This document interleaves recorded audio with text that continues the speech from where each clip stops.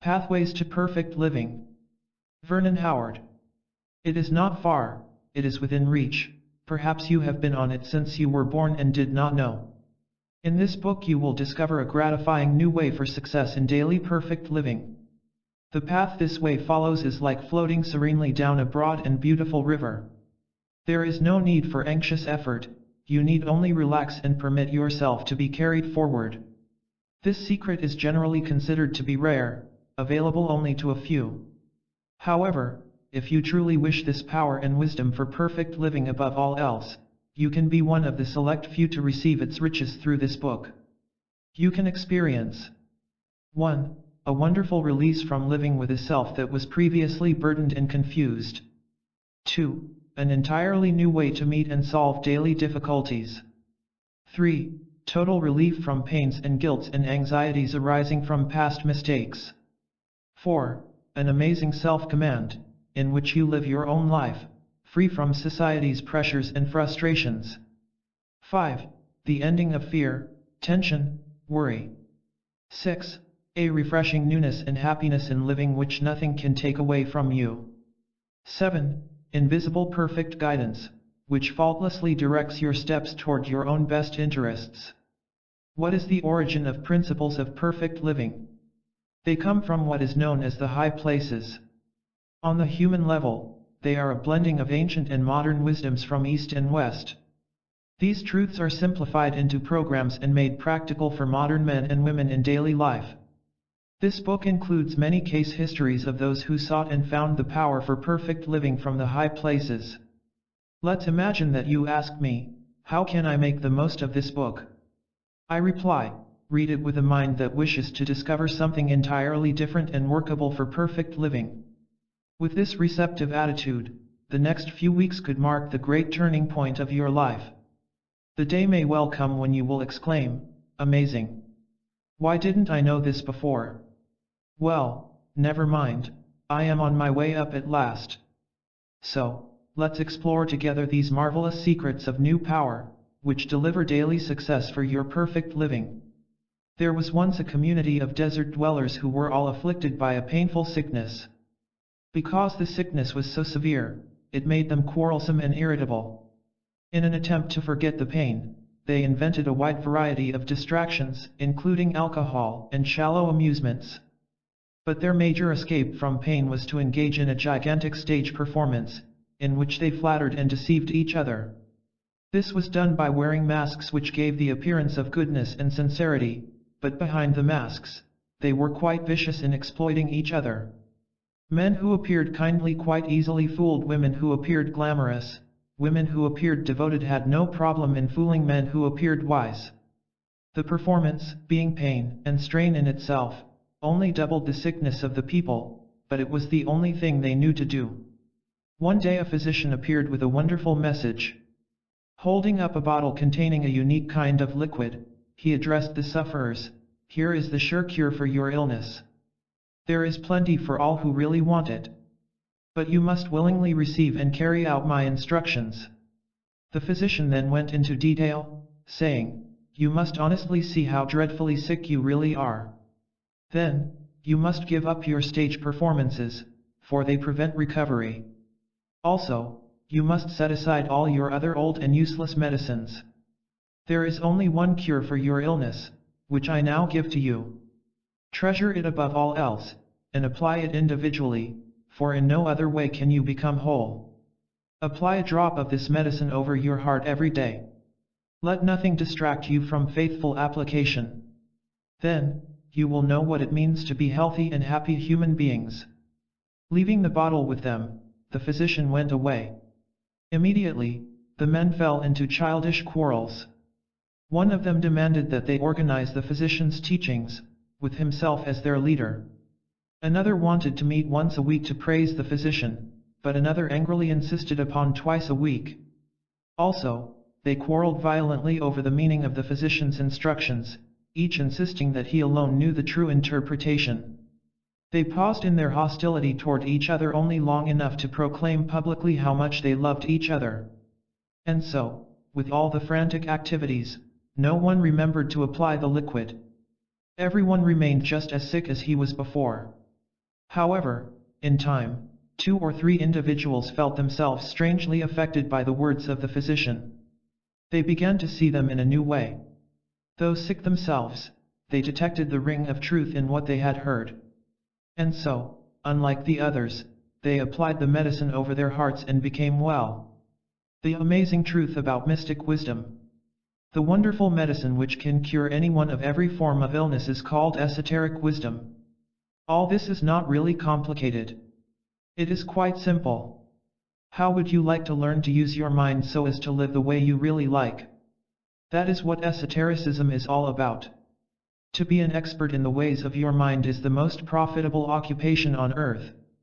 People ask, but why should I deeply study my mind? Well, why study science or finance or health? Because they make life intelligent and comfortable. If this is so on the everyday level of science and finance, how much more so when it comes to psychic health? Esotericism is not merely something interesting and helpful, it is an absolute necessity for man's individual and social survival. Why a necessity? Because you can walk into any home or office and say to whomever you meet, life is a suppressed nightmare, and he will know exactly what you mean. Since it is only painfully pressured people who make war and create chaos, esotericism can relieve their inner pressures and so change the exterior world. How Norma was cleared of a false sense of guilt. I recall Norma W., whose introduction to esoteric ideas uplifted her life in an astonishing way. Her particular problem was a false sense of guilt. In an effort to relieve the pressure, she never said no to those who asked for her time, energy, and even her money, and the asking was endless. She resentfully felt that she was being more of a sucker than an angel, but did not know how to break out. I introduced Norma to esoteric principles, which revealed that her first duty in life was to her own inner awakening. From that day forward, her life and never the same. Guilt and compulsive charity fell away, for she realized that good works must flow from an enlightened self, and not be a shallow substitute for cosmic insight. $1 million would not persuade Norma to go back to her old, dismal ways. No man sets aside his old ways to seek the new until he personally feels the need for it. This is why all the great teachers urge men to see the awful condition they are actually in, rather than living by pretty words and non-existent ideals. Talking about love and peace when neither love nor peace is in their hearts is a cunning and destructive evasion of the facts. What esotericism is? Esotericism is a secret science which anyone can learn in order to transform his life amazingly. It provides a new and victorious outlook on life. It gives true and permanent solutions to every problem you may have. It is what Jesus meant by the bread of life. How the way turns clear and easy. Most men's minds are like a haunted house, with changing signs out in front to fool the public. The signs sometimes declare it to be a university of wisdom, another time a temple of spiritual peace, another time a merry theater. But the owner of the house knows better, because it haunts him day and night. All you need to do is to use your basic mental powers as powers, and not drain them with worries and fancies and misinformation. As an example of the proper use of mental forces in daily living, take financial affairs. Most people's thinking toward money is tragically faulty. It is a jungle of poor judgment, debts, worries, demands, overspending, carelessness and complaint. Now, the esoteric way is amazingly clear and simple, yet how few take advantage of it. You need only subject your thoughts toward money to your higher mental forces. This means we need only to think clearly about our financial affairs, and not strike out in the directions mentioned in the preceding paragraph. When you use your mind correctly, no financial situation, no matter how disastrous from the human viewpoint, can degenerate into a painful personal problem. The financial state is not the difficulty, the human mental state is the only difficulty. Financial problems, like all others, cease to be, when the maker of problems ceases to be the way he is. An Eastern mystic's teaching reminds us, it is our own mind that must be soaked by the rain of truth. Imagine a traveler attempting to cross the wide woods at night. He stumbles into a marsh, trips, and falls over rocks and vines, all the while frightened and flustered. The next morning he looks back to see that his misery was caused by darkness only. Had he been able to see, his way would have been clear and easy. He wisely decides to travel only during the day. That is an illustration of how psychic darkness causes grief, while esoteric enlightenment makes the way easy. There is an entirely new way to use your mind. Do not try to imagine what it is, for it is above imagination.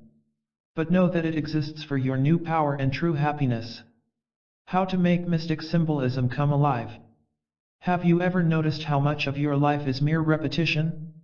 Ever notice the habitual dullness? Nothing really changes, does it? Well, you can change all that. You need not live as you do. Take the problem of self-confidence.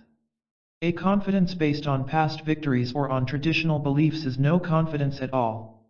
It is like leaning against a crumbling wall built 100 years ago by careless workmen. An entirely new wall of confidence arises from your use of esoteric materials.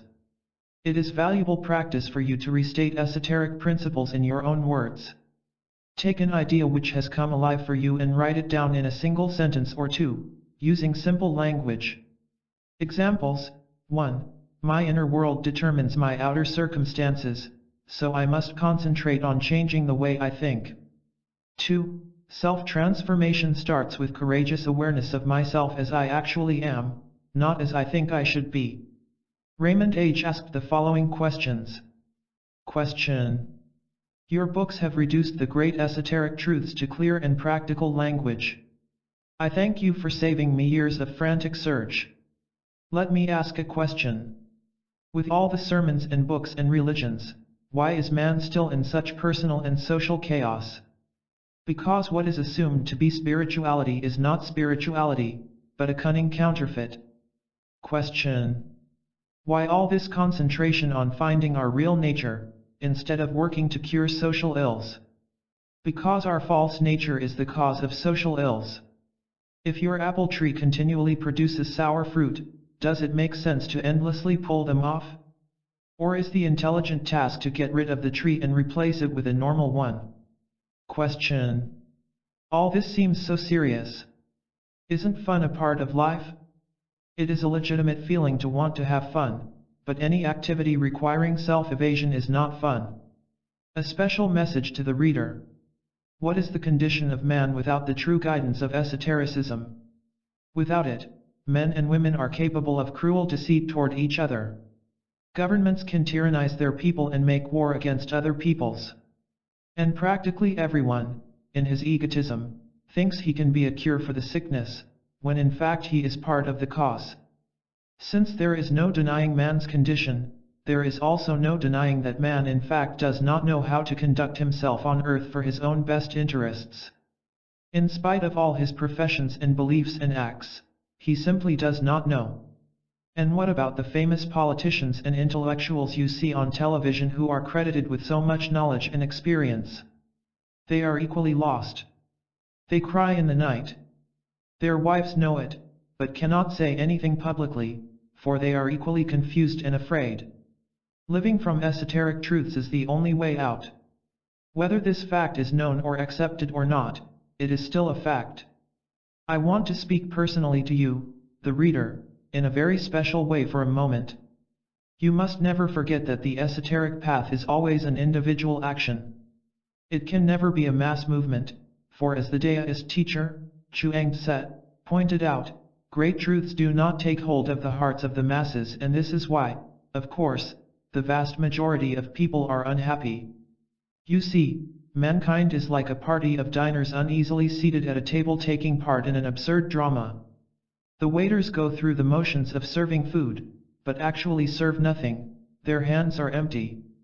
Each guest, privately thinking he must be insane, watches to see what the others do. Not wanting to admit participation in a sick situation, everyone goes through the motions of having an enjoyable meal by imitating each other, while covering it up with nervous chatter. They finally depart, tired and hungry. Everyone is eligible for liberation, but not everyone wants it. Most people prefer pleasurable sensations, which they mistakenly call happiness, but which leave them empty and afraid. However, for you to glimpse the truth of this is a step toward permanent happiness of the cosmic kind. We are becoming truly wise when we detect the hidden pain in what is commonly called pleasure. Up to now, it hasn't been much of a meal, has it? So do not expect most of your relatives or friends to share your interest in esotericism. They will not do so. It makes no difference.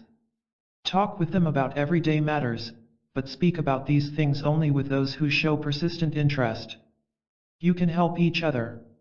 The 3 supreme steps for changing your life. Step 1. We must deeply see the need for self-transformation. Simply defined, self-change means to no longer think, feel, act, desire, respond and live in your usual ways. In what ways do you now live your day? That must be changed. Self-transformation has nothing to do with the behavior of others toward you. It means you react with calm self-command to their behavior whatever it may be. The need for change must be felt deeply, powerfully. A man must be utterly weary with the stage performance which has been his crushing compulsion up to now.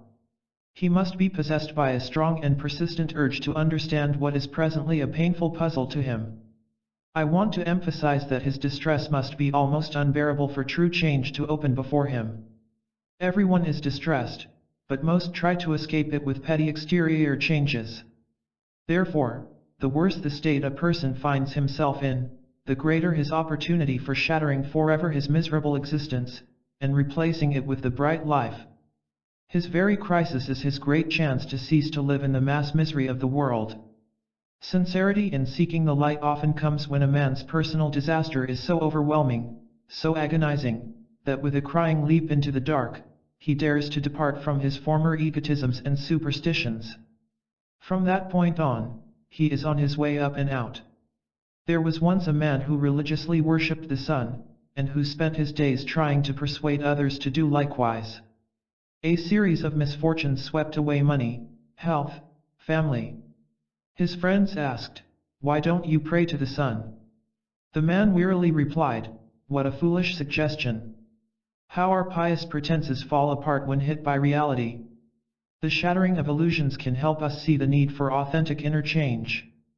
Though painful at first, it is our true healing. If we would listen to our secret despair, instead of vainly trying to block it out with invented activities, it would tell us everything we need to know.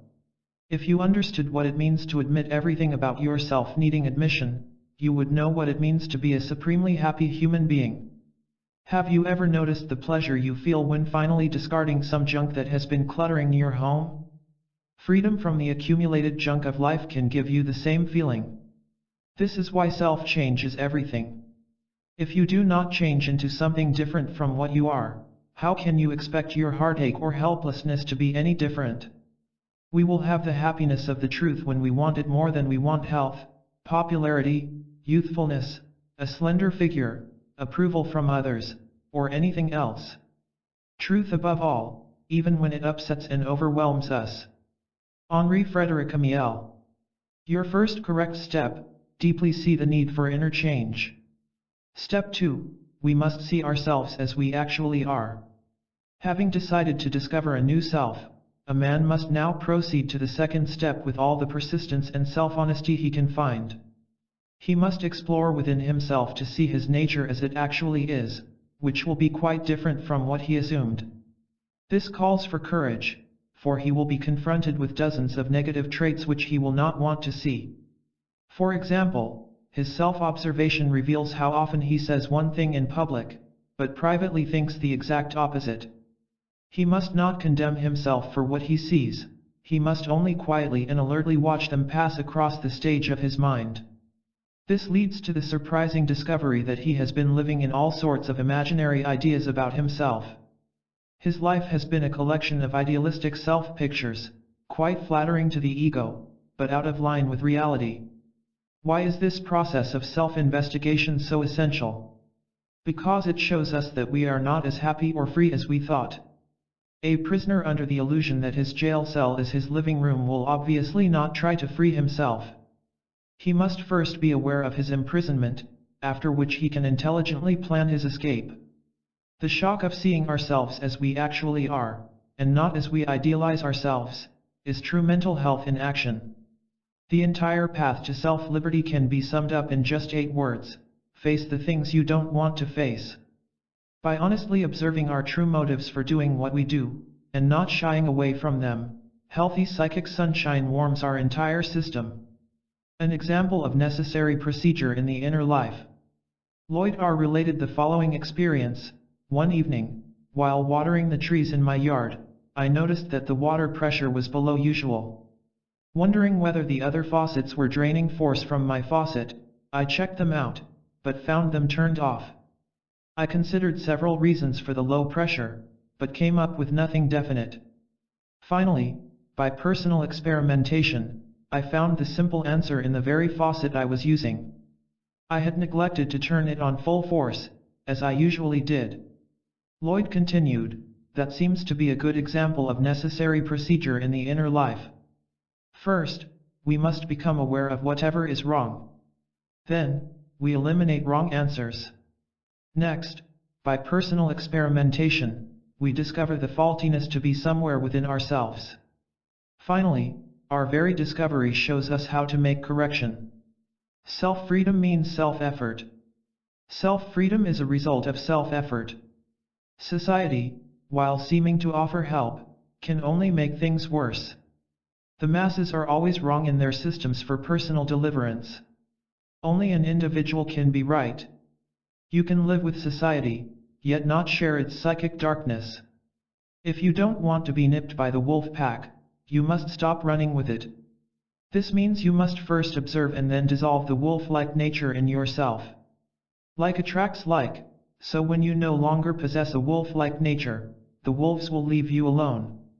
Your second correct step, see yourself as you presently are. Step 3, we must work earnestly with esoteric principles. We are entering into the greatest adventure on earth. This book has been prepared to present the great esoteric truths in a simple, clear, and practical manner. The aim is to acquaint you with something that really works to change and enrich your life. So let's now cover certain procedures which make this personally possible. An inquirer from Colorado told me, I am starting all over again. By this he meant that the introduction of esoteric principles had opened his eyes to new ways of handling daily difficulties. That is what we must do, start all over again, with fresh and energetic inquiry. We must begin with an open mind, just as if we were looking at the processes of life for the first time. Neti neti is the Eastern mystic method, meaning, not this, not that. Its method consists in finding what is right by first detecting and discarding all that is not right.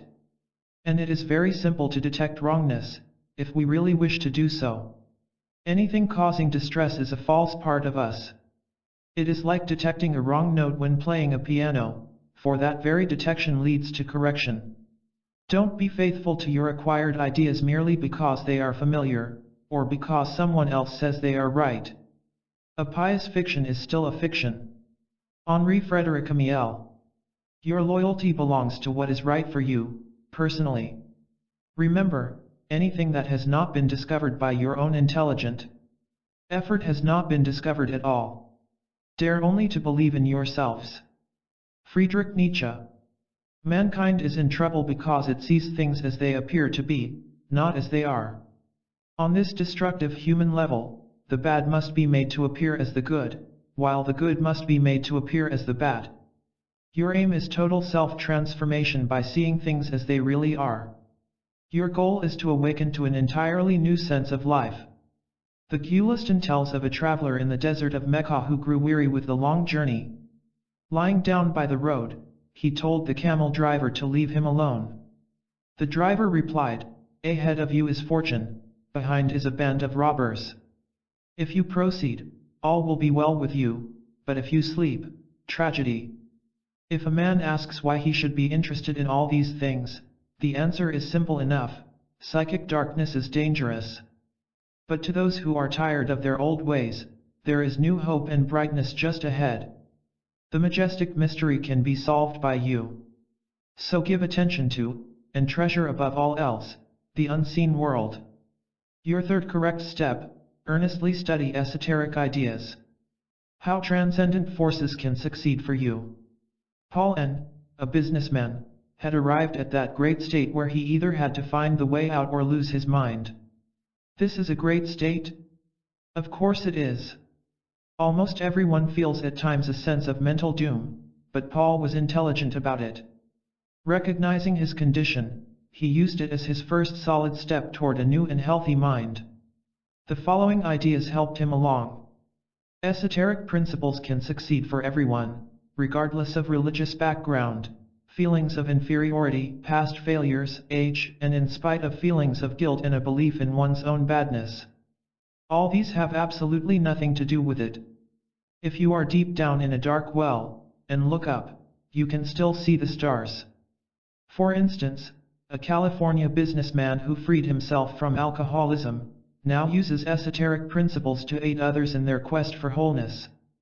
In order to liberate us toward new happiness, a cosmic truth must fall on our understanding, not on our usual mind. So, the first few times you hear a truth, it may not penetrate to your deeper mind. Therefore, there is no need for discouragement over lack of insight. Just prepare the ground with welcoming attitudes, and the blossoms of realization will appear by themselves.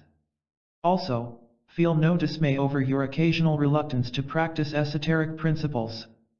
No human being who ever found the Golden Gate ever started with full consent.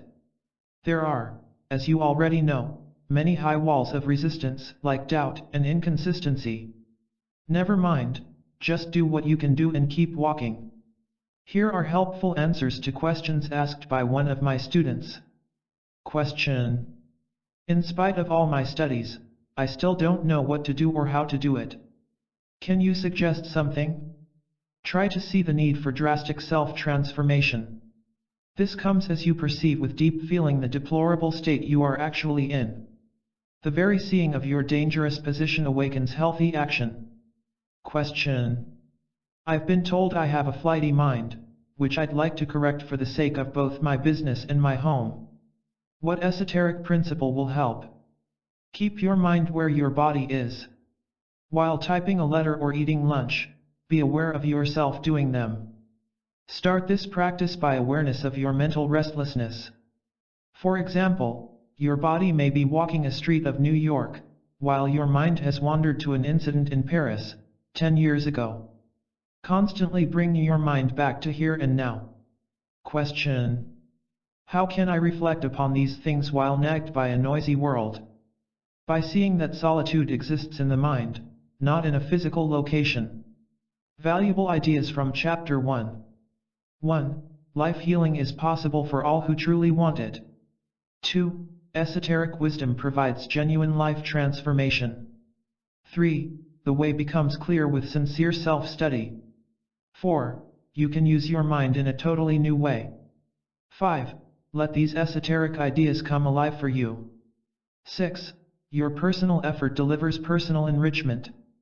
7. Deeply see the need for immediate self-change. 8. Discover your present inward condition. 9. Practice with esoteric principles every day. 10. Realize that esotericism can succeed wondrously for you. The one way to change your life amazingly. Let's suppose that you are really tired of your life as it is. You have tried everything in order to change, but nothing works. You want very much to get to the heart of things and so change your life. You are faced with a challenge. Where will you start?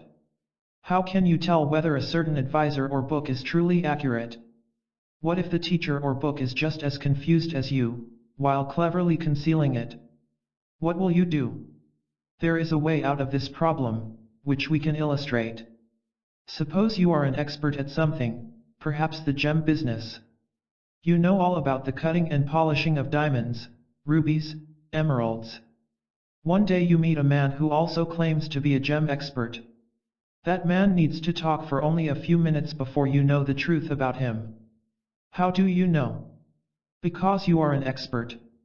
His words either match or fail to match what you internally know to be true.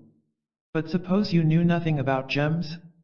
There would be no way to judge the man's honesty. If he is a charlatan, he might persuade you with clever words in a confident manner, but in that case you have consented to the deception, for nothing within you backs up his claim. Where does this leave the sincere seeker? With no problem at all. He must resolutely accept nothing from another that he, in his essential nature, does not accept as true. He must not accept another man's truth, it must be his very own.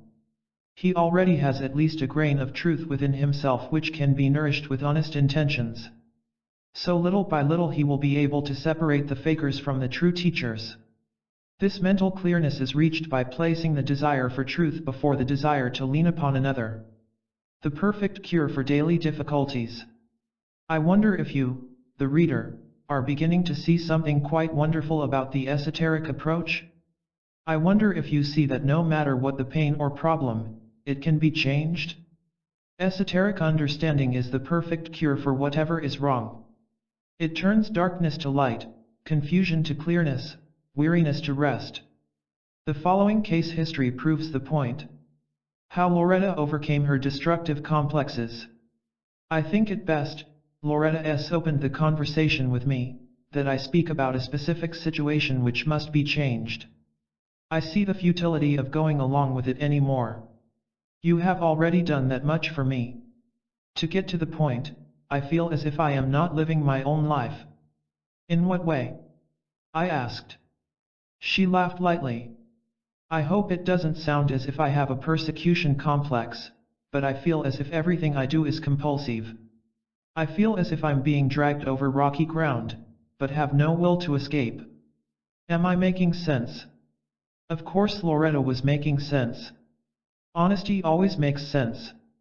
To be honest about misery is the first necessary step toward removal. Loretta's feeling is common to those who have not as yet found the way out. It is the feeling of being oppressed, of living in a hostile world with no defense, of being at the mercy of unexpected blows from lurking assailants. But all this can be overcome. I assure you of this. You can be fully in the world and yet removed from its griefs, much like a bottle dancing freely and undisturbed in a stormy sea. All you really need at the start is an intense longing to find out. Loretta had that longing. So together we worked out definite plans for reclaiming her life. The following plan which worked for her can also work for you. Your objective is to watch. Watch the things you do because you assume that you enjoy them. Watch closely and you may make a startling discovery. You don't do them because you really want to, but because you fear not to do them. In other words, try to discern your inner compulsion for doing things which only seem pleasurable. Are you doing them from a false sense of duty, or from fear of missing out on something, or from nervous habit? Try to find out. Your very awareness melts the psychological chains. One of Loretta's self-discoveries shook her like an earthquake. She realized that she really did not want to go around helping people after all. She did so compulsively, because she thought it a sign of goodness. But she finally saw that compulsive goodness was only self-flattering egotism. She told me, you know, I actually resented my so-called generosity. The counterfeit and the real. No one living by this counterfeit morality is living his own life. He must forget this kind of charity. It is a great barrier to good essence, because a man mistakes it for interior morality. Anyone at all can perform exterior acts that may aid others, but they change nothing within the heart of the doer. In fact, they often deepen egotism. Watch the face of someone who performs a public act of charity and you may hear him boast, "See how nice I am." True good works must spring from good essence. That is why the true teachers insist upon heart transformation first. We would accept counterfeit money only if unaware that it was counterfeit. If we cannot tell the difference between the real and the imitation, we pay the price. The work of awareness is to show us the difference in psychic matters. It calls for extreme alertness, for the counterfeit is quite clever in masquerading as authentic, as this list explains. The counterfeit vs. the real. Suppressed anxiety versus inner calmness. Social reform versus personal transformation. Talking about insight versus possessing insight. Conditioned thinking versus clear awareness. Excitement versus contentment. Yesterday and tomorrow vs. the present moment. Self-hypnosis versus self-enlightenment. Exterior good works versus goodness of essence. Satisfaction of craving versus absence of craving. Mechanical activity versus spontaneous living. Man is the unconscious and unwilling slave of his own wrongness. He prefers the counterfeit to the real, and pays the price. You can stop paying. It is the simplest task on earth to tell the difference between a true principle and its counterfeit. A principle which really works expresses itself in insight, sanity, balance, control, and happiness.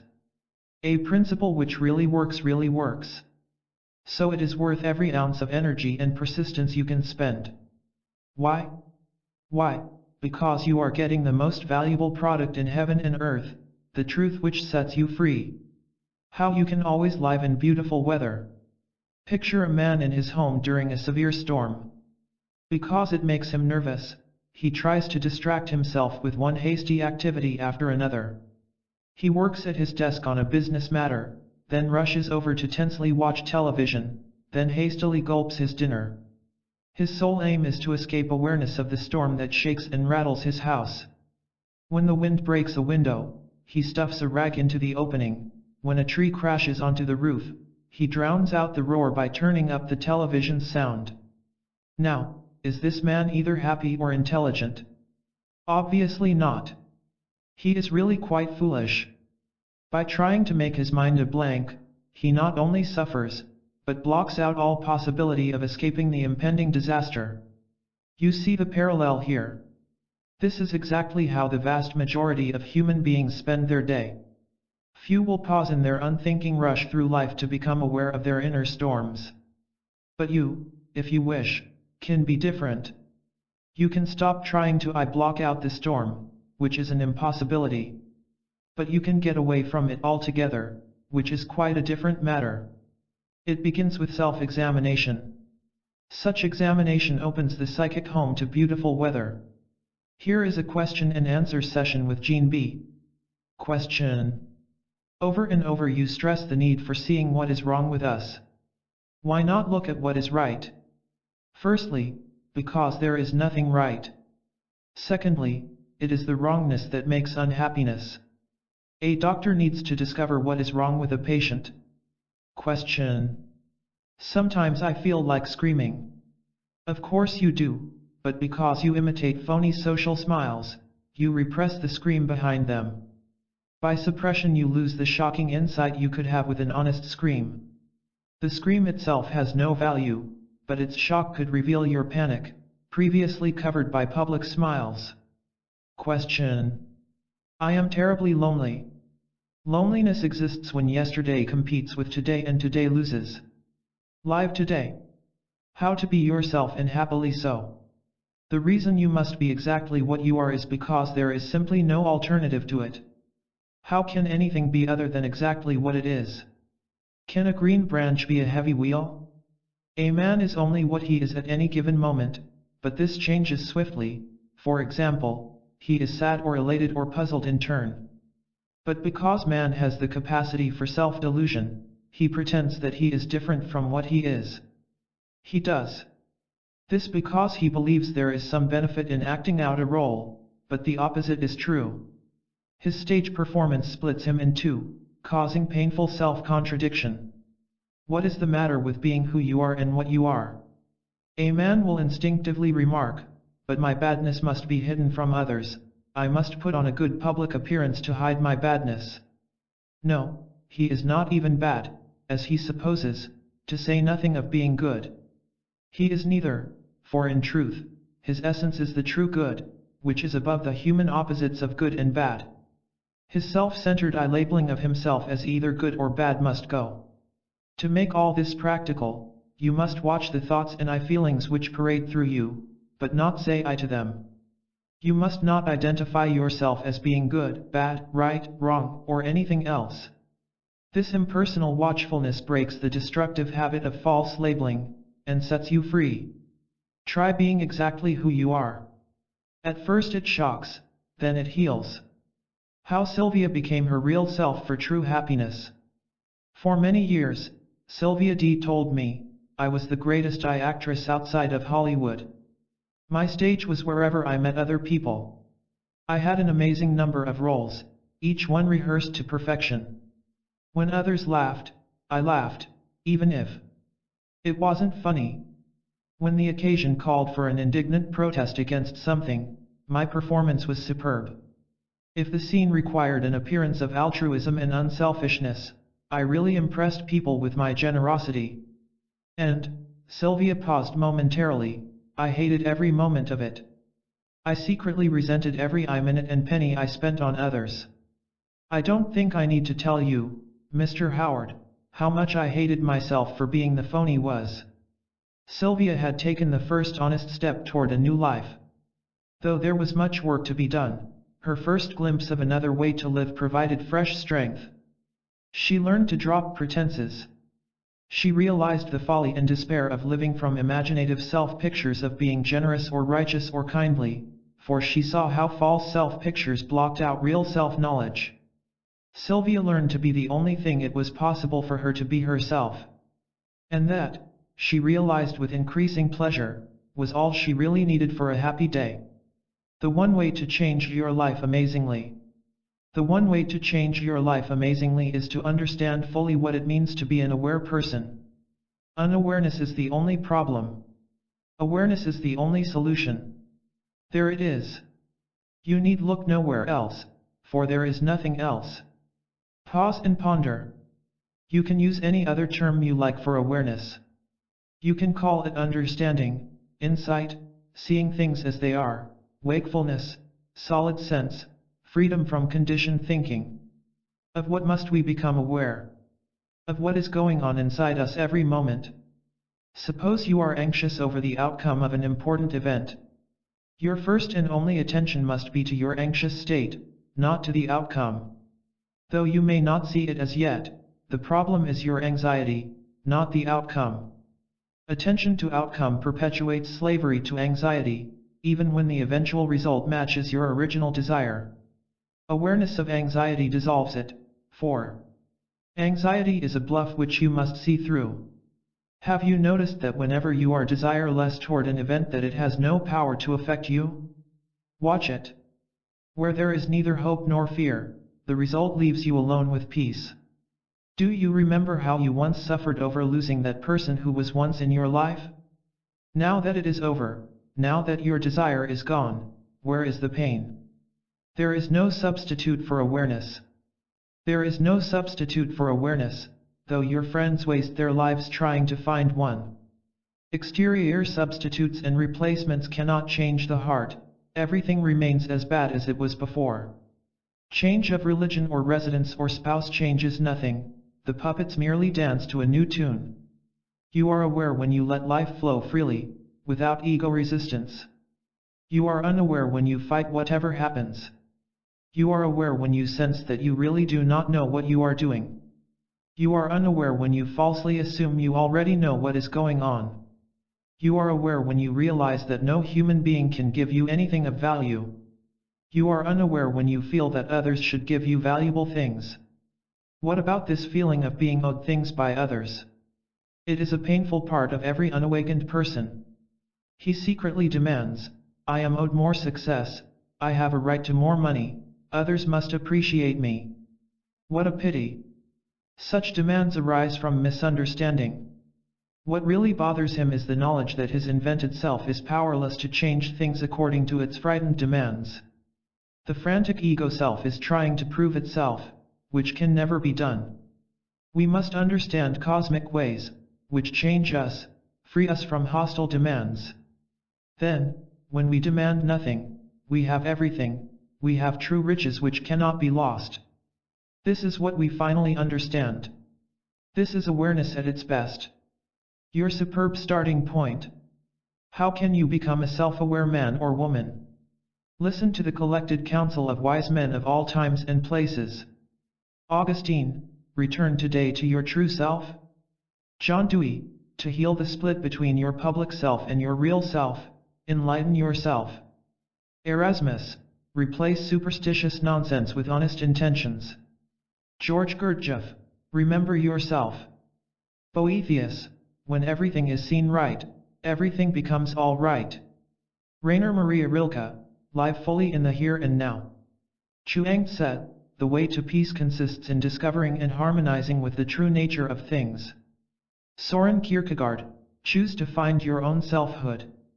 There is a superb starting point toward psychic health, which is to have the courage and honesty to see the sickness. There is no curing a sick man who believes himself in health. Henri Frédéric Amiel.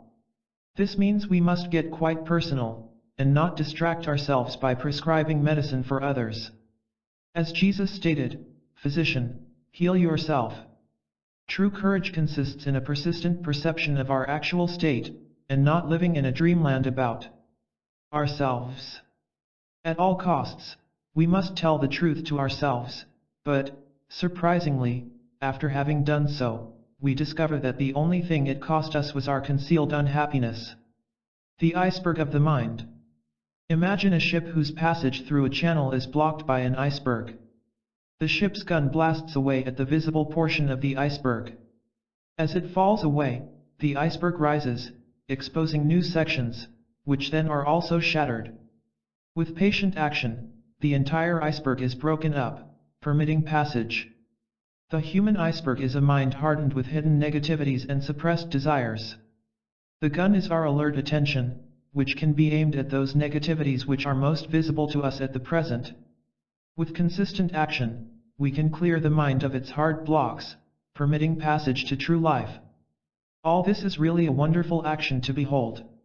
Even while suffering from a newly observed hardness, perhaps that of envy or discontent, that painful observation is the very thawing process itself. Your progress on the esoteric road to success. If we miss the basic fact that man lives from a false sense of self, we miss all else. But by grasping it, we grasp all else. So what is the fact? The fact is, the average man lives from imaginary ideas about himself. He egotistically pictures himself as being wise, strong, kindly, important, generous, and has dozens of other self-flattering notions. But that is all they are, self-applauding imaginings, having absolutely no relation to reality. To see this, is the beginning of esoteric wisdom. Can you see this? If you have no false notions to defend, who can offend you? The cutting off of this fictitious self is like cutting the strings of a balloon, permitting it to soar up and away to heights of natural flight. Let's see how this connects with immortality. A man does not really fear the end of his existence on earth. What frustrates him is the shame and humiliation of seeing that he is not the all-powerful God of life he pretends to be in his frantic daily activities. If we will courageously accept the humiliation of not being the little gods we pretend to be, we are consciously in oneness with the immortality we had all along. By continuing your march along the royal road, you witness a curious process. You see yourself steadfastly dissolved by the shocks of reality. In earlier days, before you understood what life was all about, you resisted the blows of daily events, for you wrongly assumed they were out to destroy something of value. But now you know better, you realize that what is being destroyed is the false sense of self that kept you afraid for so many years. With this realization, you quicken your step along the royal road, for you know that beyond your acquired self is that which is not acquired, which always existed, and which was truly good.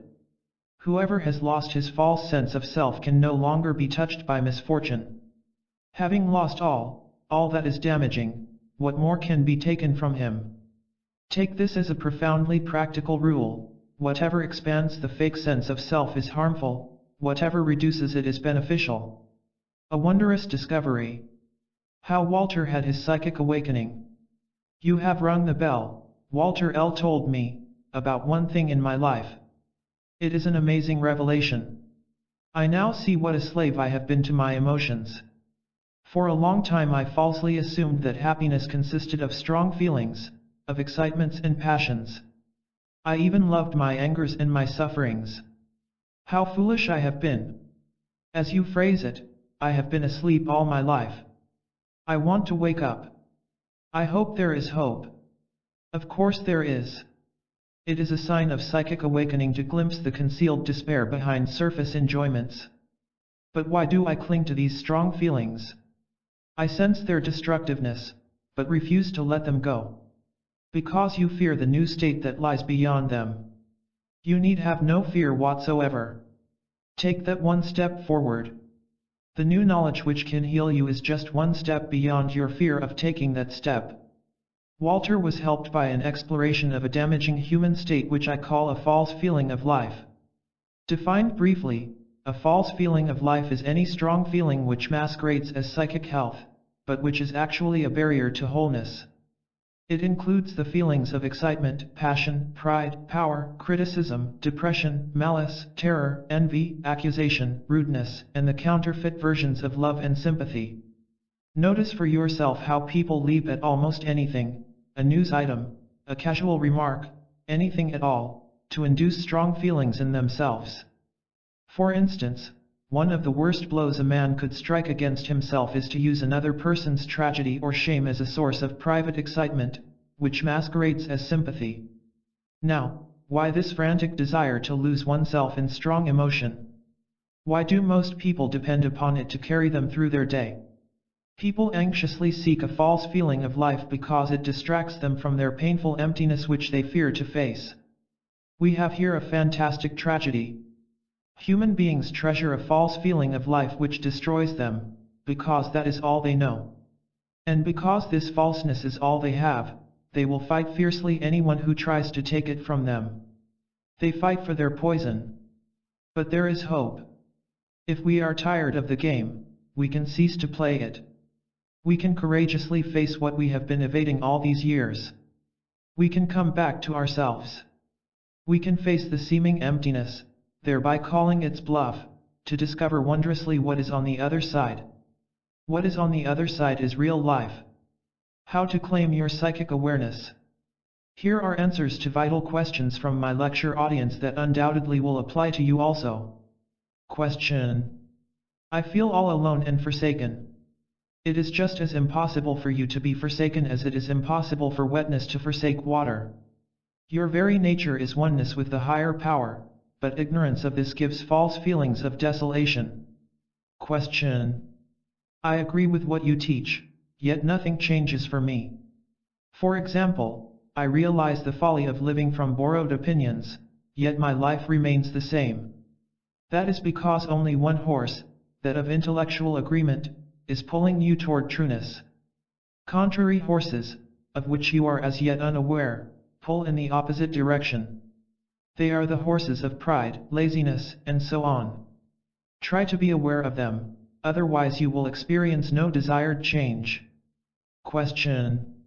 I like the way you simplify these complex questions, so please tell me, in a few words, the way to true happiness. Simply exist, but not as this or that kind of person. You exist now, so what else need you do? Understand this and watch unhappiness fall away. Hypnotized humanity goes nowhere. The arm-in-arm allies of one war become the enemies of the next war. But you, as an individual, can go somewhere. What are the new states of the man with esoteric experience? Anxiety about losses is replaced with calm understanding. His feelings cannot be hurt by sharp tongues. Business difficulties, no matter how oppressive to others, leave him at ease. No longer does he get entangled with the wrong people, including those of the opposite sex. Because he is no longer hiding anything, he has no worry that others might see through him at any moment. He cheerfully realizes that all problems, when met with quiet insight, fade into nothingness. Because he lives only in the present, fears of the future have no power over him. No longer does he feel like a butterfly caught in the rain. People look for happiness where it is not, like a man searching for pearls in the desert. Where is the right place to search? William Law explains, begin to search and dig in thine own field for this pearl of eternity, and when thou hast found it thou wilt know that all which thou hast sold or given away for it is as mere a nothing as a bubble upon the water. Important points from Chapter 2. 1. Make the psychic truth your very own personal truth. 2. Daily difficulties are cured through esotericism. 3. Learn to separate the counterfeit from the real. 4. You can live always in beautiful psychic weather. 5. It is possible and necessary to be yourself. 6. Practice the magic of daily personal awareness. 7. Your mind must be cleared of its hardened ideas. 8. The reduction of the ego self delivers newness. 9. Abandon a false feeling of life. The new way to use your powers of mind. The case of a rich man in chaos. Leonard D. telephoned me to say he would like to drop in to discuss the mysteries of life. He had only a few minutes, he said, because important business projects kept him hopping. Driving up in an expensive automobile, he stepped briskly out, dressed in a very fine suit. Inside, he broke out talking at once, telling me about himself. He spoke boldly, with frequent and emphatic gestures. He said that for a long time he had not the slightest notion of what he was doing here on earth. Then, he happened to attend a meeting where a new and exciting doctrine was taught. He had followed it for the past year, going to meetings and reading their books. So now, everything was much different for him. He said the system provided all the answers, among them the secret of happiness and an assurance of future immortality. Once, when he paused for breath, I asked whether he was a personally happy man. He did not seem to hear the question, but launched into a lengthy speech about the need for human brotherhood. When I asked whether he was personally free of anxiety about the future, he told me that his wife was not much interested in these things, but that was only because she did not see their importance. An hour later, in the middle of a sentence, he glanced at his watch, which caused him to jump up to say he had to go. Then, forgetting I was there, he turned slowly away, his eyes dazed and unseeing for a moment. Resuming his quickness, he almost ran to his car and drove away. I have met Leonard 1,000 times. So have you. That may not have been his name, but that is the chaotic condition. The Leonard nature in anyone needs the real transformation provided by esotericism. Hidden dynamic facts about your mind. We do not know ourselves until we know our own minds. Self-acquaintance comes by noticing our hidden motives and desires, which will always be quite different from what we assume they are. For example, a man could see that he is motivated by two main desires, to gain pleasure and to avoid pain. By studying his desires, he could understand their ways, he could detect and banish self-defeating ones. He could also see that by permitting another person to think for him, he opens himself to every delusion and disaster of which that person is capable. Why an intellectually conditioned mind fails to protect. The conditioned mind cannot protect against the assaults of life, for it is unknowingly a part of the forces of assault. You might as well appoint a wolf to guard sheep. Why must we insist upon going beyond mere opinions gathered by the intellect? Because the painful questions asked by the heart cannot be answered by a confused mind. Mystic William Blake likened man's limited vision to a prisoner in a cave, who can glimpse only a small part of the world through the narrow cracks in the walls. As esoteric principles blend with your nature, your mind regains its original sharpness. What happens is really amazing. When confronted by a problem of finances or domestic life or school studies, all its powers come together for peak efficiency. You will see that it is better to be comfortable with yourself than to be anything else with other people. You will realize that the less guilty your conscience, the less money you may give to charity and the more trueness you will give to the world. Your feelings can no longer be hurt because you are no longer living from feelings which can be hurt. Cecil H., a student of esotericism, asked me the following questions. My answers can help you also. Question. Your insistence upon simple and clear thinking has washed away many nonsensical notions I used to have about the spiritual life. Will you please define clear thinking? It is when you see anything, whether inward or outward, without reacting with either gladness or sadness. Question. You say that clear awareness of the awful mess we are in can start correction, but how can the mere seeing of something produce benefit? If you are idling in the forest and suddenly see that it is on fire, do you continue to idle there? Question. I am afraid. Fear is a thought only, but not seeing this, you think you are afraid of something, perhaps a threatening person or a forthcoming crisis. All fear arises from a false sense of self. When wrong ideas about yourself fade away, fear also vanishes. The marvelous third way of thinking successfully. I want to tell you about an entirely new way to use your mind. I call it the third way of thinking. It is one of the most important mental powers presented in this book. The intellectually conditioned mind thinks in opposites. For example, you may think that one candidate for public office is good. That is your first way of thinking. But if you think he is good, you must also think of his opponent as bad. That is your second way of thinking. Or, you think that being married provides comfort. But that means you must also think that the single state lacks comfort. So an opinion toward anything is the first way of thinking, while its opposite is the second way. Every opinion must have an opposite, just as one end of a stick is opposed by the other end. Now, do you see the hovering harm in thinking from a fixed viewpoint? It means you are at the mercy of the opposite, which may take over at any moment.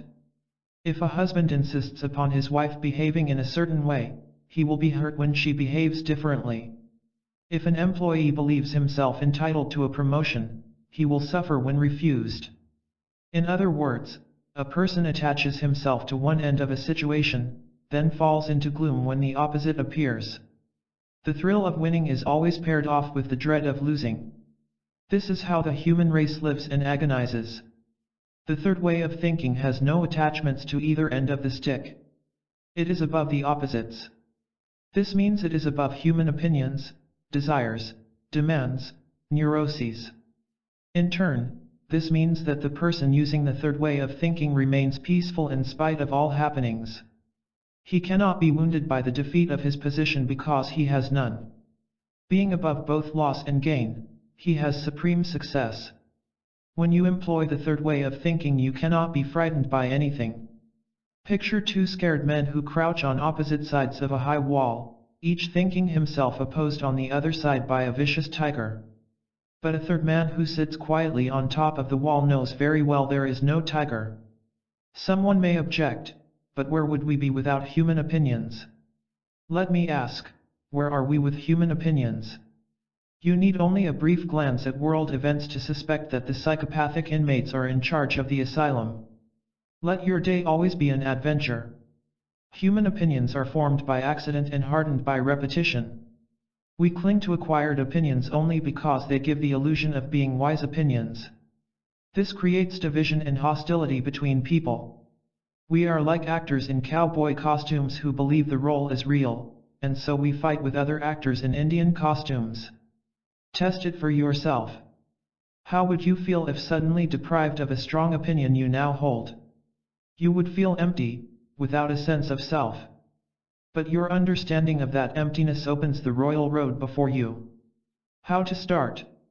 Here is how to start using the third way of thinking for rich benefits. Meet whatever happens to you without unconsciously comparing it with something else. See it all by itself, with no reference to former things. Have no opinions that it is better or worse than something else. For instance, a retired person might feel purposeless because he no longer has his former activities or prestige.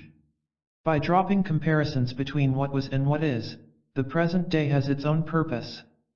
Ceasing to compare one thing with another is a valuable exercise in the third way of thinking. When Jesus taught resist not evil, he expressed a profound esoteric truth. This means not to resist what you call evil, and you call anything evil which goes contrary to your conditioned desires. To resist such evil implies the existence of a separate self which knows what it is doing and which can solve problems. But no such self exists.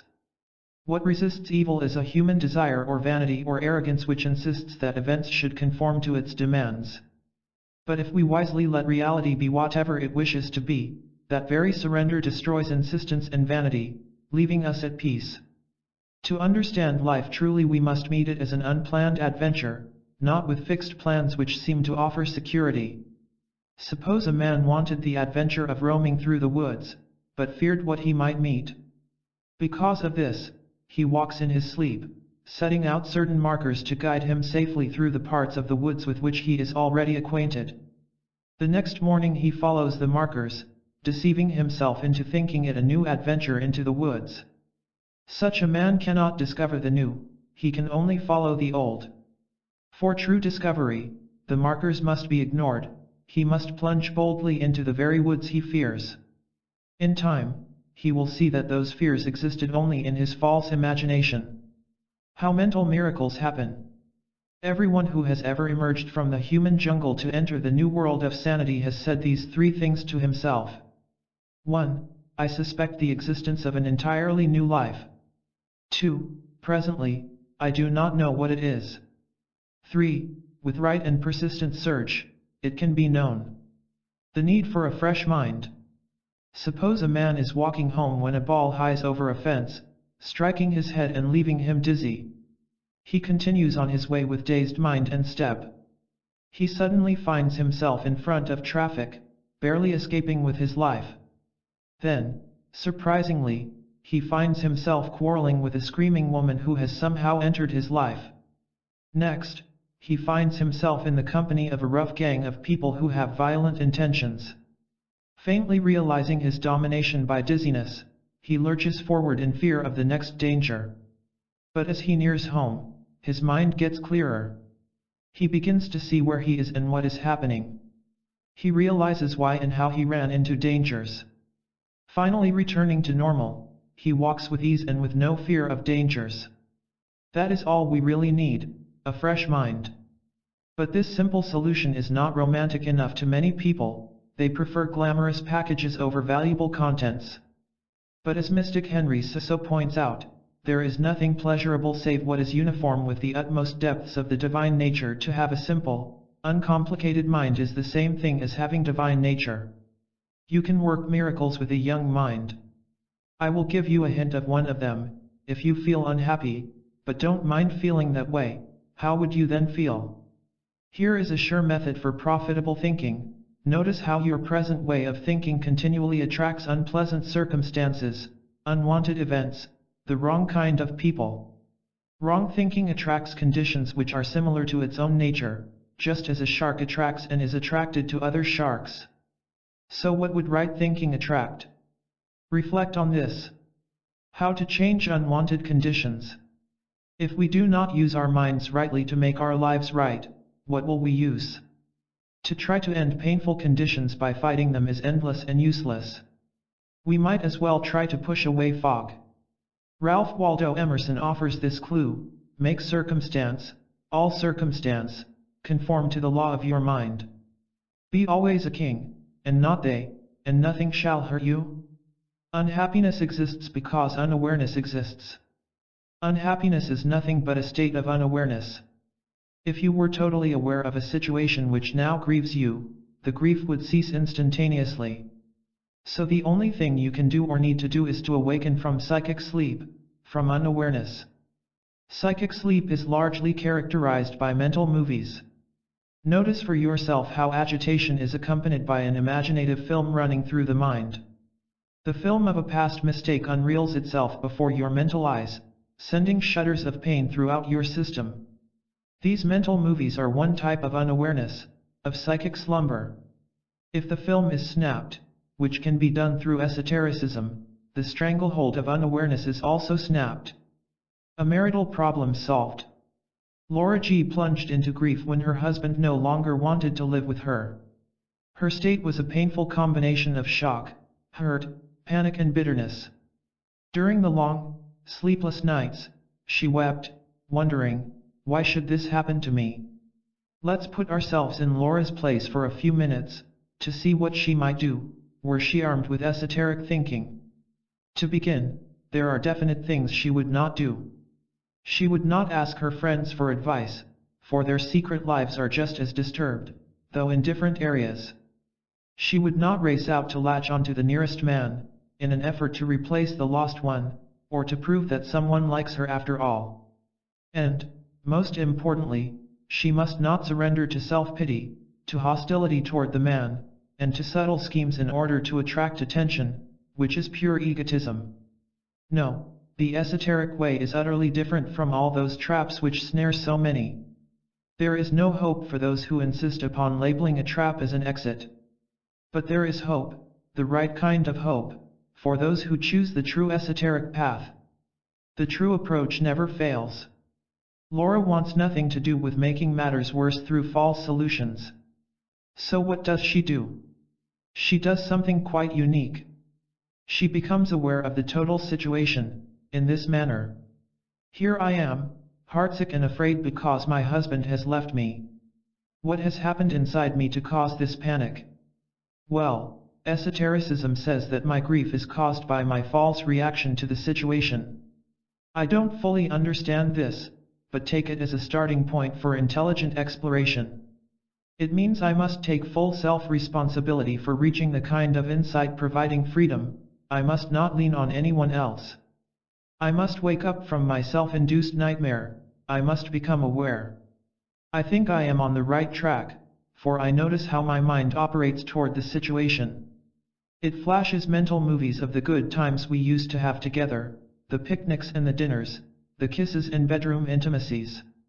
All these accumulated experiences gave me a sense of security, of being anchored to something permanently pleasant.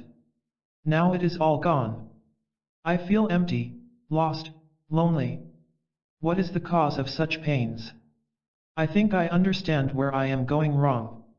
The great mistake is in trying to hold on to yesterday, rather than living fully and freely in the present moment.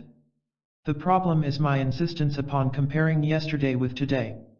Because my present state is so new and so unknown, I cling fondly to mental movies of past pleasures. But it is the very mental movies which create my distress. Now, if I will live totally in the present, without imaginative films, without attachments to the past, then I would experience the freedom found in the present. When I am one with the present, I am also one with its freedom and happiness.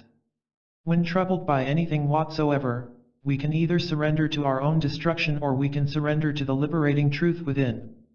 When the truth is allowed to come, happiness, freedom and sanity come with it. How to break through the roadblocks of life. Here are various roadblocks along the esoteric highway. You can break through them with self-insight. 1. False assumptions. If we will suspect that our false assumptions are assumptions, and not the facts they seem to be, our days brighten. If we are living in an uneasy truce with life, we have false assumptions. 2. Searching outside ourselves. Nothing exterior to us can do it. Zen teaches that salvation is so close we cannot see it, like a man crying for water, while waist deep in a lake. 3. False hope in the future. Beware of those who urge you to sacrifice today for some misty heaven tomorrow. It will never come. The right time to wake up is right now. 4. Self-condemnation. After making mistakes, self-awareness is the right action, not self-reproach. Self-condemnation only leads you away from the path, while giving the appearance of humility. 5. Laziness toward self-awakening. Let shocks and sufferings awaken you, for it means their ending. It is as if you might shake yourself awake while driving the highway, knowing that sleep spells disaster. 6. Wrong attention. It is a pointless waste of time and energy to criticize the behavior of others, either openly or secretly. Our task is to study our own mental states and our own behavior. 7. False belief in a fixed fate. With his usual bluntness, Arthur Schopenhauer wrote, "What people commonly call fate is, as a general rule, nothing but their own stupid and foolish conduct. Do not believe that your life is fixed and unchangeable, for all can be altered, magnificently." 8. Dishonesty. As long as the ego self gets a reward from evil, it will lie about it and shamelessly call evil good. The detection of dishonesty is a first step toward true happiness. 9. Discouragement and depression. There is no need to be depressed about anything whatsoever. The rainbow is in the sky all right, but we must clear away the overhanging branches to see it. 10. Compromise. Do not go halfway. There is one declaration which every earnest seeker must make: I will not settle down in my present psychic location.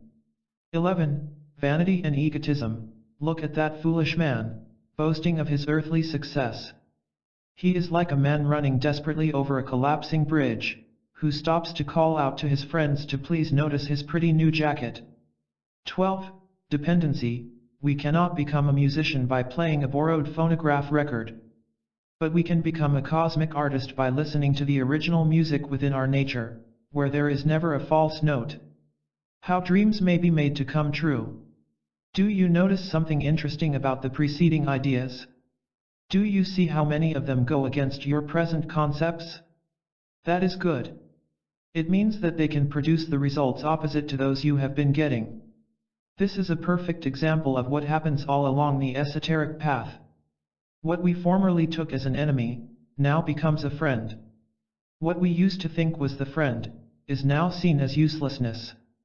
True, there is a shock involved in changing our viewpoints, but beyond the shock is relief. As Henri Frédéric Amiel explains, the natural man in us flinches, but the better self submits. To grow in happiness we must distinguish between what we can do and what we must not try to do.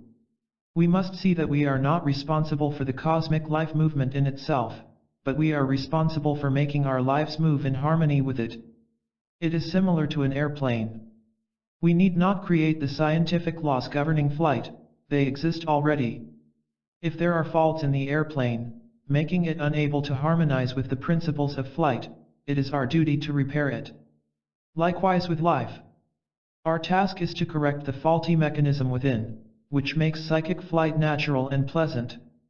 By working on yourself correctly, your dreams come true. But these fulfilled dreams are not those envisaged by your surface character, but by your essence. Your essence hints at what could be true, then asks if you are willing to shed illusions in order to attain them. By replying in the affirmative, your dreams come true. How a businessman won success. The ideas you have just read are wonderfully practical. They work for you in the way you want things to work. Herbert M. came to tell me about the success he had won since applying them to his daily life. He said, "I was skeptical when you said that my only problem was the misuse of my mind. As you recall, I told you about my business life, which set me squarely between my employers and the public. I got blame and criticism from both sides, which made me nervous and irritable. You told me to try to see that the criticisms were striking against my false sense of self, which always gets nervous and upset when under attack." Well, Herbert continued, I see what you mean. If there is no false self to feel the attacks, they pass almost unnoticed. So I am putting an end to my ego self. I understand that no harm is external. I can only harm myself with wrong reactions. I am really surprised by all this. How could I have been so asleep?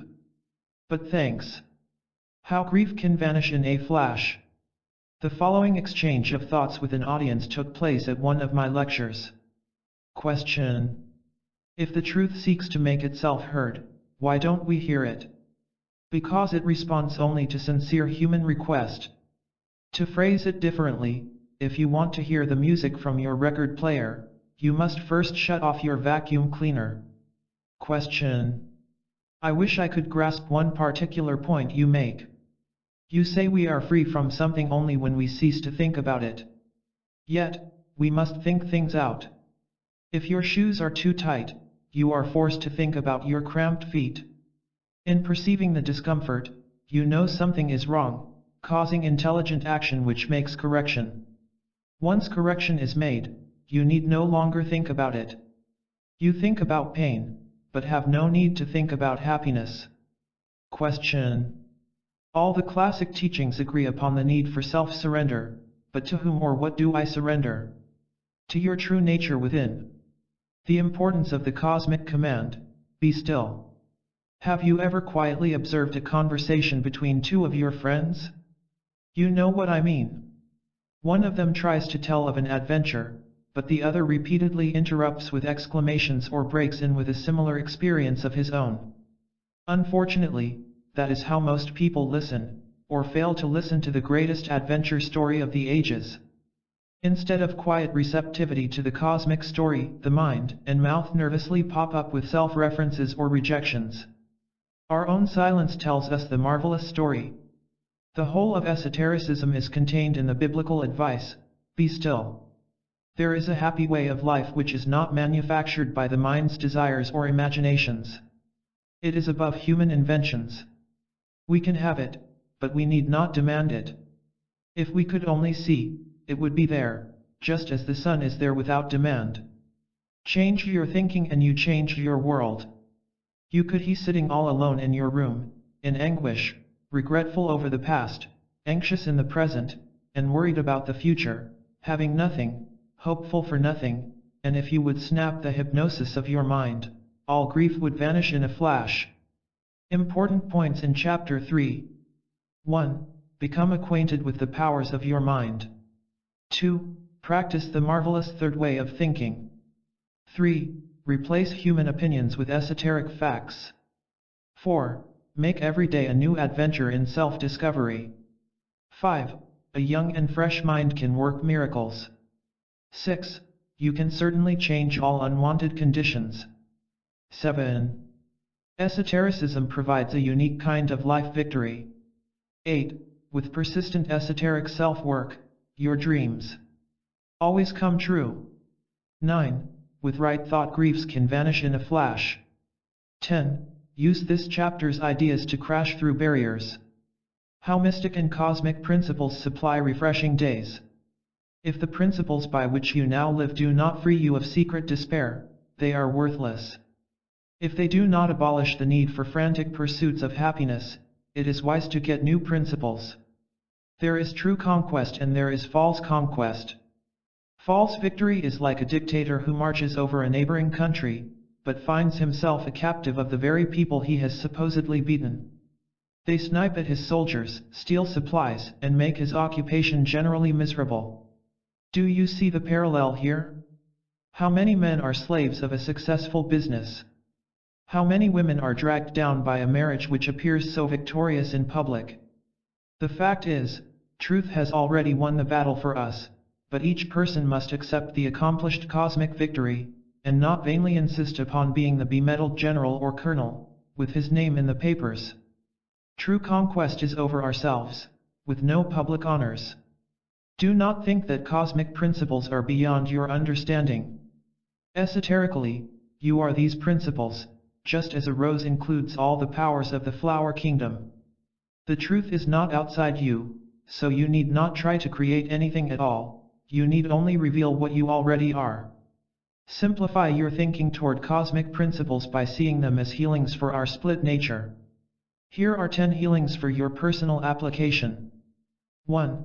The inner determines the outer. 2. Let self-confusion lead you to self-work. 3. Fear is the product of truth refused. 4. Awareness is everything. 5. Desire no gratifications or rewards from anyone. 6. Things go right when the mind goes right. 7. Go deeper, much deeper.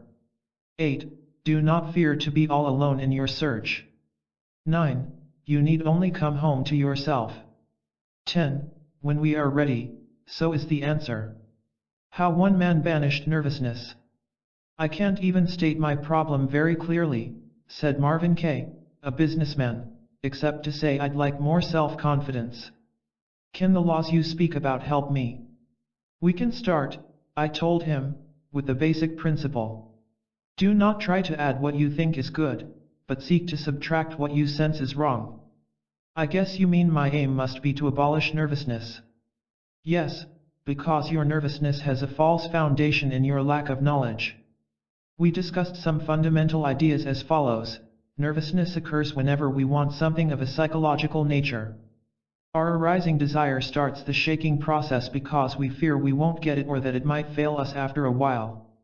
For example, if I wish to impress or influence you in any way at all, I must unlawfully appeal to your hopes and desires. My own unnaturalness punishes me on the spot with nervousness.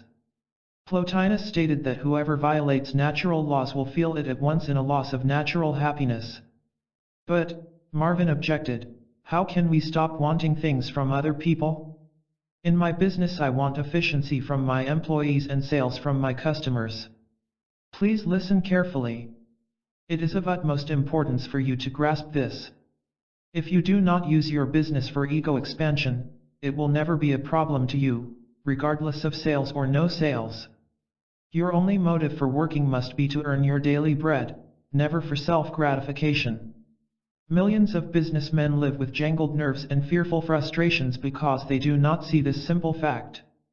But you, by persisting until you understand, will not only be a happy businessman, but a far more competent one. You won't waste your energies in depression and irritation. Marvin thoughtfully listened as we connected this principle with others. Like these, calmness appears when we have set aside the invented self, which is always trying to prove itself, in vain. In other words, nervousness occurs when falseness parades around as essence.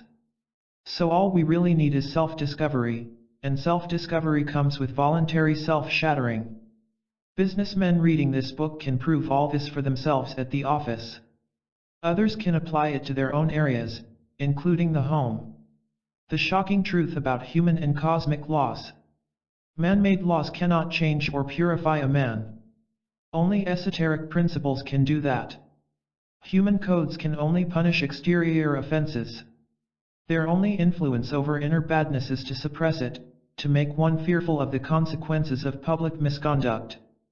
This is why Jesus and other true teachers taught change of heart, rather than exterior reform. Human laws cannot enforce cosmic principles, nor do human lawmakers want them. They fear self-exposure from cosmic codes. There is a cosmic law against hypocrisy, but if a human one existed, everyone would have to rush out and arrest everyone else. The only human codes which are right are those based in universal morals. For example, it is against human law to physically attack another person. The man who does so, may or may not be caught and punished by the court, but he is always punished on the spot by himself, whether aware of it or not. We may escape human laws, but never the laws of our own nature. Unenlightened men are behind laws which attempt to level men down to mediocrity and uniformity. They hope to stifle the spiritual purity which appears here and there in various men, and which threatens their false claims to authority. Also, if you put the same costume on all the actors, who can pick out the villains? The greater number of human laws in a nation, the less it lives from esoteric principles. Neither knowing nor wanting cosmic legislation, human beings frantically invent their own substitutes, which turn out to be decorated traps. Distrust all those who talk much of their justice. Friedrich Nietzsche. Human leadership is summed up in an anecdote from the Gulistan, a book of Persian wisdom. A cruel king asked a spiritual teacher, "What is the best kind of worship?" With rare courage, the teacher replied, "For you, it is to sleep half the day. In that way you will not harm so many people." A student of the esoteric way need not be infected by the sickness of society's hypocritical moralities. He can remain personally healthy by seeing that no human agency has anything of value for his inner self. Nothing is above the truth. When living in harmony with universal laws, we are free of the pressure of foolish human laws. Anything understood on the cosmic level cannot mentally bind you on the human level. Jesus told Peter to take a coin from the mouth of a fish and pay his taxes. Jesus was above human laws of taxes, but paid them to prevent animal-like accusations which painfully punish the very accusers. That is true love. As we will see in Chapter 5, there is a sure way to detect an artificial law. It must always include a threat. Though presented in a subtle manner, it makes it perfectly clear as to what will happen to you if you fail to agree, conform, follow, pay, believe. Such threats are immoral, and should be seen as such. Cosmic laws never threaten, they quietly invite. How to let cosmic powers work for you. Suppose you are walking down the avenue to keep an 8 p.m. appointment. Your watch is out of order, so you look into several shop windows for the right time. Strangely, all the clocks give a different time, so you don't know whether to hurry or slow down. However, you take the word of one of the clocks which appears authoritative. But upon reaching your destination, you find that all the clocks were wrong, due to a power failure in town. So it is with us. If we are in conflict of any kind, we can be sure we are entertaining a fancy of some kind. Only the entrance of esoteric fact can chase it out. Let's take a single area and see how man's ignorance and violation of cosmic law confuses his appointment with his own goodness. I select that unhealthy need to dominate people and events. In a vain attempt to perpetuate the illusion of power, the ego self frantically interferes with and tries to shape exterior events. But since the ego self is an illusion itself, it has no power to do anything. Cosmically, everything happens the way it must happen. The ego self is frustrated and angered when results differ from its demands, and is puffed up with pride when results happen to coincide with its wishes. To be free of the whole mess, we must see through this illusion of self. This is where esoteric wisdom enters. When welcomed, nothing can prevent cosmic laws from working for you. You might as well try to stop the wind from blowing, it is that natural. This point led to these questions. Question. I would like to enjoy this effortless life of which you speak, but need to know how to start. Go through the next few hours with an absence of your usual sense of self.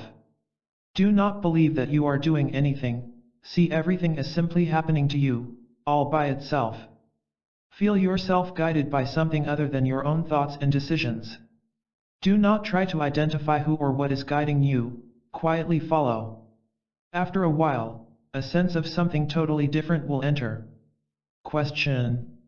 In what way? One surprise will be much less anxiety than you had expected.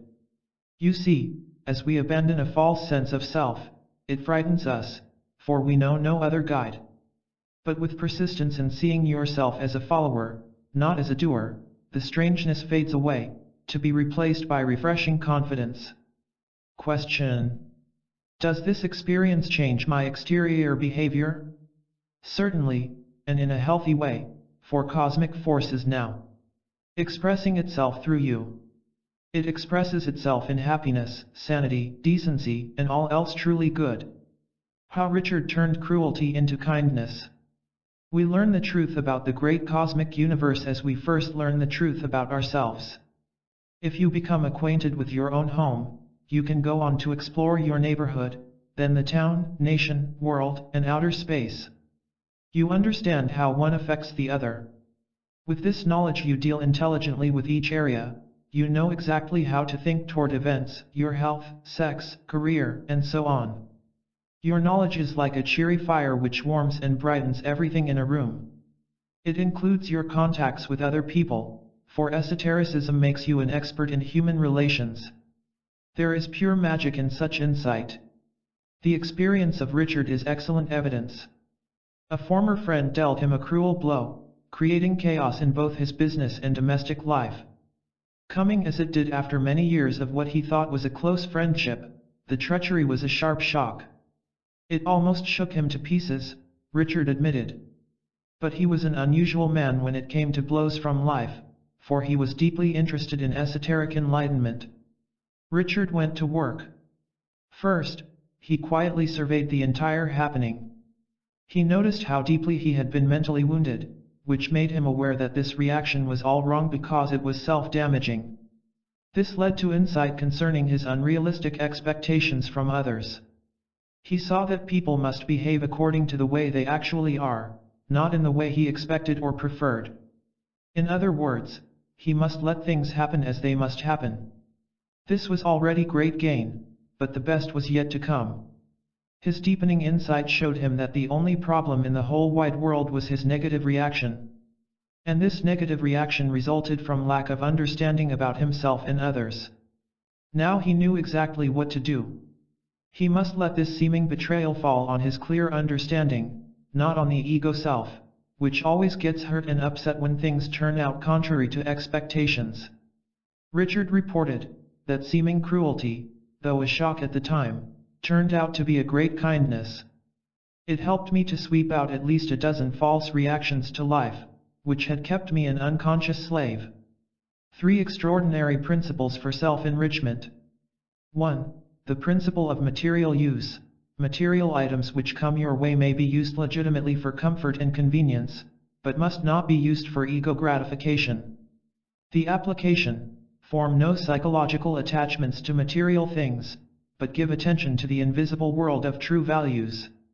The enrichment, freedom from competitive acquisition, liberty from fear of loss, the ability to enjoy everything, while tied to nothing. 2. The principle of spontaneity.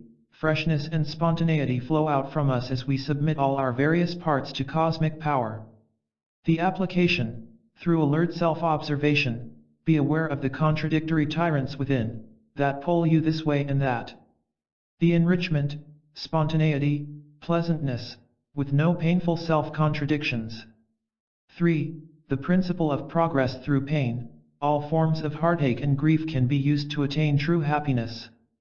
The application, do not resist nor resent nor evade pain, but quietly study its nature. The enrichment, the falling away of unhappiness, and the appearance of dynamic living. If you fail to develop your ability to recognize a diamond when you see one, you will walk right past dozens of diamonds, never knowing what you missed and what could have been yours. You will receive cosmic riches as soon as you recognize them as such. Recognition is everything. Where does this recognition start? Within yourself. Cosmic treasures exist both within you and outside, but start your detective work inside the very self you now occupy. You are not only a collection point for all cosmic power, you are that which you think you must obtain. Henri Frédéric Amiel penetrated this secret when he wrote, "To become divine then is the aim of life, then only can truth be said to be ours beyond the possibility of loss, because it is no longer outside us, nor even in us, but we are it, and it is we ourselves are a truth." Have you ever noticed that when you finally see something clearly that you dimly suspected it all along? This proves the abiding existence of truth within, but we are so fearful of our own deliverance. How to conquer your destructive, negative emotions? Obviously, a man who has no interest in asking a question, will not receive an answer. But any man who sincerely and persistently asks what his life is all about, will not be denied the answer. With this confidence, we can profitably ask questions regarding those unhappy states within a human being called negative emotions. A clear grasp of the principles surrounding negative feelings is certain to begin the rescue. Few things are more senseless or damaging than false feelings. Just as weeds choke out a colorful garden, so do wrong emotions spoil our day. Take this example. A man's psychic level instantly signals itself to others, telling them how to treat him. Now, suppose a man is loaded with various negativities, including timidity and doubt. Others easily detect them, for they show in whatever the man does or says. Unfortunately, when people detect weakness in another, they tend to attack him, to take advantage of him, for it reminds them of their own disliked weakness. So this weak man helplessly falls victim because he does not understand himself. Almost everyone with whom I talk wishes to find relief from a burdened self. Often, I bring up these points about negative emotions which we are now covering. These feelings must be recognized, admitted, understood. That is how life eases itself. So think of each new esoteric insight on your part as a new relief. To cease falling a victim to our own false feelings, we must be shocked by what they do to us. The greater the awakening shock, the better. It does no good to sadly deplore human jealousy or cruelty. A man must get personal, he must be stunned at what they do to him. He must never forget that negative emotions, 1. Cause personal and social misery, 2. Waste life's energy, 3. Distract him from his quest of wholeness, 4. Supply a false feeling of life, 5. Prevent pleasant human relations, 6. Harm physical health, and 7. Keep him confused and exhausted. You can be sure of one thing. Beyond the false sense of power provided by deceitful emotions, there is true power. Eastern mystics describe it as daring to enter the dragon's cave where the shining jewels are hidden. Carefully consider the following: if our first move is to find good in ourselves, that seeming good will be bad disguised as good, a mere product of vanity and imagination. But if we first see the bad, without reacting to it, we come to the true good. True good is above human labelings of good or bad. It is not the product of passing human egotism, but is enduring cosmic goodness. How emotional energy was saved for useful work. I discussed these principles with Steve L. He showed a special interest in ways to save his emotional energy for useful work. He asked, "Is there a practical experiment I can use in daily affairs? I want to work with myself down at the office." I told him, "When someone asks you a question about anything at all, try to answer as briefly and directly as possible. Don't say a single, unnecessary word. This will produce a minor shock. You will feel a compulsive urge to say more. Don't. Do you see what this does? It reveals how much of human conversation is wasteful compulsion. Now you have a fresh self-awareness, which saves energy for inner advancement. Everything is in your favor for winning your goals. In order to gain esoteric principles and their rewards, we must pay for them in one way or another. This is an interesting cosmic law. Follow carefully and you will see how practical it is, even when seen from the human viewpoint. Now, the truth is more valuable than anything else on earth. This means that everything else is of less value. So, in order to get the truth you must give up something which you now assume is more valuable. This giving up is your payment. How does it work in practice? True happiness can be gained by paying for it with our vanity, for vanity bars happiness. To be free of torturous envy, we must pay by letting go of those unnatural thoughts which cause envy. For peaceful self-understanding, our payment is to sacrifice our insistence that we already know ourselves. A woman once came to me with a long tale of woe. What a wonderful time she had in complaining of her mistreatment by others. Do you know people like that? Well, they must pay by giving up their love for their own suffering. The more and faster you pay, the more and faster you receive permanent riches. So it is to your benefit to see the meaning of this and pay swiftly. Here is something encouraging. Payment always consists of something harmful to you. So, you see, the whole thing is in your favor. It is like emptying a treasure chest of stones, so it might be filled with jewels. How a guilt complex was healed. Ronald H. asked these questions. Question. I have one of the maladies described in your books, that of a burdensome sense of responsibility, attended by guilty feelings that I am not doing my part in life. Can you cure me? The facts can. Your sense of responsibility is false, created by the illusion that you understand life. The moment you honestly and clearly see that you don't know what to do, release appears. Illusions create false duties, which create false guilts. Question. But if I see that I don't know what it is all about, I will be scared. Subconsciously, you already know that you do not know, but refuse to face it. Face it, let your fear swell up to consciousness, and it will disappear. Question. Then will I truly know what life is all about? Certainly. The true is simply an absence of the untrue. How to be free from your error of self. The absorption of cosmic laws enables us to see, for the first time, the kind of world it really is. And it is vastly different from what we assumed. To live rightly in this world we must first become aware of it. The problem is a man's false assumption that he is already aware, which leaves him with no motive for investigation. Do not assume that the only existing world is that presented by the five senses and the surface mind. Merely to react to a strained relationship or to a financial problem is not the same as understanding them. Understanding comes from total awareness, which includes the mind and the senses, but is above them. What self-awareness means?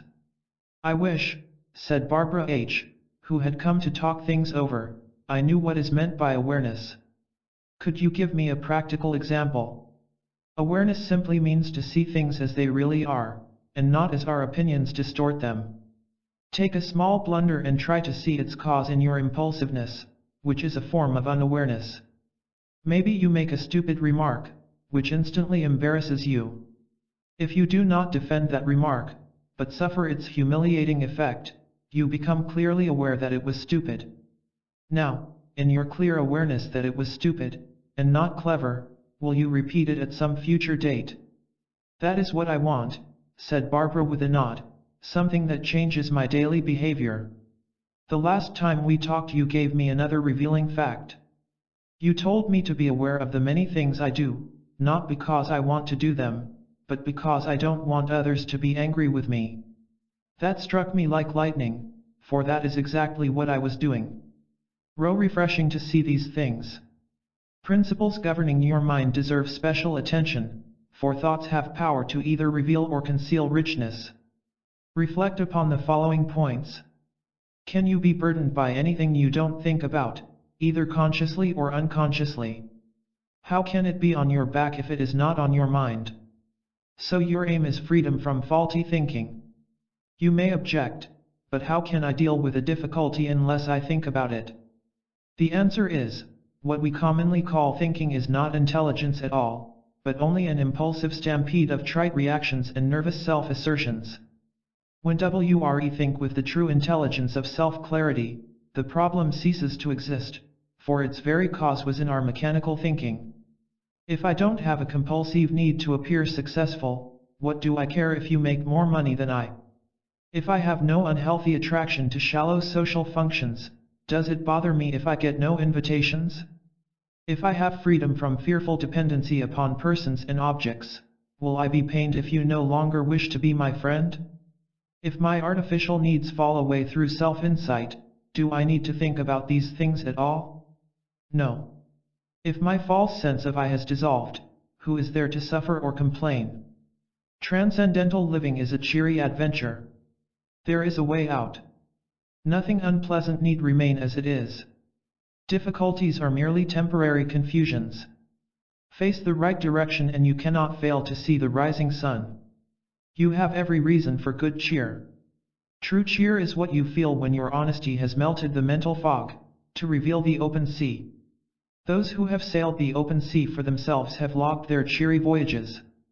Heraclitus, your destiny changes and brightens as you become more and more a real person. C.G. Jung, with right self-knowledge, you can cease to be at war with yourself. Plotinus, a new beauty awaits those with courage to find out. Shankara, banish false ideas about yourself, and permanent tranquility follows of itself. Dante, the deeper contentments which every man seeks can surely be found. Huang Po, nothing, except your own lack of insight, compels you to remain as you are. Nicholas Berdyaev, your true duty in life is to set yourself free. Sri Aurobindo, through persistent self-work, you will sooner or later feel the definite emerging of your new nature. Cosmic principles of personal security. What about cosmic principles regarding personal security? False security must go if we are to have inner freedom. This is a challenging fact to grasp. It does not mean we must be without material possessions, it means we must not depend upon them for support. It also means we must not cling to acquired beliefs in an effort to feel secure, for clinging breeds fear of loss. A party of travelers were roaming the countryside. With the exception of one man, they were hopeful of finding a permanent place for secure settlement. But wherever they went, something was displeasing, so they were forced to take to the road once more. One of their worst pains was the confusing decisions necessary when coming to forks in the road. With the exception of the one man, they argued heatedly over the right fork to take, which was usually settled by majority vote. The exceptional traveler was finally asked why he did not take part in the argumentative decisions. He replied, "To me, it makes no difference. I have no need for a fixed home, therefore, I am home wherever I am." Do you see the wisdom here? Your review of dynamic principles in this chapter. 1. Esoteric principles are powers for true conquest. 2. Any earnest person can understand these ideas. 3. Calmness is one reward of esoteric wisdom. 4. Place universal laws before man-made codes. 5. When welcomed, these powers become part of you. 6. Let negative events fall on your clear understanding. 7. Cosmic forces abolish self-slavery. 8. Learn to recognize and value cosmic riches. 9. As we give ourselves up, we win new life. 10. the road ahead leads to true cheerfulness. How to live serenely in a violent world. One thing is certain. The more sane the mind, the more clearly it sees human nature as it is, not as it appears to be on the surface. To expose man's concealed violence has been a major task of men of insight, including the great religious teachers, the philosophers, mystics, poets, writers. To select a single example, we can review An Enemy of the People, by the Norwegian dramatist, Henrik Ibsen. Dr. Thomas Stockmann, a prominent and highly respected citizen of his town, has made a startling discovery. The local water supply is polluted. Upon informing the town officials of the fact, he is shocked by their attempts to keep him quiet. The officials, including his own brother, the mayor, point out the financial damages they would suffer by revealing the pollution. For one thing, they would lose tourist trade. The shocked doctor arranges a public meeting, confident that his fellow citizens will back up his attempts at honesty. But his efforts are frustrated from the very start. Finally, when the doctor makes it to the platform, his topic stuns the audience. He announces his discovery of an evil far greater than polluted water, human wickedness. Entrenched authorities, he states, possess colossal stupidity and selfishness. Their chief weapons are lies and hypocrisy. It is a social he that the majority is right, for only a self-liberated individual is right, and he is one in a million. The doctor's verbal medicine is too distasteful for the audience. Recognizing the truth of his words, they pour upon him all their repressed hatred. Angrily taking a vote, they brand Dr. Stockmann as an enemy of the people. The final act takes place in the doctor's home. He now has a collection of stones which have shattered his windows. He explains to his wife, "You saw for yourself last night that half the population are out of their minds, and if the other half have not lost their senses, it is because they are mere brutes, with no sense to lose." Inasmuch as his practice has now been ruined by the so-called pillars of society, Dr. Stockmann and his family plan a new life. It will be a challenge, yes, but what a treasure to be free of social hypocrisy. Besides, the doctor announces his new discovery.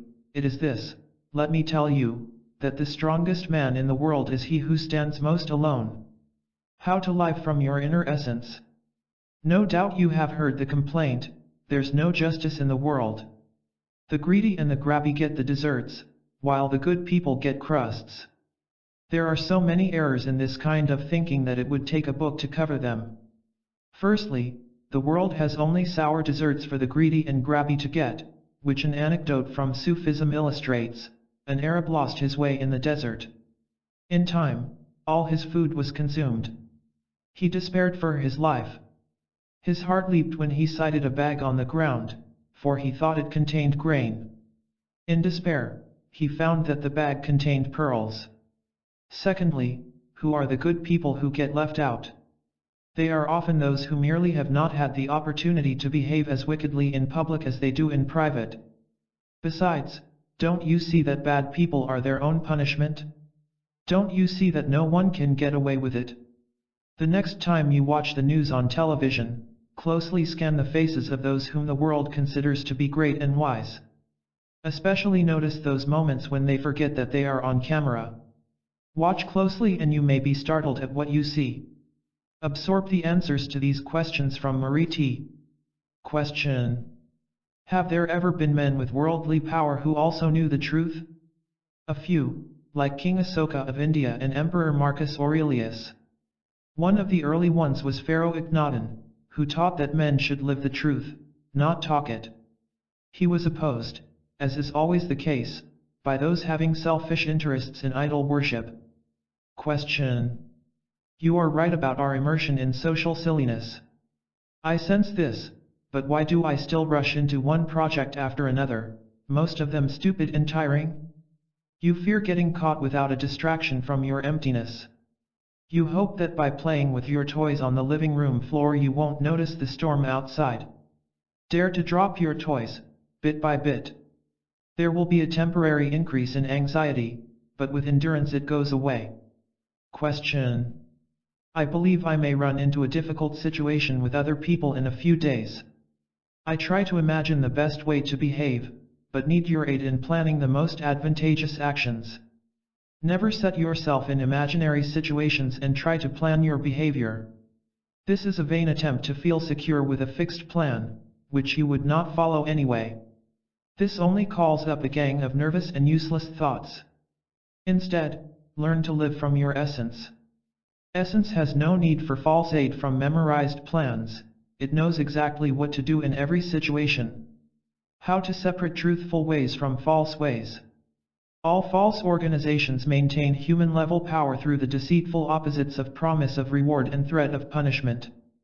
They can always be recognized by this iron fist in the velvet glove. They start with the promise of an actual delivery of reward.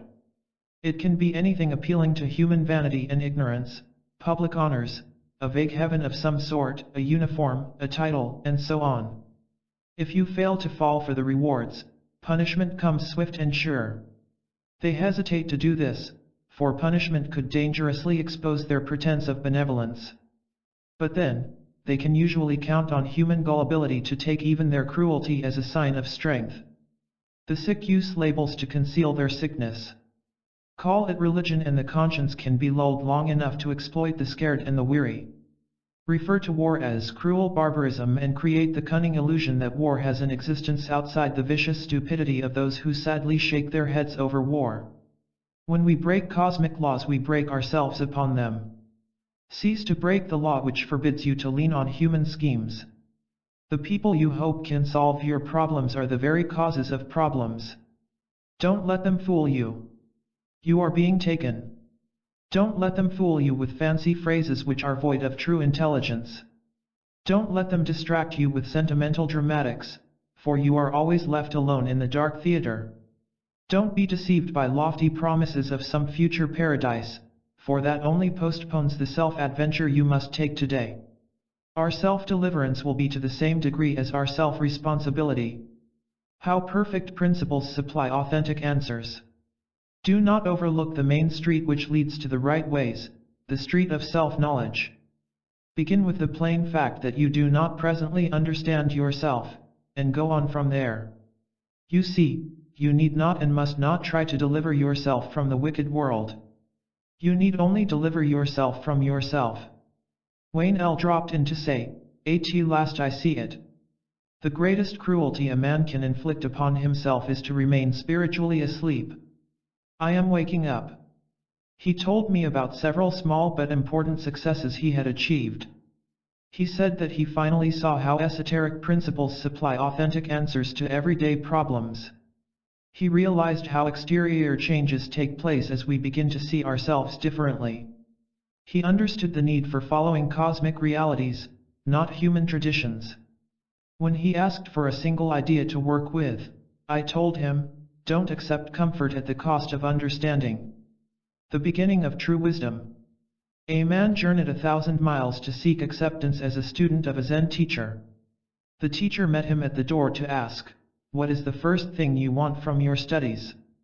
The seeker replied, "To be known as a spiritual person." "Go away," the teacher told him. "To be able to help others." "Go away." "To be happy." "Go away." "To have a clear mind." "Come in." Until we clear our minds, we are no good to ourselves or others, though our vanity fools us into thinking we are such precious little beams of sunshine. When a confused mind tries to do good, it does so with a secret motive of ego gratification. Reaching out in its own darkness, it mistakes the bottle of poison for medicine, making everyone sick. Take politics. Do not be dismayed if you cannot understand the arguments of opposing parties on political or social issues. You cannot understand because there is nothing real in them to understand. They make no more sense than the babble of small children, playing a game of cowboys and Indians. Both sides argue from ego-serving self-interest. Neither side is really interested in peace or human betterment, their aim is to win their infantile points. By this they hope to blot out their awful fears of being nobodies. You see, desperate people plead to the world, "Please tell me I am somebody." If only they could see that there is no reply, for none is needed. Man will prey upon man just as long as he lives unnaturally. One man gets into a scrape and demands that the next man bail him out. Socially, the reformer preys upon the very miserable people he pretends to love. Sexually, the frustrated man preys upon gullible women. Domestically, spouse unconsciously preys upon spouse, each hoping that the other will somehow serve as a shield from a hostile world. It is a beginning of true wisdom toward human affairs to perceive the emptiness of society's babble. Only the third way of thinking, which is above human egotism, can create social harmony. As a practical exercise, review the third way of thinking in Chapter 3, connecting it with daily events. It will open your eyes. How to stop playing the painful game of living. Of course the game is painful. You know that much. But you may not know how to stop. It is as if you are playing a rousing game of tennis with someone who is important in your life, when you grow tired and wish to stop. But your opponent continues to hit the ball, forcing you to continue. Because you don't want him to be disappointed with you, you wearily go on with the game. To stop, you must risk his displeasure, you must make it clear that you no longer wish to play. You must see something very clearly. You must see that mankind's game is utterly false. He has false answers, false heroics, false kindness, false intelligence. The whole show is pure nothing. In his vanity a man thinks he is part of the solution, when in fact he contributes to the problem. He lives in a raging madhouse of compulsive desires, which, even if attained, leave him with a tormenting thirst for more.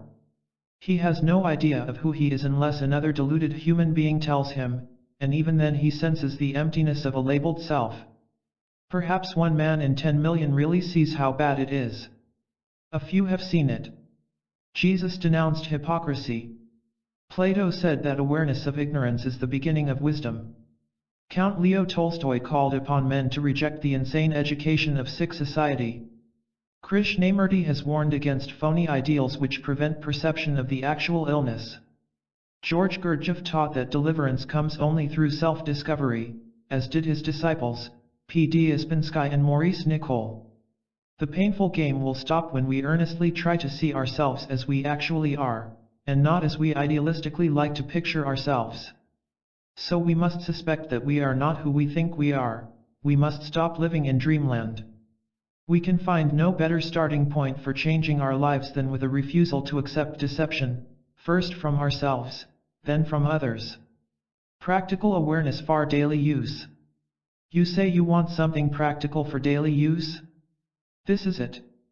If you do not see yourself as you actually are, you will not see others as they really are, so you will be a puzzled victim of both yourself and others. Whoever loves sentimental drama more than reality cannot complain when another actor bumps him off the stage. But when you are real, so is your world, which makes it pleasant. Now, one of the hardest things for a man to grasp is that it is superbly good to see the bad. The badness in itself is not good, but awareness of it is wonderful, for freedom from the painful game results. It is like a doctor's discovery of an illness, which produces healthy treatment. How one person awakened from a despair of life. Harry S. was one of those whose despair expressed itself in suppressed antagonism. This was quite apparent the moment he walked in. All the usual signs of hidden hostility were there, such as a hard expression, which broke itself now and then with suspicious glances around the room. Knowing that denial of his actual state would be a main point of resistance, I asked whether he understood how badly things were going with him. The question was strong enough to challenge his fixedness, yet not enough to scare him back into his shell. He replied by telling me about his desperate search for answers, covering many years. We discussed general principles of esotericism for a while. When he saw I was not about to bite him, his manner relaxed to the point where he could ask questions. I summarize them as follows. Question: what is the difference between psychology and esotericism? Psychology is fixed on the mental level, that is, it deals only with memorized facts. Esotericism includes all of man's parts, such as his wish for trueness and his ability to receive cosmic facts. Psychology can tell you that headaches are often caused by unconscious hostility, but esotericism can show you how to get rid of both. Question. You say it is folly to submit to human authority, yet you sometimes mention the spirituality of men like Christ and Buddha. There is a vast difference between worshipping the human personality of such men and receiving the truths coming through them. Millions of people worship human personality as a cover for rejecting cosmic impressions. Christ could not qualify for membership in many Christian churches. Question. Maybe this sounds like a complaint, but I often feel exploited by other people. You are exploited.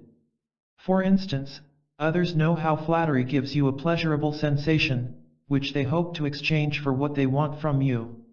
When you are no longer a slave to sensation, they can do nothing to you. Question. You say we need not be upset by mad human power, but doesn't it touch all of us? There is a difference in its having an effect on us and in its causing an upset. Human power is like a low, erratic wind that knocks down some boxes and sets up other boxes for a while. But it cannot harm the man in the treetop. Question. Some of the things you say disturb me. Of course they do. That is a principal purpose. How can you awaken from deep sleep unless someone gives you a good shake? Don't resist the shaking, rather, welcome it. How else will you awaken from the nightmare? How to live your own life serenely. Harry is a good example of a state which you may find in yourself to some degree. I mean, your ounce of receptivity may be opposed by a ton of resistance. No one by his old nature wants to go ahead. We need only to see the necessity for self-work, and go against our own reluctance. The bridge existing between you and your already developed higher centers can be crossed with alert work. Start by being aware that you are not living the way you really want to live. For one thing, notice that you cannot simply get up and walk away from the human mess, as a free man can do, and as you really want to do. Wouldn't it be wonderful to live your own life? A sincere intention is like a magnet. No matter how weak or inconsistent at the start, it begins to attract extra wisdom, brighter views, steady direction, healthy impressions, and more sincere intentions. You really can't lose. What about outside aid? If you mean business, it will come. It is like a rock collector whose interest urges him up a mountain trail. His own upward walk naturally exposes new and valued rocks to his view. Take the New Testament, which millions read mechanically, without understanding. When read with esoteric insight, it succeeds as a source of cosmic wisdom and good cheer. It helps to remember that the values of the esoteric world are opposite the values of the human world.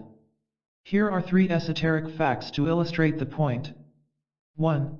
You find your life by losing it. Human beings try to find what they call life with wealth, physical attractiveness, mental movies in which they appear as heroes, and so on. As we lose these false and fleeting values, we make room for trueness. 2. The present fact is vital, not the future ideal. If I have a headache, that is what is real about me at this moment. To blissfully dream about banishing my headache a week or year from now is foolish evasion of my present condition. I must admit my present headache if I am to handle it intelligently. 3. True action arises from mental stillness. Human actions based in illusion change nothing whatsoever. Place neurotic actors on a stage having new scenery and they are still neurotic. Only mental stillness can dissolve the illusion that it is a new or beautiful play, after which true action can take place. 10 encouraging principles for perfect living. 1. There is a secret place in you that does not feel heartache. 2. You are under no compulsion to accept discouragement. 3. When our intentions are right, a breakdown can lead to a breakthrough. 4. You need never give the slightest thought as to whether or not you appear successful to others. 5. No noise can prevail over the supremacy of inner stillness. 6. Whoever begins to disbelieve in his invented self-image is off on the royal road to trueness. 7. Through esotericism, life finally makes sense. 8. Once you clearly see what is right, you are wonderfully free from the hounding pains of what is wrong. 9. anything you give up in order to find the inner kingdom will be as nothing to you, once you enter. 10. Everything connected with authentic esotericism is rewarding. A small child separated from his parents in a crowd will honestly sob out his terror. But mankind is not so honest, it bluffs by pretending that its parents are the ones who are lost. Its frantic bluffs lead to war, crime, alcoholism, and every kind of disaster. Clearly, these tragedies are not the basic problems, they are the inevitable results of self-deception. The basic problem is man's alienation from his original nature, which can be corrected. There is no alternative to this solution. It is man's frantic insistence upon substitutes which releases the flood of folly upon earth. A few case histories illustrate some secrets of success. Some case histories. Mr. D wishes to be free from the dreadful drag of the confusions and conflicts of everyday life. He can do so by sticking to the point, which is to suspect his own state of psychic sleep and to shake himself awake. Mrs. R simply wants to be a happy woman. She can see that the eternal now is forever trying to give her its happiness, but she herself blocks it with thought barriers of yesterday and tomorrow. Miss W cannot understand why her years of religious activities have not done a single real thing for her. She can realize that a single, honest intention to study herself, lasting only a second, is better than 50 years spent in religious ceremonies and charitable activities. Mr. F is secretly tormented by desires and cravings. He can extinguish the emotional fires by unmasking frantic desires which cunningly masquerade as authentic needs. How to find fullness in emptiness. If you go to another person on a non-psychological matter, like buying shoes from a salesman, or getting the aid of a mechanic, there is no problem. You trade your money for his service, and that is the end of it. Your psychic integrity is not compromised. The price of another's psychic assistance.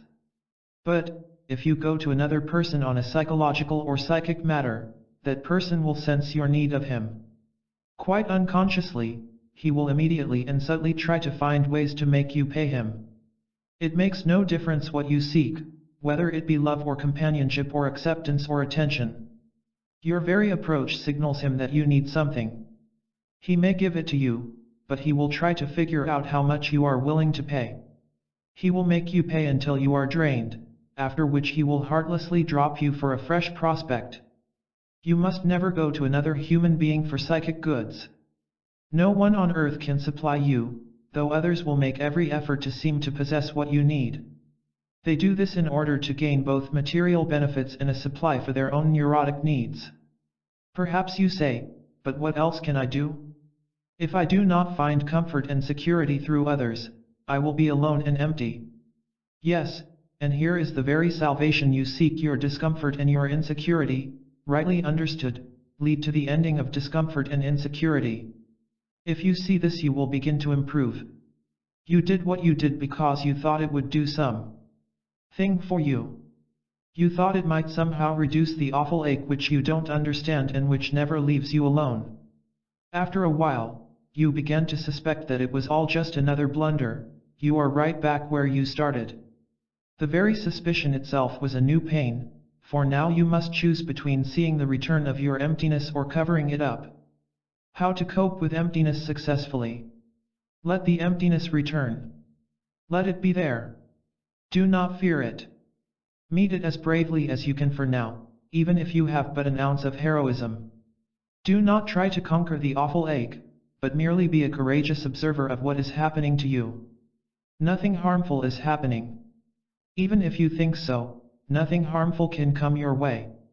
The very destruction you fear is the destruction of your false self, which means peace at last. Foremost features of this chapter. 1. Observe human nature as it is, not as it appears.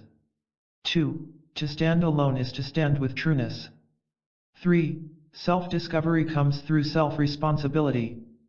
4. Stop playing society's painful game. 5. It is a good thing to see our own badness. 6. You can be inwardly free of the world's follies. 7. It is really possible to live your own life. 8. Esoteric principles supply authentic encouragement. 9. Honest intentions are a great power for you. 10.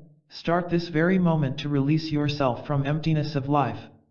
How to swiftly defeat what now defeats you. In order to defeat what now defeats us, we must return to our original intelligence. Without it, every morning automatically sets up a new collision course with grief. Esoterically speaking, what does it mean to be intelligent? What it means to be intelligent.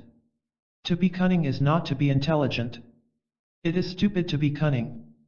The cunning and conniving man has not even the sense to see the self-injury in exploiting others for the sake of his own selfish ambitions. To be intelligent means to no longer believe in words and labels and slogans. It means to see that loneliness is only a wrong state of mind. It means to admit, I don't know and never really did. To be intelligent means to cherish self-sincerity, while realizing that sincerity is not as easily attained as imagined. It means to realize that conditioned thinking can only go sideways, never upwards. It means to use each event, no matter how disastrous it seems, as a new key for unlocking a life mystery. True intelligence is to suspect the existence of an entirely new way to go through life. To summarize, true intelligence is to work on ourselves correctly. For example, attempts to reduce or evade a sense of guilt are wrong, efforts to understand guilt are right. A case history of true awareness attained. Clifford B. used his intelligence to detect one area of defeat, exclaiming, "Fantastic! For years I thought I was in command of my own thoughts and actions. But after listening to you I see how easily I am swayed by exterior happenings. Why, the slightest signal turns on a mental riot. What can be done about my suggestibility?" I pointed out that suggestibility is caused by depending upon confused exterior authorities, who always disagree with each other. Since he does not know from his own essence, he must endlessly switch his beliefs from one authority to another. We also discussed how suggestibility leads to gullibility, making one a target for sharpshooting charlatans. The bright feature was Clifford's awareness of his actual state of suggestibility. He had reached that great state where he no longer wanted to remain with the defeat he had discovered within himself. Clifford was on his way to true mental health, which is true happiness. Mental health is this: a man must see that his life is pain and sorrow and fear, and at the same time he must have his first glimpse that it need not remain that way. The messengers with good news. Mankind is like a pair of sleepwalkers who blunder around, creating their own chaos and then suffering from it. One of them may be dimly aware of the stupidity of the other. If it matches his own stupidity, he excuses it, even offers praise. But if it is different from his own, he condemns it in fright. A third person, an awakened man, neither condemns nor approves their actions, he understands. He knows they can behave in no other way as long as they walk in their sleep. So you can see that what is called justice cannot exist on the earthly level. Most human justice comes from judges who condemn their opponent's insanity merely because it is frighteningly different from their own brand of insanity. How to break away from psychic sleep. To say that man dwells in a state of psychic sleep is not simply a figure of speech. The evidence is plain, if only we will face it. Would an awakened man burn himself up with angers and hatreds, with egotistical sufferings, with stupid ambitions? Towards the throne they all strive. It is their madness, as if happiness sat on the throne. Nietzsche. Your task is to break away from all this. Let's see how it can be done. Suppose the king of a castle saw a group of approaching riders. Believing they are about to attack, he attacks them. By not realizing that they are friendly messengers, he refuses admittance, and so cannot hear their good news. Likewise, messengers from a higher level seek to deliver good news, but in our misunderstanding we resist and fight. Most people have such an intense fear of the very truth that could save them that they crouch behind psychic walls. If they should encounter a true teacher by accident, perhaps while accompanying a friend to a lecture, they immediately fall into their defenses. One will assume a frozen face, trying not to show his disturbance. Another, upset over the damage to his ego self, will criticize the speaker after the meeting. I have seen this hundreds of times. You need not defend yourself against anything. Whatever is true in you does not need defense, and whatever is false must have no defense. Do not wear yourself out in useless defense, instead, wisely permit the defeat of falseness. What remains will be right. Your 5 magic steps to truly victorious living. Esoteric wisdom quickly defeats whatever now defeats you. To gain this wisdom, let's examine the 5 steps to victory. 1. The event. 2. The disturbance. 3. The endurance. 4. The awakening. 5. The victory. Presently, you may understand only the first 2 steps, that is, an event of some kind causes disturbance. This is the limited life of most people, which you will transcend. Your victorious effort begins with endurance of the disturbance. What does this mean? It means to observe the disturbance, to stand aside and watch as it causes a nervous mind and body. It means you do not try to escape the disturbance with a defense or an attack. It means you don't explain or complain or resist, you simply watch. Endurance means exactly that, to endure, to let yourself get shaken up without objection. It helps to remember that what is shaking you is trying to shake you loose. It is like shaking sour fruit off a tree to make room for sweet fruit. As you permit endurance to have its way, something magical appears. You begin to sense something fresh. You begin to understand that you are not permanently connected with the disturbance which is your awakening. Then, victory comes of itself. It happens. It is a real experience.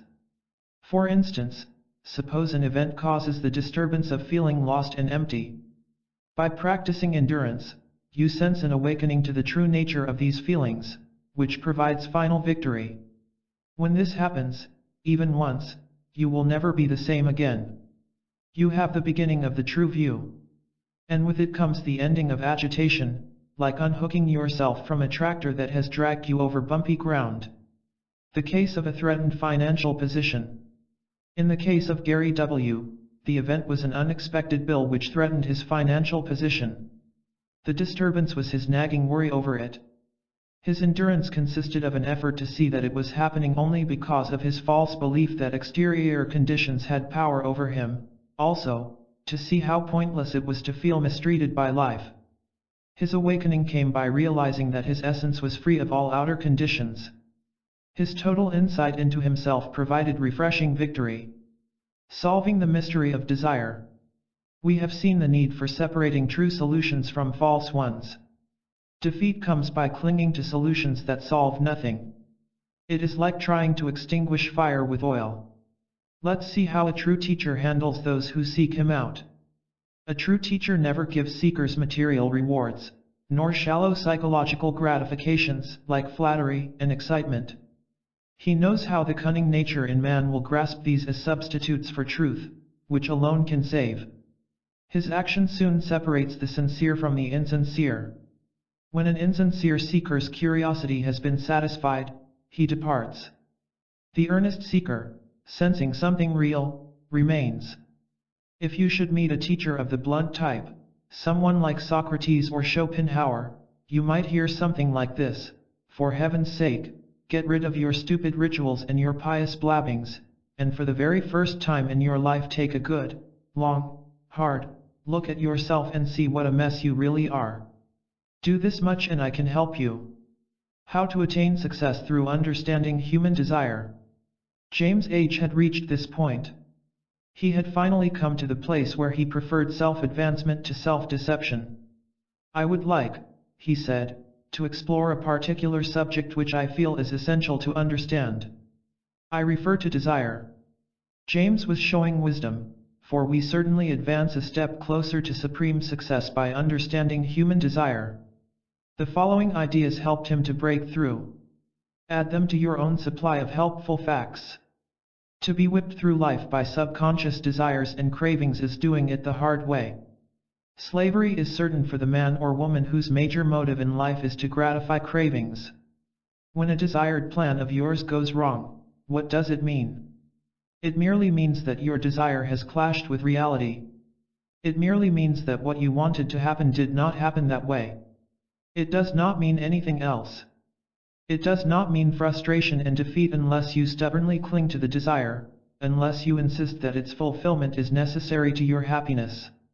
It is not necessary, but not seeing this, pain arises. So we must ask a vital question: why do we cling so frantically to a desire? Why don't we permit it to be replaced by reality, by what actually happens? Why don't we calmly flow along with events, instead of insisting that they conform to our preferences? The answer is both shocking and beautiful. By allowing the shock, we reveal the beautiful. Your invitation to freedom. The answer above connects with the false sense of self. We wrongly assume that these desires are part of us. Fearing that blockage of these desires means the extinction of the false self, we scream and fight, weep and moan in opposition. All in vain. Reality is what it is, and can never be anything else. It will not and cannot conform to human fancies. But it offers an invitation to freedom. The nothingness you fear is the very deliverance you seek. So the wise man reverses his position. He no longer tries to destroy what happens with his self-made notions of what should have happened. Instead, he permits truth to destroy his self-centered illusions. Such a man is free. The next time you are torn between two desires, ask yourself, who is this person who is trying to decide? To your astonishment you will see not one person, but two. One person in you desires this choice and another person desires the other choice. But neither of these is really you, they are merely contrary desires which are not you. The purpose of this experiment is to show you who you are not. You are not your choices, nor are you your desires. Now, by abolishing false notions of who you are, the truth appears of itself. Answers to questions for your better understanding. The following questions from James H., along with my answers, can add to your understanding. Question: why is there so much frustration in desire? Because desire creates its own opposition. The moment you want something of a psychological nature, like approval or attention, you set up a denying force. Can you see this? When there are no such cravings, there is also no opposition, no conflict, which leaves you in peace. Stop and think about this for a while.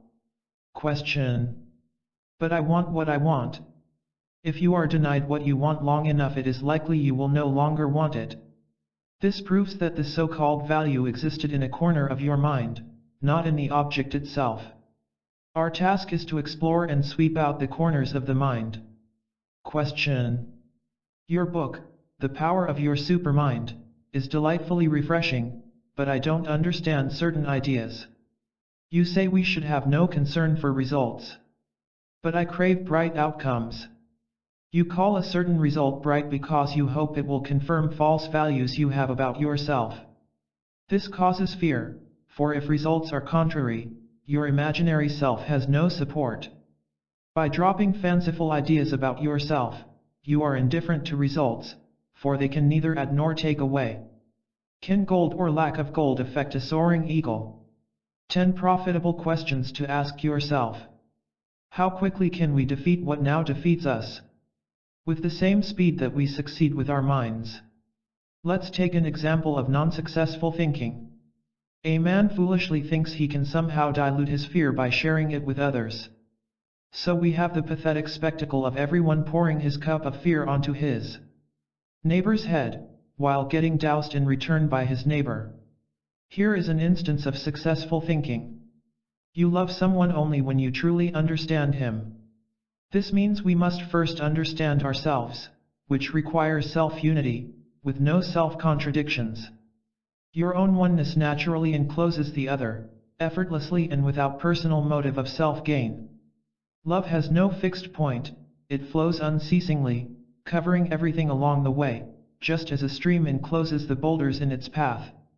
This is not a sentimental idea, it is a fact. If the lights in your house go out, what do? You check your own home to see what is wrong, you don't blame your neighbor. Likewise, when you feel defeated, examine your mental household for defects. The defects exist in the mind, and nowhere else. There might be an outside crisis, but your reaction is always your reaction. There is a way to be different from how you now are.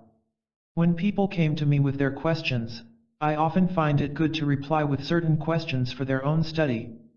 Here are 10 such questions for your own consideration. 1. Can you see shocks and sufferings as alarm clocks which try to awaken you? 2. How are you going to silence the inner chaos with your old ways, when you have not succeeded throughout the years? 3. Do you understand the esoteric fact of giving up everything in order to win everything? 4. Who is going to save you if you don't? 5. Have you considered the possibility that you may be thinking your problems into existence? 6. Why have you not thrown all your cares upon the truth itself, where they truly belong? 7. Did it ever occur to you that you can quietly stand aside and observe a panicky thought, instead of being carried away by it? 8. Do you understand how hidden antagonism blocks psychic growth, which means it also blocks happiness? 9. Do you know that the only important question is whether you are earnestly working to change yourself? 10. Why don't you make up your mind to break away from all that has kept you a prisoner up to now? Practical plans for daily skillful living. How a prominent person achieved his greatest success. Floyd F. had achieved success in his business and in local politics. He was an active man, always on the run. But I am no longer young, he told me, and have reached the age where I must give some thought to philosophic matters. I have been nagged for a long time by the feeling that I have been playing games with myself. I think you know what I mean. Why am I so driven to get things from life, which get me nothing? We try to get something only when we feel we lack it. But what you seek is not outside yourself. If you have an apple in your hand, you do not look for one in the apple orchard. That is what the whole world is doing. Everyone falsely assumes that there is a great big, wonderful apple orchard somewhere out there. To cover this fearful illusion they invent artificial apples which they miserably exchange with each other. As you know, Floyd continued, I am prominent in business and government. Can you connect what you say with my affairs? What I mean is, if I am playing games with myself, how can I stop? With this inquiry I was able to supply him with a practical esoteric fact, as follows. The next time you frantically feel you must get something in order to win an advantage, ask yourself exactly who will get the advantage? This who which you take as yourself does not exist, it is an imaginary self. So how can it get any advantage? How can an imaginary bucket get imaginary water? Do you begin to understand the game you are playing with yourself? Faintly, he replied, then went on, I have read what you say about being a conscious person. How does this connect with my nervous rushing around? A man may think he rushes at a task because he loves it or because he is so efficient. But usually, he rushes to get it done because of the very opposite, that is, he doubts his abilities. This forces him to try to banish his doubts and his tensions by finishing as soon as possible. The solution is to slow down, make the doubt conscious, and endure it fully. This will dissolve self-doubt, for it has a false foundation, as do all anxieties. Floyd nodded. So that's the answer. What a wonderful revelation. We do nothing, kidding ourselves into thinking it is something. We can stir the cup of tea all day long but it won't taste sweet without the sugar. Your sugar is your inner essence. Floyd smiled, said with a sigh, well, I see I have a new project for the weeks ahead. I know very well you are right. I will come again, if I may. Thanks. How to win supreme psychic success. How long must one experience defeat? As long as one prefers the illusion of individual separation to the reality of universal unity. To say the same thing in another way, we must return to ourselves. Plotinus gave the illustration of a man so covered with mud that his natural attractiveness could not be seen. The mud, which is foreign to his true nature, must be washed away if he is to see his original self. Man thinks about the wrong things, but can become aware of doing so. He lets his mind wander into dark jungles of hostility, but he can find the way out. He wastes his mental money on trifles, but can cease to squander. We need only realize our possession of abundant mental money, which we have been spending foolishly. Awareness of mental foolishness is the beginning of wise mental investments. There is a certain kind of inner declaration providing power to defeat whatever now defeats you. Ralph Waldo Emerson made this victorious declaration. You think it is because I have an income which exempts me from your day labor, that I waste, as you call it, my time in sun-gazing and star-gazing. You do not know me. If my debts, as they threaten, should consume what money I have, one should live just as I do now. I should eat worse food, and wear a coarser coat, and should wander in a potato patch instead of in the wood, but it is I, and not my $1,200 a year, that love God. The entire matter of freedom can be resolved by anyone. All a man needs is to ask earnestly and persistently, am I living from my adopted notions or from myself? Supreme psychic success is won by realizing who you truly are. Here are 8 in question and answer form.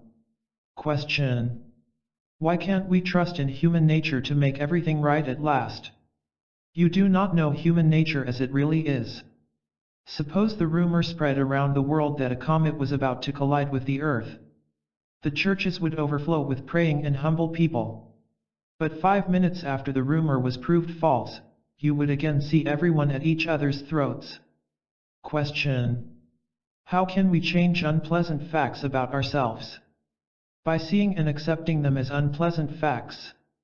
We must not evade them with self-pictures of being such angelic blessings to mankind that any improvement is unthinkable. Question: does success exist on the human level? There is a condition which is labeled as success, but it is powerless to bring happiness. It is neither good nor bad, right nor wrong to succeed in worldly projects. What is self-defeating is to identify with either success or failure, and to try to get a feeling of self from them. Question: you say we can be free of all painful competition. If only I could grasp this. Competition exists only between human egos, so if ego is extinguished, a sense of competition is impossible. Work for your living, but don't compete with others in the working world for honors or favors. If you suffer from a sense of competition, who has the problem, who pays the price, and who can work toward liberation? How to end all suffering? Let's take a defeat that casts down millions of people, suffering. What is the cause of suffering? Can it be ended? We can find the esoteric answers with an illustration. Picture yourself standing on a grassy knoll overlooking a broad river. In a peaceful state of mind, you watch the passing ships. They appear upstream, pass in front of you, and disappear downstream. In an impersonal manner, you enjoy their coming and going. Suddenly, a costume-clad stranger appears at your side. He tells you something you find hard to believe. He promises that every ship passing in view will become your personal possession. Your very sighting of a vessel ensures your permanent possession of its peoples and cargoes. With that, he vanishes. Even though it sounds strange, you want to believe him. So you excitedly scan the river for the ships you hope to own. Presently, a ship appears, laden with rare and costly woods, including cedar and mahogany. A moment later another ship comes into view, loaded with dozens of famous people, including politicians and film stars. Other ships appear with their attractive cargoes. But now you are aware of something. A change has taken place in your mind and feelings. They are no longer pleasantly relaxed, as was the case when you merely watched the passing drama. You are now anxious toward the ships. You worriedly wonder whether they are really yours. You impatiently wish they would turn in your direction as the stranger promised. You are fearful that someone else might claim them. You are dropped into deeper despair by the next event. One by one, the ships you hope to own pass slowly from sight. You are left sad, confused and with feelings of being cheated. But this is followed by an intelligent realization: the stranger's promise was false. Even so, it was your eager acceptance of the trickery that caused the damage. Because you gave up your original quietness for vague promises of possession, you caused your own sorrow. You have awakened. You see what happened. Now you know better. You are no longer tense toward the ships, for you see where peace really exists. It exists within your free self and nowhere else. And so you enjoy your own liberty, which no person and no event can ever take away. With us, the river is life. The ships and cargoes are the events and people who come and go. The stranger is our own set of illusions, including those accepted from other confused people. The despair is caused by clinging to the untrue. The awakening is what defeats whatever may now be defeating you. Successful ideas from this chapter. 1. Our original intelligence can win true success. 2. Extend your welcome to esoteric good news. 3. Use the 5 magic steps to true esoteric victory. 4. We must understand the nature of desire. 5. We can be free of all false and painful desires. 6. Your life brightens as you succeed with your esoteric mind. 7. Love is a state of total understanding. 8. Whatever the difficulty, it can ultimately be defeated. 9. Supreme psychic success can be won by you through esotericism. 10. Suffering ends as we see life as it is in esoteric truth. How your revealed powers provide you with new self-command. Bruce W. sank back in the large, comfortable chair and told me of his many achievements over the years. He emphasized his rise to leadership in the various organizations he had joined. He was president of the local club for businessmen, and was an officer in both his church and political group. He said he had a flair for speaking out forcefully on almost any subject, which attracted attention. He admitted that he often spoke more from bluff than from understanding, but it was still a good way to appear authoritative. As Bruce went on, his voice faltered now and then, revealing an inner struggle. He sensed that even now, while talking with me, he was performing his act of confident authority. Now and then he made an effort to break it off, but it grabbed him once more and carried him away. He was like a passenger on a runaway bus, dreading the ride, but unable to get off. After going over his successes once more, he slowed down somewhat, to finally ask, "Now that I've arrived, where am I?" I asked, "Is the inner life of enough interest to you for a patient and thorough exploration?" "I have always been an eager reader," he replied, "which is how I got in touch with you. I have read all your books, which appeal to me because of the simple way they present these deep ideas. Since reading is my strong point, maybe I can use it as an opening to something better. I know there is the right way and the wrong way to read about esoteric facts. Do you have suggestions?" Acquired knowledge, not the whole answer. Remember that knowledge is only one of the necessary ingredients for self-transformation. Since it is fairly easy to read books and collect facts, many people are willing to do this much. However, they stop at this point, falling into the trap of identifying with their acquired knowledge. Bruce responded, "I'm not sure I know what that means." It means they take pride in their collected facts, use them for ego satisfaction, instead of for growth. They proudly place their knowledge in the window, just as a merchant displays his goods. It is easy to spot a person in this trap. He loves to preach, to let you know how much he knows. Inwardly, he has a self-image of being an intellectual, a thinker. He is nothing of the sort. He is a mechanical man, loaded with hidden vanity and arrogance, and woe to anyone who tries to point it out. Bruce asked, "How can I avoid this trap?" To repeat, knowledge is only one of the needed ingredients. You cannot bake a cake with flour alone. You must take this flour, your knowledge, and let it jolt you out of your old ways.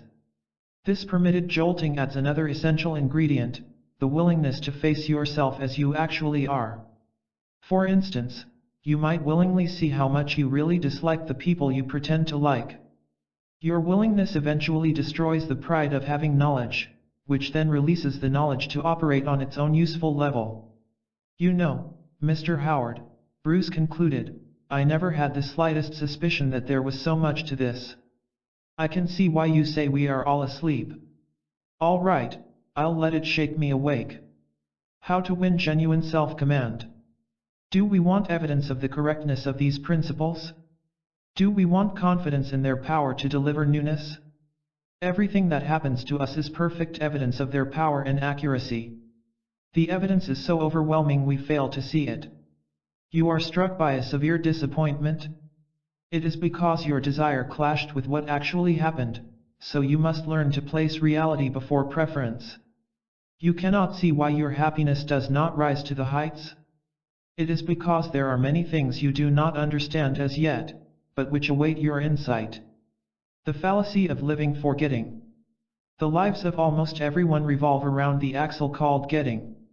People think that if they could just get this or that, love, security, prominence, all would be well. And so they struggle in the whirlpool of their own cravings. Esotericism can pull them out, for it has a fresh definition of getting. Esoterically, to understand is to get. In this newness there is no striving nor failure, only ease, contentment, and serenity. Let us see how a new understanding provides right relationships in the world you inhabit. The ancient Roman emperors kept their citizens in unconscious slavery by giving them bread and circuses. The chains today are more refined and difficult to detect, but the slaves still feel them. Watch very carefully how a false society operates. False human power must depend upon blackmail, violence, flattery, conspiracy, ritual, threat, and so on. In other words, human evil needs the assistance of other human evil. Spiritual power has none of these, it is above human neurosis and crafty schemes. True power has no human backing at all, yet is backed up by the entire universe, of which you are a part. Now, the worst thing that can be done toward human evil is to compromise with it and reward it. To reward evil is to increase it. But evil people reward other evil people because they either fear them or wish a reward in return. This is what cowardice really is.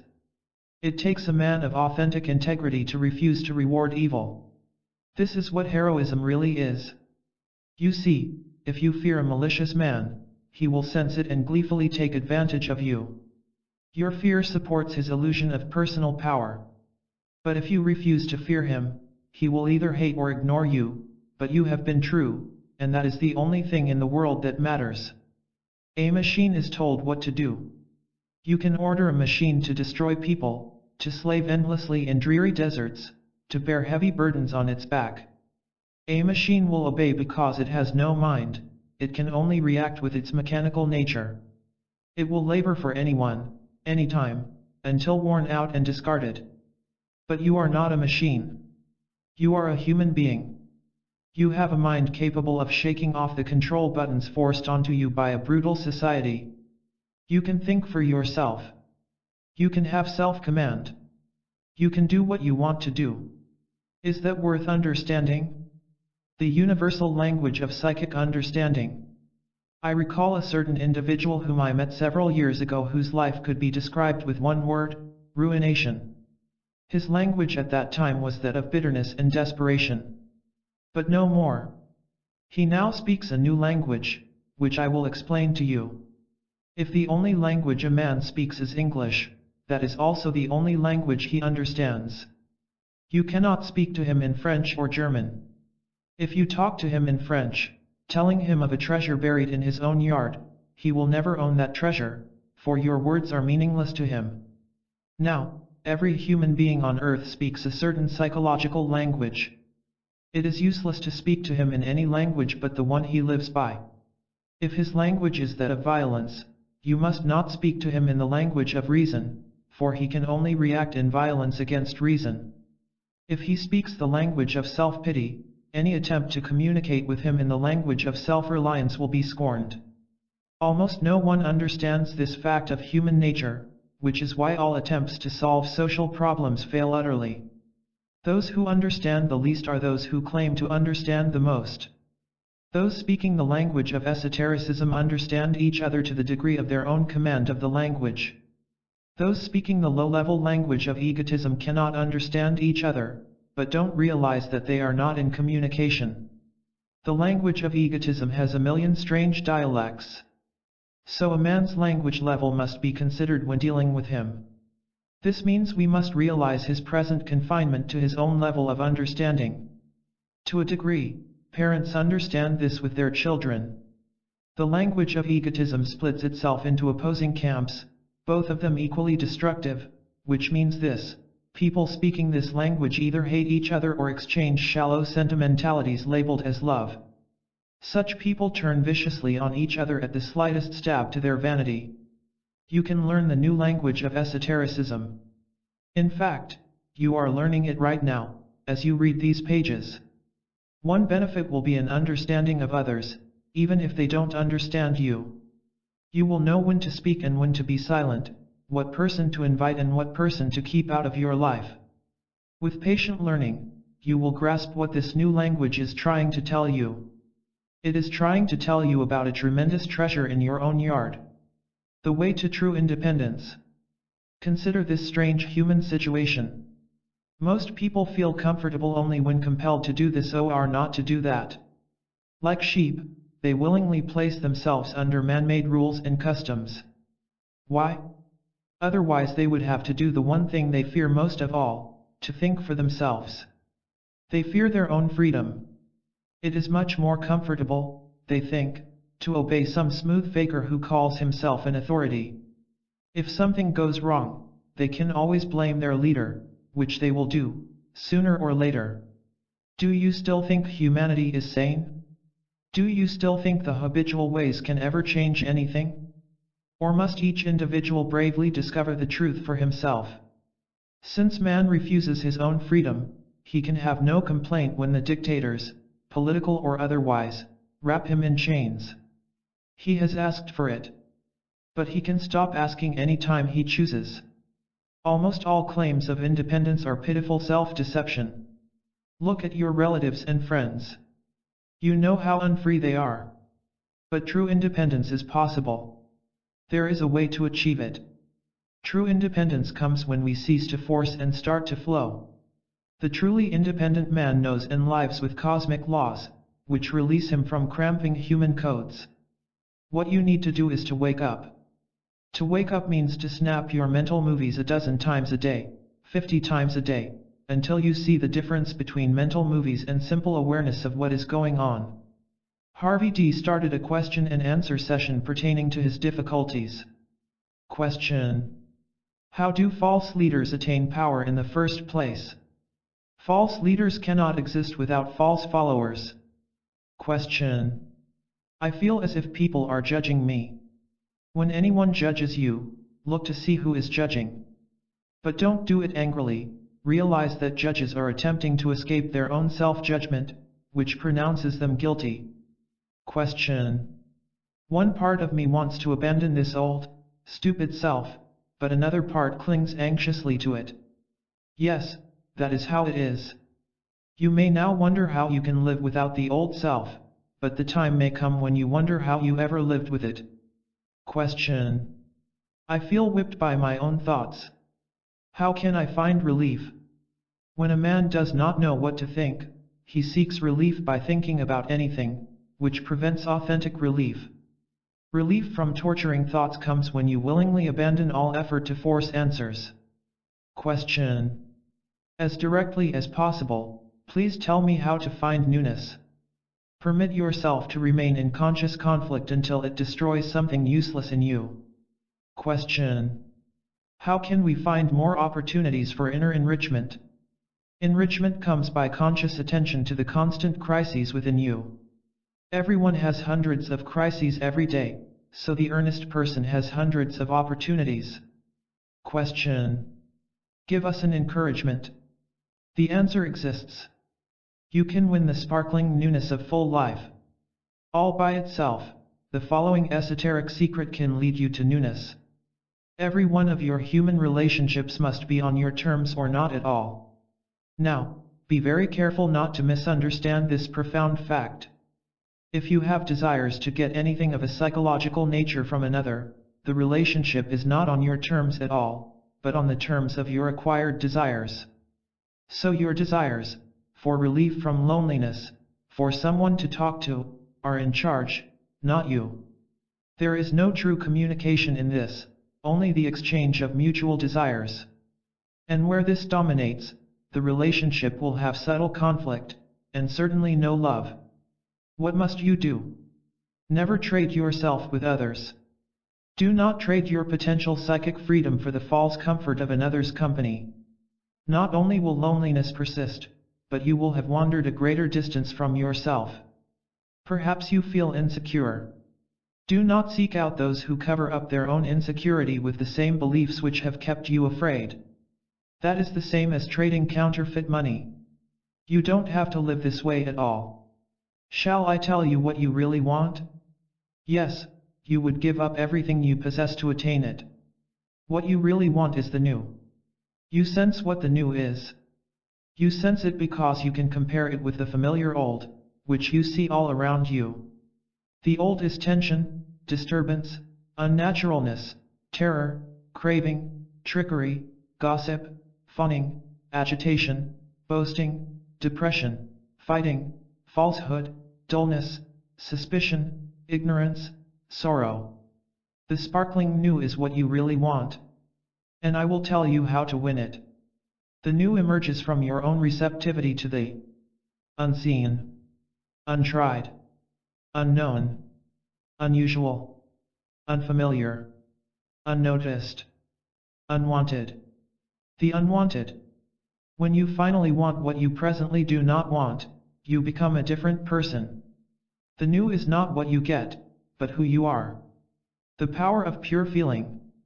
People sense the need for emotions which work in harmony, not in opposition. Grant Y was one of those who saw the need for drastic change in a particular emotion, that of a bad temper. I have tried, he told me, to connect my anger with the ideas you are teaching us. So far I have seen a few helpful things. I asked, what have you observed? Well, I see the mechanicalness of anger.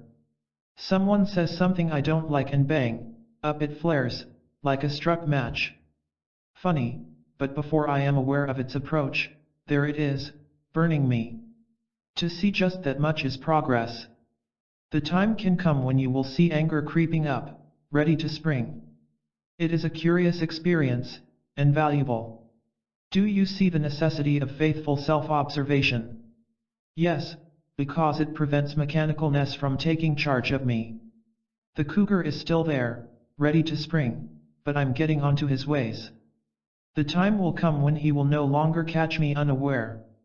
We discussed another feature of bad temper, that of its contagious nature. One person in a bad mood can easily infect others in the home or office, without anyone realizing what is going on. One great gain made by the student of esotericism is that he ceases to fall victim to such psychic punishments. No outsider dictates his feelings, he lives from himself. That alone, Grant remarked as we concluded our talk, is worth the price of admission to esotericism. How feeling is genuine understanding. Let's examine another area of our emotional life. Do you understand the need to feel a truth as well as to know it? To know with feeling is to know truly. I am speaking of true feeling, which is pure, having no sensationalism. I want to present you with one of the most mysterious of all esoteric secrets. When solved by you, the mystery turns into a practical power. As you read it, do not try to comprehend with the mind alone, for thought by itself is incapable of penetration. Rather, enter into its significance with your total self. Dismiss those with strength and you have strength. Ignore what parades as morality and there is morality. Cease talking about love, and love will appear. Banish what is labeled as success and we have success. Cancel what is called wisdom and there is wisdom. Get away from those who know best and you know best. Stop preaching about peace and peace occurs. Do not desire a miracle and a miracle happens. Relax. Let go. Absorb. Do you feel the inner meaning? What you must do to gain perfect understanding. At this point in the book, do you see the problem? Do you see that everything is purely personal? The problem must be solved where it actually resides, within the man. The difficulty does not exist in a cruel social system, it exists in the individual who unconsciously participates in and promotes the tragic system. The problem does not exist in failure to win a desired goal, it exists in men and women who do not understand what life is all about. Please do not believe that you already understand this. It is much deeper than you think, and vastly richer than you can imagine. How does a problem person get that way? Isolation. There is no better word to describe what we are trying to understand. Picture in your mind a man who has isolated himself within a transparent covering. Surrounded by this shield, isolated by it, he works, marries, plans, passes his days, and agonizes. He assumes that his shield is his protection, when in fact, it is his desolation. Trying to keep back anguish and loneliness, he has enclosed himself with them. He is his own prisoner. To protect is to perish, to expose is to endure. We must expose ourselves fully to life's experiences. Nothing is discovered in isolation, any more than a rainbow is discovered in a closet. To harmonize with life we must be with it altogether, without resistance, with no concern for what it may bring us. Break out. That is what you must do. Break out from behind your shield of self-protection. Always remember that you are trapped only by your wrong thought toward a situation, never by the situation itself. This does not mean that you necessarily remain in an unwanted position, it means you must first see your own faulty thinking toward it. Unless this is done, you will merely leap from the battered ship into the stormy sea. An anxious attempt to destroy enemies must certainly fail. Don't try to destroy enemies, whoever or whatever they are. Even if you succeed, you fail, for they disappear only to be replaced by other adversaries, as your experience has shown you. This forces you into battle after battle until you are worn out. The right way is to let enemies destroy themselves. You start by seeing that enemies are not external to you. No, your enemies are not cruel people or frustrating conditions. It only appears so because you do not as yet understand. But you can start all over with a fresh mind. You can replace thinking with knowing. How? This is a good place to review the 3 supreme steps for daily success, supplied in Chapter 1. 1. We must deeply see the need for self-transformation. 2. We must see ourselves as we actually are. 3. We must work earnestly with esoteric principles. How to acquire the competence of simplicity. Mr. and Mrs. Jeffrey G. came to me to say they wanted to get away from it all. They had heard of some attractive islands where life was less demanding, where they could blend with events, instead of fighting them. The islands, they explained, were not too far from civilization, so all the necessary services were handy.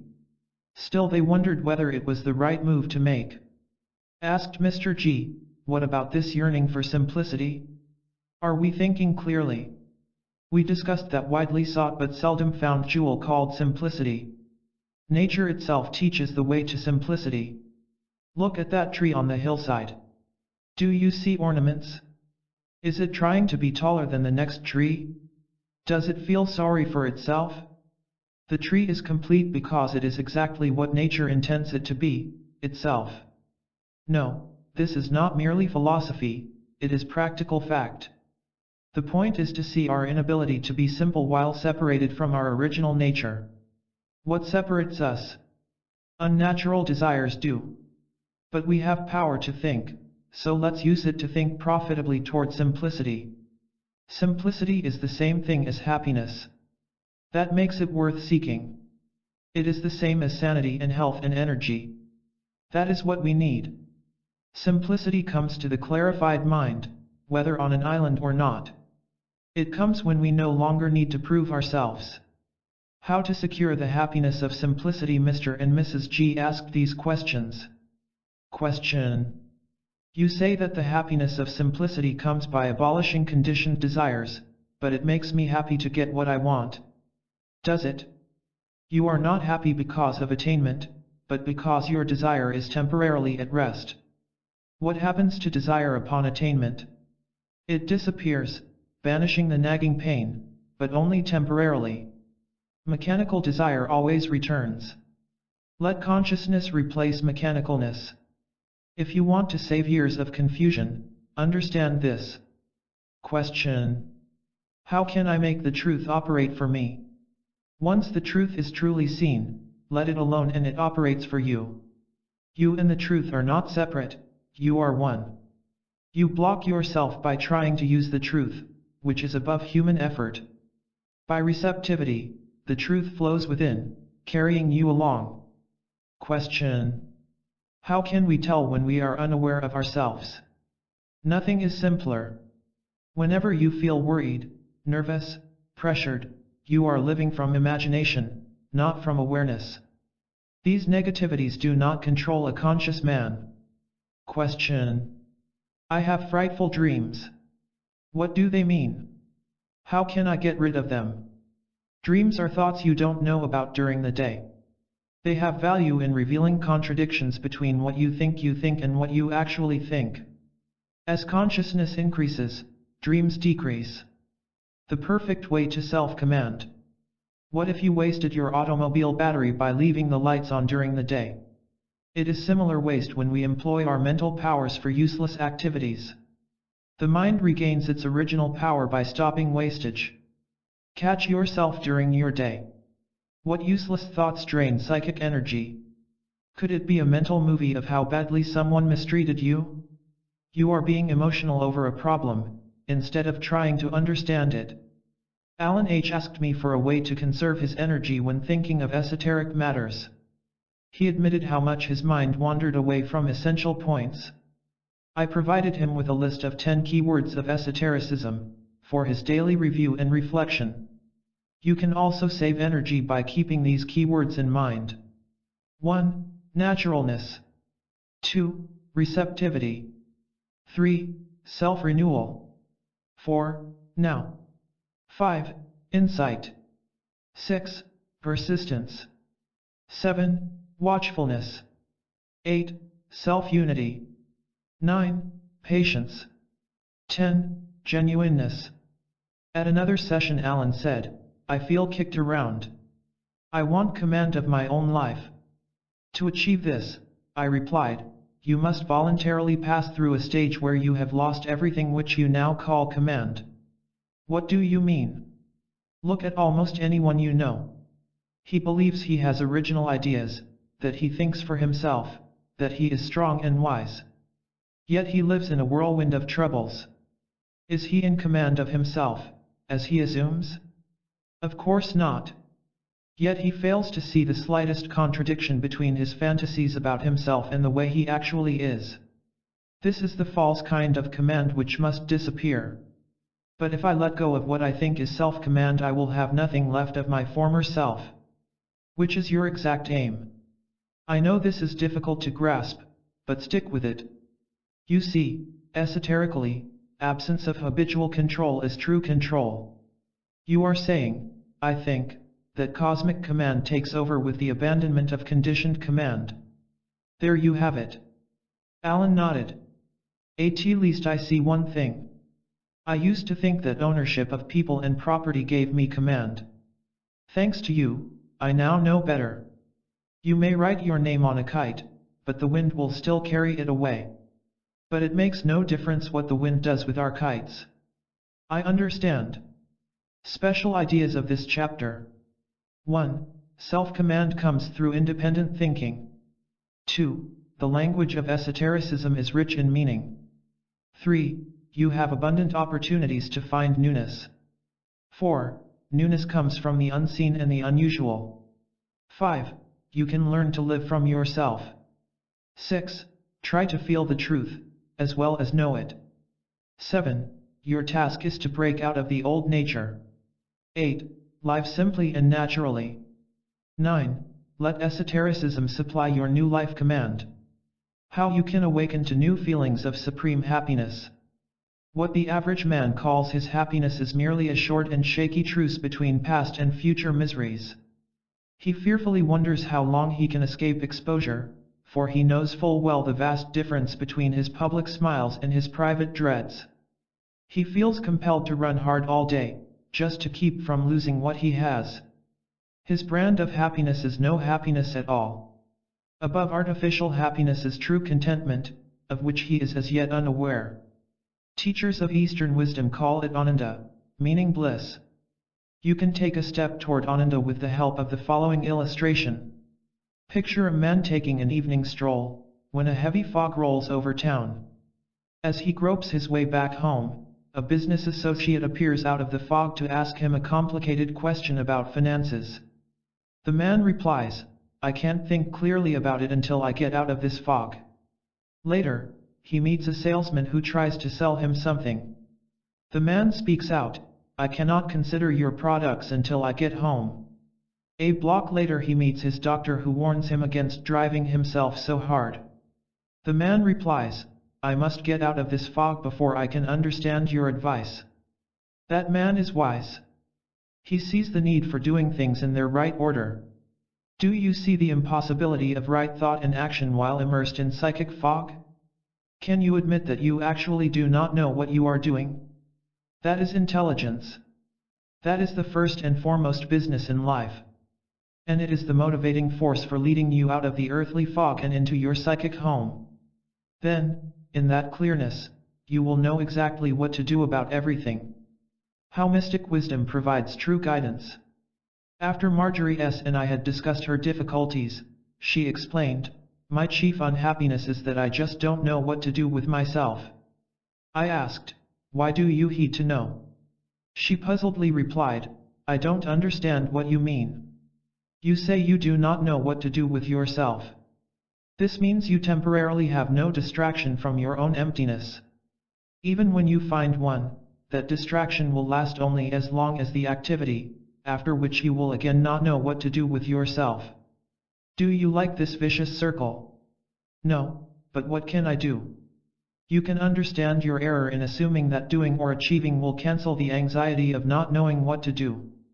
But what will cancel it? Self-understanding, which includes insight into your need to be on the move every minute. Then will I know what to do. In your psychological life there will be no need to know, for life rolls forward of itself, with no concern on your part. This is a new kind of esoteric wisdom, which guides you accurately in exterior matters also." Marjorie nodded. "There is something great about all this, but I need time to absorb it. Please give me a minute to make a couple of notes. I want to think it over at home." After making a few notes she asked me to state the same facts in a new way, so I told her, "There is nothing to fear in not knowing what to do with yourself. Fear arises only when you anxiously try to escape the void with a contrived activity. The void is really your happiness. You run from your very happiness in a wrong effort to find happiness. We must understand that happiness cannot be found by choosing this or that course from our bank of fixed memories. Choosing implies that this or that course must certainly be the right one, and that in time we will hit the bell of happiness. But what if all our choices are wrong? What if we begin to suspect that all our acquired bells can only strike false tones? With that intelligent suspicion we are forced to abandon them, and should gratefully do so. When false tones no longer block your hearing, the true becomes audible. With this inward simplicity, the exterior world loses its power to baffle you, for this simplicity expands itself little by little to outer things. François Fenelon. The Psychic Silent-Seeing Victory. A shepherd once lived and tended his flock on a broad and sunny meadow. However, at the edge of the meadow were deep and dark valleys in which roamed a special breed of fierce wolves. From time to time the wolves climbed out of their dark valleys to attack the shepherd's flocks. He did everything possible to protect his sheep, but was no match for the cunning wolves. When the attacks had first begun, the shepherd had tried to fight them off with whatever weapons he had, but in vain. Next, he had offered up a prayer for protection, but the wolves still came. Another time he had sought aid from neighboring shepherds, but saw that they were just as much at the mercy of the wolves as he was.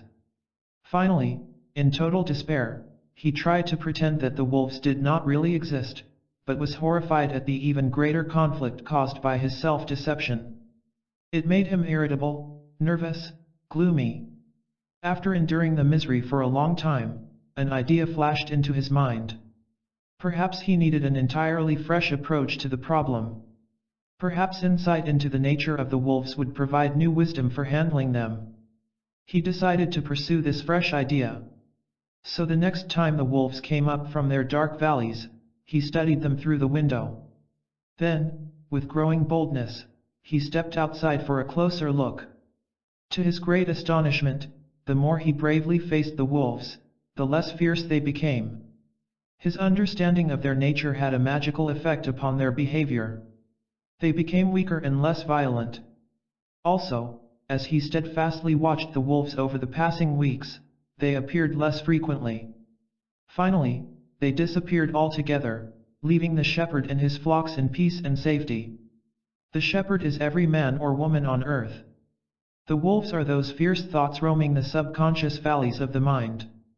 The defeats are the false ways of handling the wolves. The right way is a courageous consciousness that probes the very nature of the wolves. This victory is possible for every man or woman. How is victory attained? By practicing silent seeing. How silent seeing helps you. Silent seeing is a combination and simplification of all the techniques for freedom set down by the ancients, including Buddha and Socrates, and modern teachers, Carl Jung and William James among them. It is the simplest technique imaginable, yet needs faithful practice, for that is what delivers astonishing results.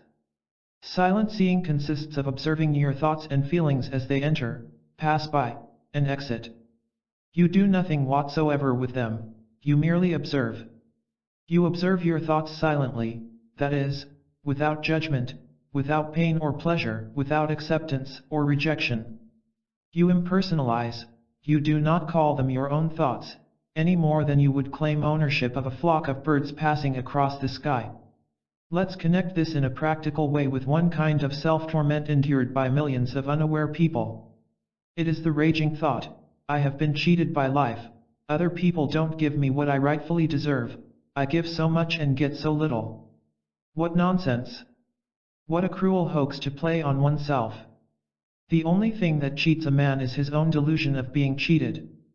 Even if his bad manners win his demands, he soon becomes a victim of a new neurotic need. So these thoughts burn him in a hell of his own making. Silent seeing can free him. First, he can see that these thoughts actually dominate his mind. Next, he can calmly detach himself from them by letting them arise and pass away of themselves. Finally, he can refuse to enjoy them, yes, for he has found a twisted satisfaction in his torment, for it supplies a false feeling of life. Practiced faithfully, the fires of his own mental hell will fade out, just as fire in a fireplace goes out for lack of fuel. Whatever happens to you is not the important thing. The vital feature is to watch passively whatever happens. Remain calmly unaffected by the occurrence, just as a movie screen is unaffected by all the action and violence played upon it. If you ask how mere watchfulness can change your inner structure, the best answer is to have the personal experience. But briefly, silent seeing detaches you from a false sense of self.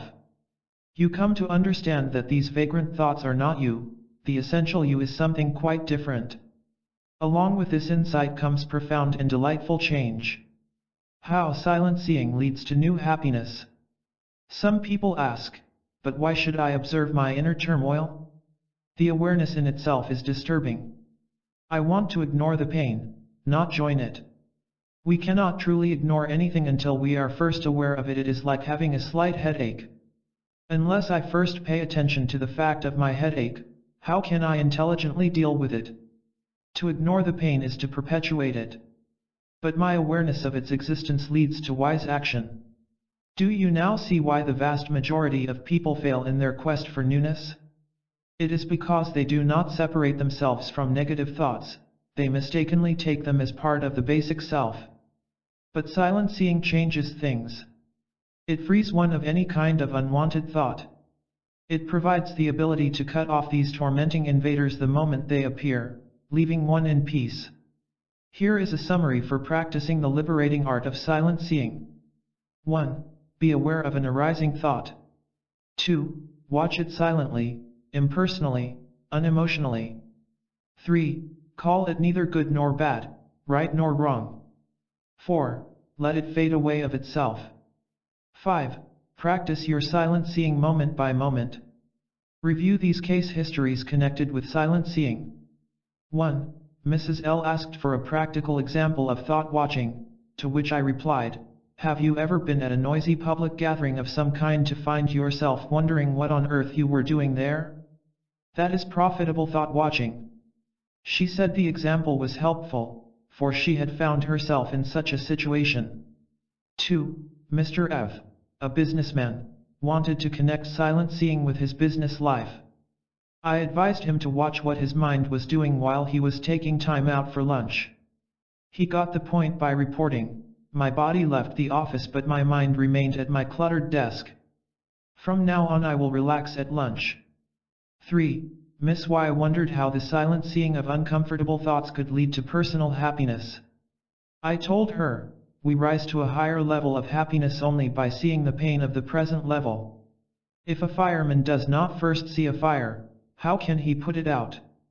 How emotional shocks can turn into happiness. Authentic growth toward happiness comes by taking shocks with awareness. Let's see what this means. When we are faced with an unwanted truth, we are shocked. If we resist the blow by repressing it or denying it, we cannot learn from it. In fact, we are worse off than before. But if we are aware of the blow, we can see its cause in the clash between what is true and what we falsely claim is true. Our willing exposure of our falseness wins release from its pain. A man is called a hypocrite. He is shocked. Now, he is faced with a crisis. If he lies or denies, he cannot become aware of his hypocrisy, and therefore remains enslaved by it. But if he honestly goes through the painful shock of seeing his hypocrisy, if he lets his deceit rise to consciousness, he frees himself. Everything depends upon whether we will bear the pain of self-exposure in order to be free and happy. Here are helpful questions about happiness asked after one of my lectures. Question. You speak a lot about the need to understand desire. Will you please explain how desire connects with happiness? Getting what you want does not enrich your essence, therefore, it cannot increase happiness. But when denied what you want, and seeing it with understanding, you increase essence, which increases happiness. Your essence is happiness itself, so now you know where to work. Question. I try to think happy thoughts, but nothing changes for the better. Why do I fail? Because thoughts about happiness are not the same thing as happiness itself. Thinking about a bluebird does not make you a bluebird. Happiness reveals itself when the frantic mind ceases all its chasings and calculations. Question. I know what will make me happy, but cannot attain it. If you know what will make you happy, you don't know. If you know, you will be unhappy when what you desire fails to appear or goes away. But if you don't know what will make you happy, you are happy, because you have nothing to lose. To have no ideas whatsoever as to what will make you happy is happiness itself. Question. I want so much to understand you, but doubt my ability. Whatever is truly better for you is also truly possible for you. And since happiness is better than misery, happiness is possible. 10 ways to awaken to new happiness for perfect living. 1. Refuse trifles. We waste our lives in trifles, not seeing them as such, because we prefer shallow self-entertainments. If you feel suddenly lost and empty, the exciting activity which preceded these feelings was a trifle. 2. Think realistically toward money. In the financial history of mankind, no man has ever feared a lack or loss of money. He has feared only his own fearful thoughts toward lack and loss. Your understanding of this has great power for peace. 3. Drop self-labels. Self-labels are self-imprisonments. If I call myself a leader of men or a spiritual person or a loving parent, I do so because I fear my own freedom from vanity supporting self-labels. I must learn to soar in the sky of my own free, unattached, undefined nature. 4. Use unhappiness wisely. A stab of pain indicates the presence of a false notion which must be made conscious. When unhappy, try to discover where some belief of yours contradicts a cosmic reality. Do not try to ignore pain, any more than you would ignore an irritating itch. 5. Practice mental silence. Instead of trying to activate cosmic powers within, we should remain silent in order to see them already at work. Make it your task for today not to try to achieve anything, but to quietly watch yourself being moved about by inner forces. 6. Work for self-unity. The less the distance between private thoughts and public behavior, the greater the happiness. Great relief can be won at once by ceasing to unconsciously ask, "Now, let's see, what is the proper facial expression for this occasion?" 7. Bear uncertainty. Every unhappy person has anxiously attached himself to useless beliefs, slogans, and labels in an attempt to feel secure. But uncertainty, endured to the very end, destroys itself. 8. Be truly independent. Why should you care if no one misses you? You possess the capacity to be happy all by yourself. This does not mean to be antisocial, it means to live with the right person, your own mature self. 9. Discover esotericism's great secrets. When you know the great secrets, you can retire instantly. Genuine retirement has nothing to do with age or pensions. It is a mental retirement, where you live victoriously, retired from the world's follies. 10. Cease to live in dreamland. Dreamland, while promising bliss, delivers despair. There is something far above dreamland, of which you have not dreamed. How discouragement yielded to riches. If I had to select an especially helpful kind of inquiry from seekers, it would be one like that of Gerald M. What a pleasure to discuss things with someone who does not understand, but deeply wishes to do so.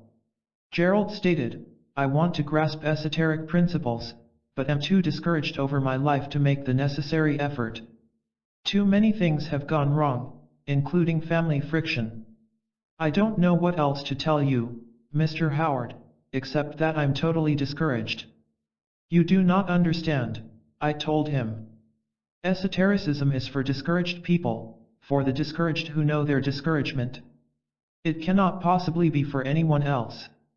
So you are in exactly the right state of mind / His eyes took on a quizzical expression, as if requesting an explanation, so I continued, "Try to think in a new way toward what I am about to tell you, then it will become clear." He nodded. "The last people on earth to study esotericism," I said, "are those filled with what they call confidence and wisdom. Why should they search for gold when their vanity informs them they already have it? Those who need the truth the most are the last to seek it. Because it is all a sham, such people are like flimsy scarecrows who fall apart at the slightest adverse breeze." Gerald commented, "Of course. We see this all around. I once knew a man who was praised as a great intellectual and as a strong leader of men. When his wife left him, he turned into a sobbing alcoholic. Such a man must no longer believe in himself, that is, he must be discouraged over his own lies about himself. Only then is there true hope for him. You can place money only in an empty safe, not one cluttered with trash." Gerald said with a nod, "That is my exact position." "Good. Your very discouragement is your necessary space. You are ready to receive esoteric riches." Gerald is a perfect example of how self-change begins with new understanding. He changed his life by the intelligent process of using his very discouragement as a starting point toward true happiness. How happiness comes all by itself. Happiness cannot be found by trying. A group of passengers at an airport fell into a friendly discussion. Each volunteered to tell of a main source of his or her happiness. One man said he belonged to a large and famous business firm, which gave him a sense of purpose and importance. A woman smilingly said she belonged to her family, which was anxiously waiting for her at the end of her trip. A third passenger happily told the others that his life belonged to a powerful political party which desperately needed his talents for winning the next election. Another woman eagerly said she belonged to a religious organization, and she was a vital part of its grand crusade to drive sin from the world. A fifth passenger, who had remained silent, was asked about his source of happiness, to which he replied, "I've never belonged to anything, but I guess that's because I've never tried to be happy, I just am happy." When we no longer try to be happy, happiness is. It comes to the whole person, to the self-discovered person. You belong only to yourself, to your own essence. Man's misery comes from vain attempts to lodge elsewhere. What do you suppose will satisfy the soul, except to walk free and own no superior? Walt Whitman. Bert H. asked the following questions. Question. I have a suspicion of the wrongness of my life, but cannot see any alternative. For example, how can I be happy without having what is called worldly success? Motorists may feel sorry for the solitary wanderer sitting by the side of the road with all his worldly goods on his back, but perhaps he is the only one who doesn't know that he is unhappy. He may have insights which make him feel sorry for the poor motorists trapped by society's stupid obsessions. Question. I cannot tell the difference between what is right and what is wrong, which makes my mind a whirlwind.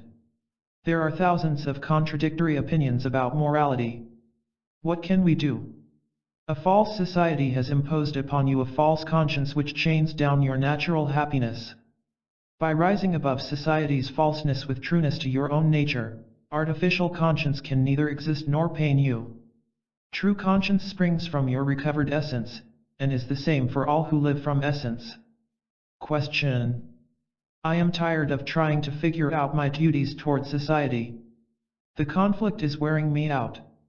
Thank heaven for the day when you must choose between what you solemnly assume is your social duty and your wish to run out and play, and you choose to play. What people fail to realize about their minds. We awaken new feelings of happiness as we shed our own light upon our own minds. This is a happy idea in itself, for it means we can stop working in the dark and begin to see what we are doing to ourselves at every moment.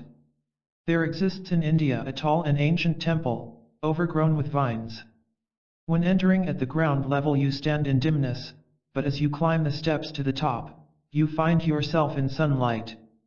In life, you are both the temple and the light, so everything depends upon the part you occupy within yourself. I assure you that the steps are there and ready for you. People simply do not realize what they say when complaining, I am crushed by my debts and my bad marriage and my irritating conditions. They fail to realize that something can always be done with their thinking toward such human conditions. As if faulty conditions can exist outside a faulty mind. If you do not paint a box black, can it be black? If the mind did not project its own painful labeling onto a condition, can it be painful? A man may object, but you still can't deny my mountain of debts. But he cannot deny that the pain is still in his mind, and that it started with his own painful mental concept which he verbalizes as debts. What are debts? Can you eat them, ride them, put them in your pocket? Can they attack you, bite you? Of course not. They are human-level ideas only, and are connected with a wrong idea a man has about himself, that he is now a failure because of his debts. Debts exist only because society has agreed to call a certain financial condition by that name.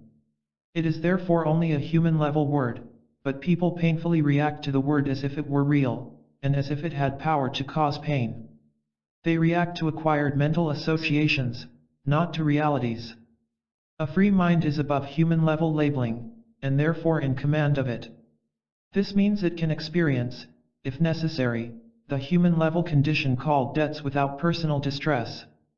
It must also be remembered that going deeply into debt itself can usually be traced to faulty thinking.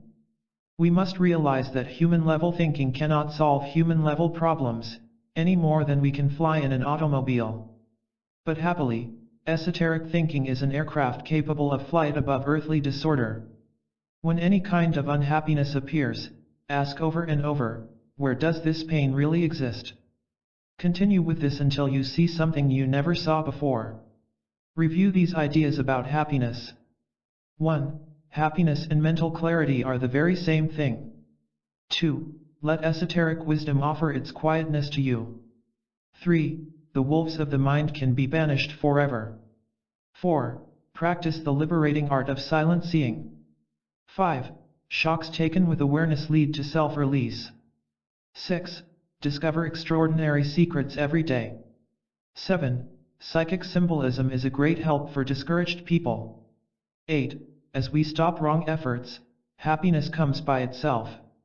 9. let your own mind shed light on yourself. 10. Right thinking provides a new kind of permanent happiness. How to let yourself be carried by life's easy flow. If you wish an esoterically correct and highly practical definition of true living, call it an easy flow. Once you see what this means, your day will never be the same. The purpose of this chapter is to change your day into an easy flow. It is immensely important that you do not take the term easy flow as something merely poetic or philosophical, for that is the last thing it is. It is practical, workable, something the businessman at his desk or the homemaker at her stove can use for moment-by-moment ease and pleasantness.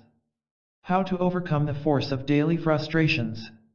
First of all, we must review how the average man goes through his day. Your own observation reveals how he struggles tensely with unexpected crises, and how he nervously fights the frustration of his desires.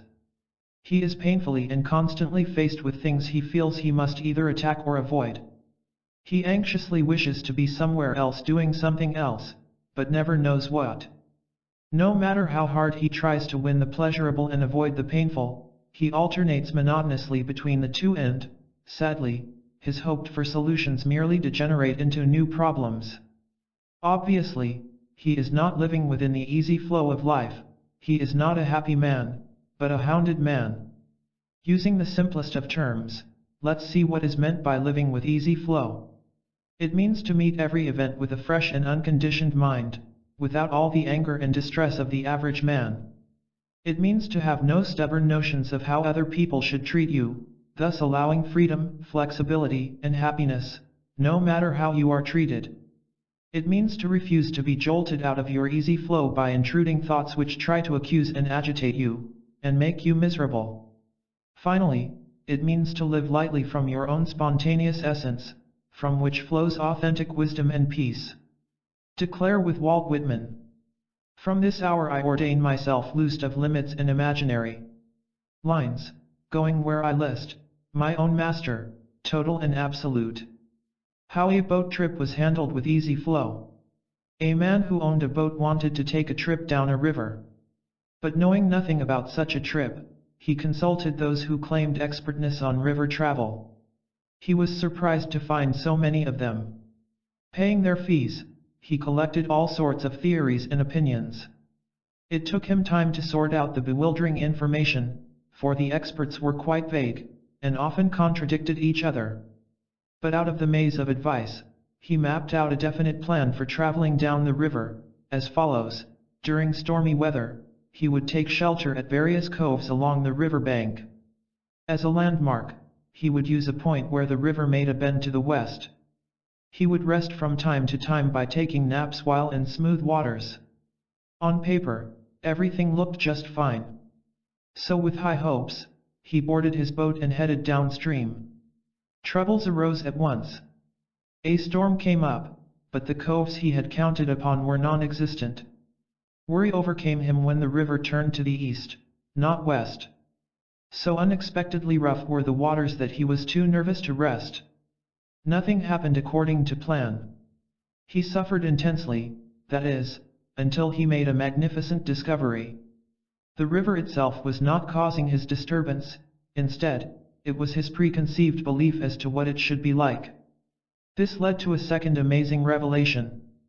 By abandoning his fixed ideas as to how the river should flow, he could flow along with it, easily, effortlessly, untroubled. So setting aside his fixed plans, he glided happily forward. The wondrous easy flow has been presented to mankind by all the authentic teachers and teachings.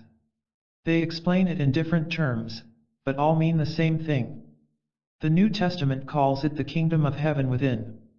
Shankara, the ancient mystic, spoke of it as oneness of the self with the universe. Plato simply referred to it as freedom from dark thoughts. In summary, a man can live from his false center, which is misery, or from his easy flow within, which is total restfulness and fulfillment. The choice is his own. You belong within the easy flow. Let yourself be where you belong. You need not be trapped by forced living. In the absence of easy flow, what do we have? We have forced living. Glance around at the tragic human drama. What do you see? 1,000 varieties of forced living. Look at that pitiful man, struggling to win attention and admiration, while vaguely sensing the folly of it all. Look at that woman, squandering her life in a frantic attempt to find security by close attachment to family and friends, and seething with secret hostility toward all who oppose her. Look at that mob of nervous and frightened people, gathered together to advance what they call a noble cause, anxiously hoping that the noise of their own confusion will somehow drown out the awful scream of their inner torture. Forced living arises from the artificial self, consequently, it is unnatural, strained, dishonest, demanding, rude, and it never stops talking. It is terrified that its little scheme will fall apart. It has no conscience whatsoever, though it is quite clever in masquerading as love. How Nancy's life became her own. Nancy B. suffered from one form of forced living. She felt compelled to fall in line with what others suggested.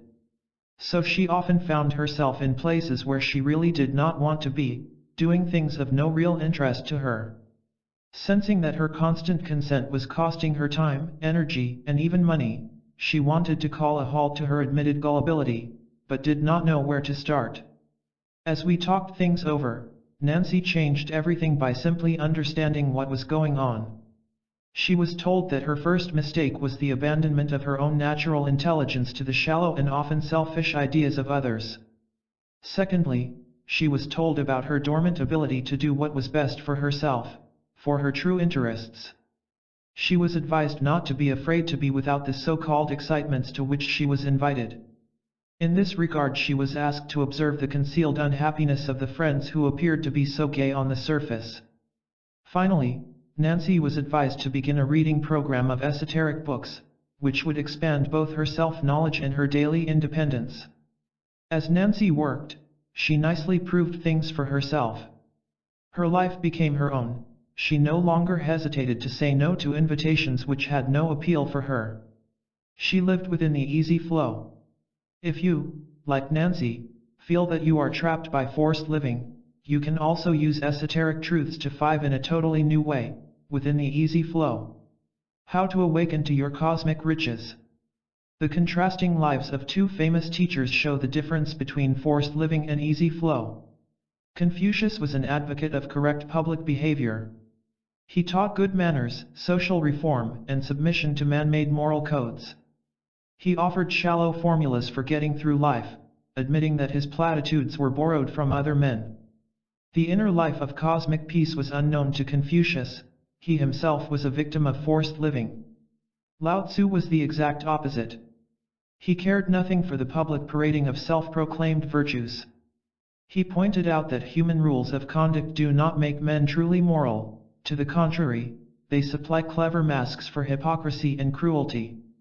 As for living by popular slogans, they create mass misery and national neurosis. Lao Tzu stressed individual effort toward personal freedom, teaching that happiness lies in a spontaneous outflowing of one's natural self. Lao Tzu was himself a living example of easy flow. Confucius was in his 30s when he visited Lao Tzu, then a sage in his 80s. We might picture what the wise man said to the young inquirer. For one thing, Lao Tzu might have pointed out that human reformers never seek justice for their followers, they wish only to grasp the power of injustice for themselves. He might also have said that a formal education does not mean intelligence, for true intelligence is to live within the spontaneous rhythm of life, without cunning and deceit, and with sanity and naturalness. Lao Tzu was a teacher of Taoism. In your march toward the superior way, you may wish to investigate Taoist literature. What is true intelligence? For one thing, it is to see material things from the cosmic viewpoint. This viewpoint shows how material items arise from cosmic sources. Such intelligence provides freedom from worry over money and other physical possessions. Once we understand that money must be used only for the support of life on the physical level and not for unconscious ego gratification, all anxiety toward money falls away forever. Do not worry about being left out of the good things of life. Do not feel badly about it. With cosmic awakening, you will see that you are not left out and never were. What you used to consider valuable is now seen as worthless, and what you formerly ignored, you now treasure. If you place the wish for relief before the wish for understanding, you will have neither genuine relief nor understanding. But if you set the desire for understanding before the wish for relief, you will have both true relief and understanding. Esoteric truths speak directly to the intuitive self of whoever is receptive to them. 3 practical principles for new insights. A Louisiana woman wrote to tell me that her biggest problem was resentment toward unexpected events. She went to work with the very same principles which you are now covering in this book. Her negativities fell away, releasing her to new heights of insight and happiness. Her bright success resulted from 3 procedures, which will also work for you. 1. Be willing to learn new methods. 2. Seek out accurate sources of guidance. 3. Prefer inner authentic happiness to a mere public display of feigned happiness. Let the following questions turn on more light. Question: is it hard work to grasp these principles? You have a choice of either thinking rightly or wrongly. I guarantee that it is 1,000 times harder to think wrongly than rightly. You prove this every moment. Try to see the necessity of right thinking. Question: please explain personal effort. Right effort must be made, but when enlightenment dawns, its nature changes. It takes personal effort to reach personal effortlessness. You must row your boat from the river's edge to its center, after which the boat is carried forward by the river. Question: you have urged us to use our relations with other people to gain self-insight. How can I start? By not seeing others according to your personal needs. Do not assume that others are wise or strong, for you will merely be seeing them as you want them to be. This leads to disillusionment. All this means you must first detect your own false needs. Question: how can I tell whether an action of mine is performed from my own harmful self-will, or whether it arises from the easy flow of life? There are several clues. Actions from self-will start with anxiety and confusion and are kept going by shaky hopes and worried expectations. They conclude with disappointment, or an emotional elation which gives way to emptiness. By observing your negative motivations, you weaken them, making way for the easy flow. How to let go to enter the easy flow? We come now to the supreme question: how do we enter the easy flow, in which all is wonderfully different? We can examine the classical teachings, for they all agree in essence, though providing various methods. Socrates: get rid of unconscious delusions. Epictetus: let life lead you in its own right way. Sufism: find union with the divine. Baruch Spinoza: surrender the passions. Hinduism: extinguish the ego. Ralph Waldo Emerson: don't conform to sick society. William Blake: see beyond yourself. Zen: let go. Let go of what?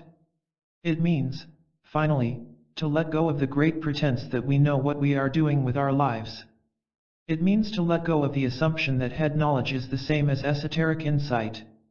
It means to release pride and vanity, to abandon shallow traditions that only seem to offer support. Beyond the release of ourselves, we find ourselves in our true identity. The process of ego release can only be accomplished with small steps at any one time, otherwise, it is too shocking and frightening. But even small courage can result in small success, which builds more courage for the next and larger success. Novelist Fyodor Dostoevsky, who had insight into these things, once remarked that we are required to understand only what we can at the moment, not what we cannot. Let's see how the practice of self-release can aid you in a practical, everyday situation. When you don't know how to behave in a forthcoming event, why do you think about it at all? Why not let go of your hastily made plans?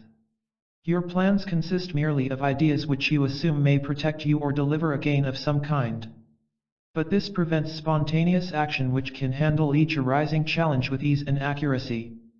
Banish the ego and you banish the crisis, for the crisis is in the ego, though it appears to be in the situation. This is also an example of the esoteric teaching about non-action, which is true action. This is the sort of practice that really changes you. Can you sense this? Let go of the old, for that alone can create the new. How to eliminate your obstructions to easy flow. What obstructs our entrance into the peace of easy flow? As always, we come back to the primary problem of man, his dreadful capacity to live in false ideas about himself. Man refuses to enter easy flow because he fearfully senses that it means the loss of what he calls his individuality. But this ridiculous individuality is the very cause of all his misery and frustration. However, because he refuses to see this, he clings desperately to the very illusion that destroys him.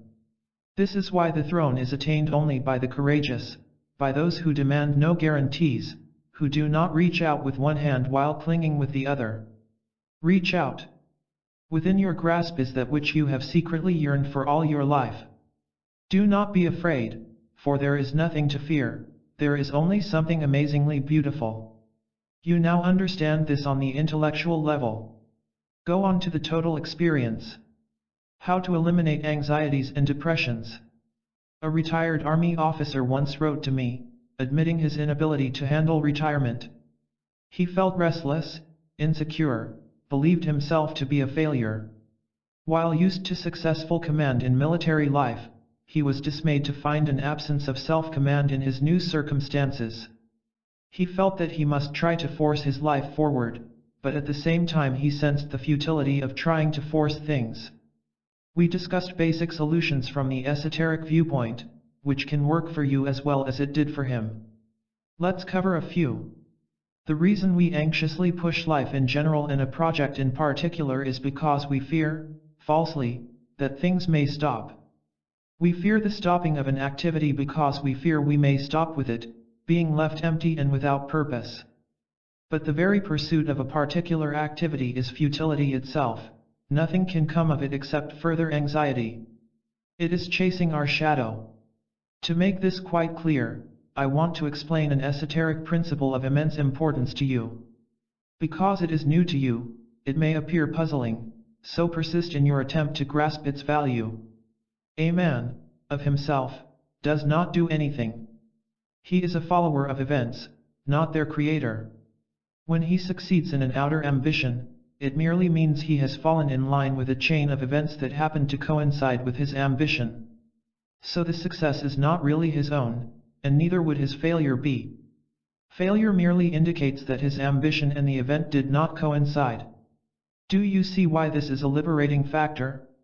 It means liberty from all our anxiety toward success and our depression toward failure. It means that we remain in perfect peace, no matter what reality hands us. It can be compared with the sun which remains constant in the sky, regardless of stormy weather on earth. How to succeed with every daily events. Life moves us, we do not move life. When we learn how to follow events intelligently, rather than try to create them, we have cracked open a great mystery, which is unsolved by the vast majority of men and women on earth. No, this does not mean the surrender of individuality or of private intelligence. It means finding them for the first time. It means a new and kingly kind of thinking, which flows freely and with pleasure. Ralph K. opened the consultation with, "You have made me at least dimly aware of my faulty responses to disappointing events. I sense the futility of meeting them with annoyance or dismay. Could we explore it further, please?" We can go into Ralph's problem together with considerable profit, for our reactions to daily challenges make our day one of defeat or one of victory. Suppose a man knew only 5 words of his language, perhaps hello, yes, no, today, tomorrow. Walking down the street, a friend asks him, "How are you?" to which he replies, "No." Another person asks him for the time of day, to which he responds, "Tomorrow." That man's response is faulty, it makes no sense. And since these are the only responses he knows, he cannot possibly meet life with skill, no matter how hard he tries. Now, this is how most men and women respond inadequately to their hundreds of daily challenges. And it is exactly why the day goes so badly. A fixed, often negative, old mind cannot handle the new. It is like trying to understand today's news stories with last week's newspaper. The mind must function with moment-by-moment newness. We achieve this by daring to let go of hardened thinking habits which masquerade as intelligence. Here is a man who has developed the reaction of envy, of which he is unaware. He meets someone with more money or prestige or leisure time. Inwardly, he compares himself with the other, and envy arises, accompanied by painful hostility. Here is a woman who has permitted bitterness toward men to warp her mind. Because she cannot see her faulty mental habit, bitterness creeps into her relationships with men, robbing her of happiness. We must become aware of our mechanical reactions, for that awareness cracks the painful pattern and sets us free. How to abandon self-reference in daily events. One way to break free is to consistently abandon self-reference. Meet daily events without connecting them with your personal interests. It may seem impossible to do this, for you wonder how anything can be met without self-interest. I assure you that here is one of the great secrets of the ages. Try to get the feeling of I and me and mine out of occurrences. The question may arise, why all this attention to self-understanding, rather than attending to exterior matters, like family problems and political confusions? Because a man somehow senses that there is something wrong with himself, this causes human conflicts. Even if we refuse to face it, we know that our problems arise from within ourselves. So self-inquiry is the only honest and intelligent course to take. In other living creatures, ignorance of self is nature, in man it is vice. Boethius. Isabel C. and I discussed this as follows. Question. Please explain the cause and cure of tension. First of all, remember that mental, emotional, and physical tension are connected. If one relaxes, so do the others.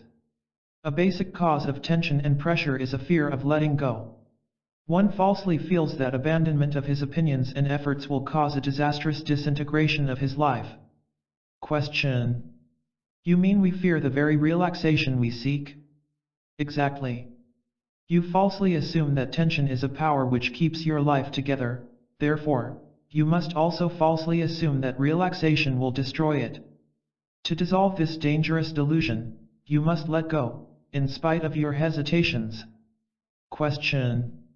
But it is so difficult. Do two things.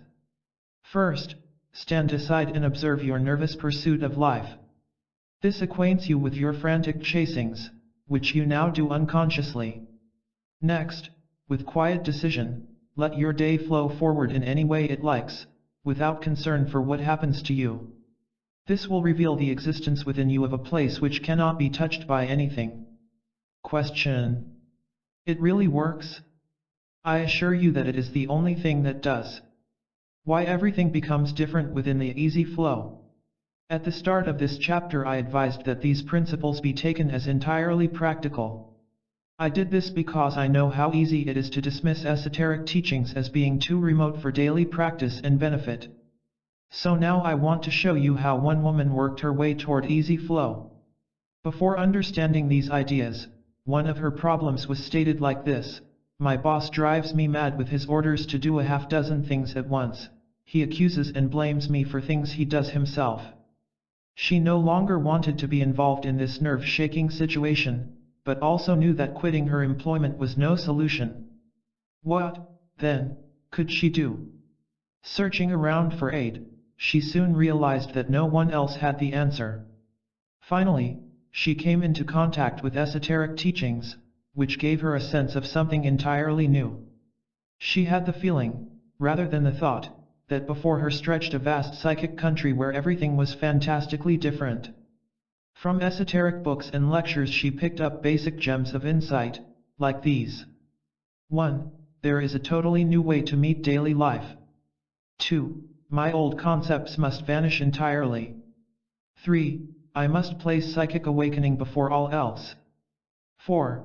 My pain arises from lack of cosmic understanding. 5. I must willingly receive the newness offered. Her new insights led to new victories, expressed in these words: I observe now that he wanted me to get panicky because this gave him a feeling of power, and I also see that his internal chaos need have no bearing on me. There is something whispering to you at every moment, whether in home or office, in both success and failure, regardless of age and environment and background. It is the faint but persistent whisper that everything can be different. Listen, and you can hear it right now, at this very moment, even while you hold this book. Listen quietly, attentively.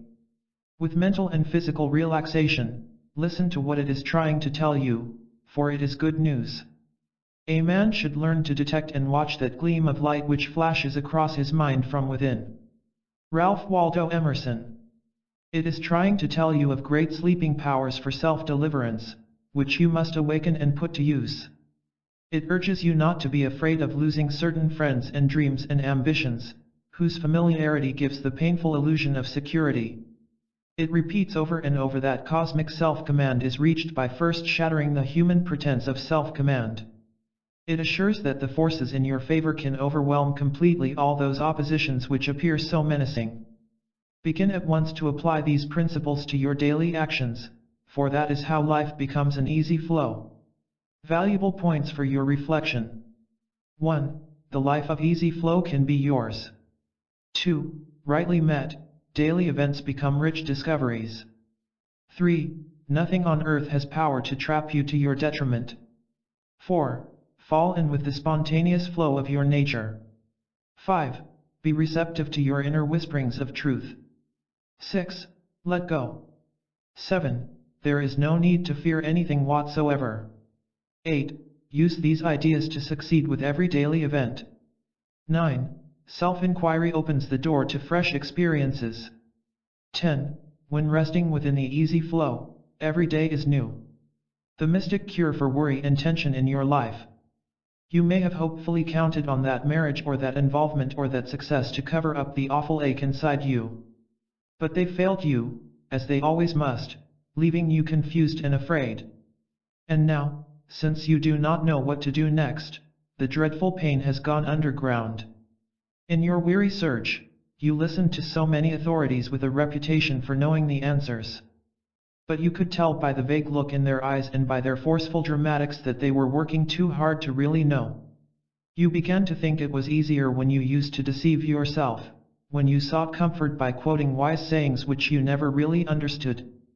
But with some anxiety you realize you can never go back, you can no longer accept stones as bread. And having taken that step, a new terror looms ahead. Having cut off your retreat, what lies ahead? What if there is nothing there? What if you are all alone and lost? There is good news. There is something out there. You can find it. No, it will not be easy at first, but that is only because you are going against the stubborn habits of the years. They can be broken. Just employ whatever courage and persistence you have, even if only an ounce, and they will strengthen you. The great source of the faint whisper you now hear can be found. That is what you must keep in mind always. It can be found. So set your face in the direction of that whisper and walk on. How to abolish your life's troubles? There is a magical way to abolish your life's troubles. That sure way is not to mind them when they come. This does not mean a pretense of indifference to daily challenges, it means to destroy their false power with clear wisdom. It is like a terrified savage who finds himself imprisoned in a circle of fierce-looking wooden idols. He dares to push them over, which exposes the green hills beyond. You have asked yourself 1,000 times, is there no answer to this awful, secret nagging that persists wherever I go and whatever I do? Yes, there is an answer, but it cannot be caught in the ponds in which you have been fishing till now. You have not caught it for 2 reasons. 1. You have not preferred the answer over your fixed ideas of what is right. 2. You have not known what to do about your secretly unhappy state. Let's follow one person's worries and tensions through to a happy ending. I sometimes wonder, Shirley C. told me with a tired voice, whether love between a man and a woman really exists. So much that is not love parades around as that virtue. She went on to tell me about her several love affairs with men, all ending in heartache. All of them started out with moonlight and roses, she said, giving promise of shared happiness. But sooner or later they degenerated into petty quarreling and finally into separation. I want so badly to love someone and to be loved by him, she said, that I'll sacrifice almost anything for it. I need a nice man. If the weekends get any lonelier, I won't be able to go on. She tried hard to hold back the tears, which finally fell. I knew the difficulties Shirley faced in trying to grasp the help I had for her. I realized the resistances and misinterpretations she would make when I presented esoteric solutions. I also knew she would react, as people always do, by wondering why I had strayed so far from her immediate problem. Still wrongly assuming that the addition of a man would cure her loneliness, she would be puzzled when I talked about ideas far removed from that subject. But we had to start somewhere, so I gave Shirley some basic principles which could help her to the exact degree of her receptivity. The following ideas are a summary of what I told her. A refreshing way to look at success. The only answer to any worry or tension is self-knowledge. To think that the answer exists in any exterior acquisition will only lead to a repetition of the pain, as Shirley discovered. Shankara, the Eastern wise man, provided a good illustration of using wrong methods. He compared it with crossing a river on a crocodile, while mistaking it for a log. No wonder everyone is uneasy. Not having enough self-insight at this point, Shirley had fallen into several traps. One of them was to use the word love in a situation barren of that virtue. Until we learn the true meaning of love, we must not even use the word, for it is a type of self-deception. Also, Shirley must not confuse love with dependency. To the exact degree that we are dependent upon another, we will be unconsciously hostile toward him. Hero worship always includes its opposite, and the slightest lapse on the part of the idol will turn the so-called love to hate. Esoterically, love exists when we are free of the need to use another for any type of self-gratification.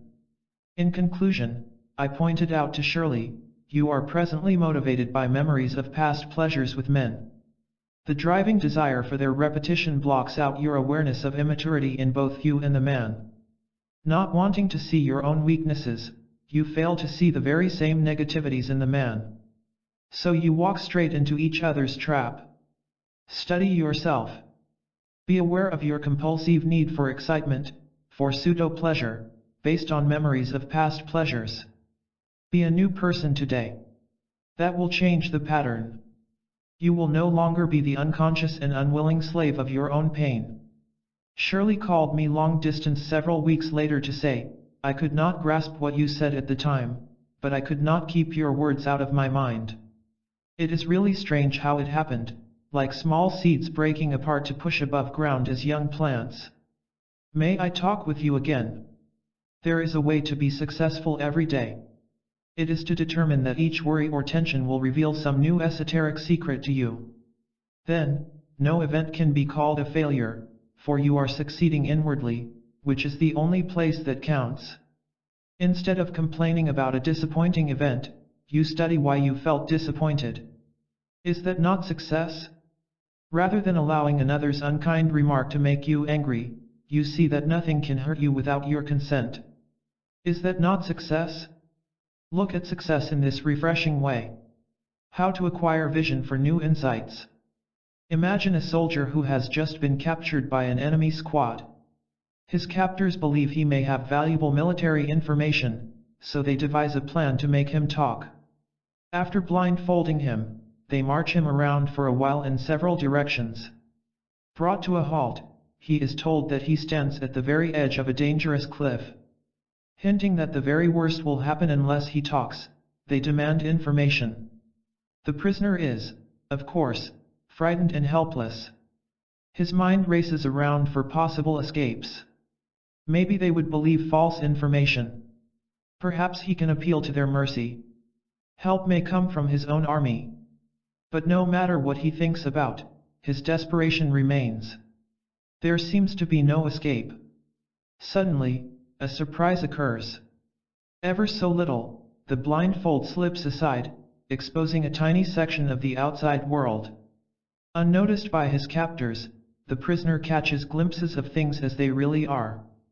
For one thing, he notices that the soldiers are grinning pleasantly at each other. Also, he sees he is nowhere near a cliff, but in a colorful meadow. Realization comes to him. The soldiers are not serious. They mean him no harm.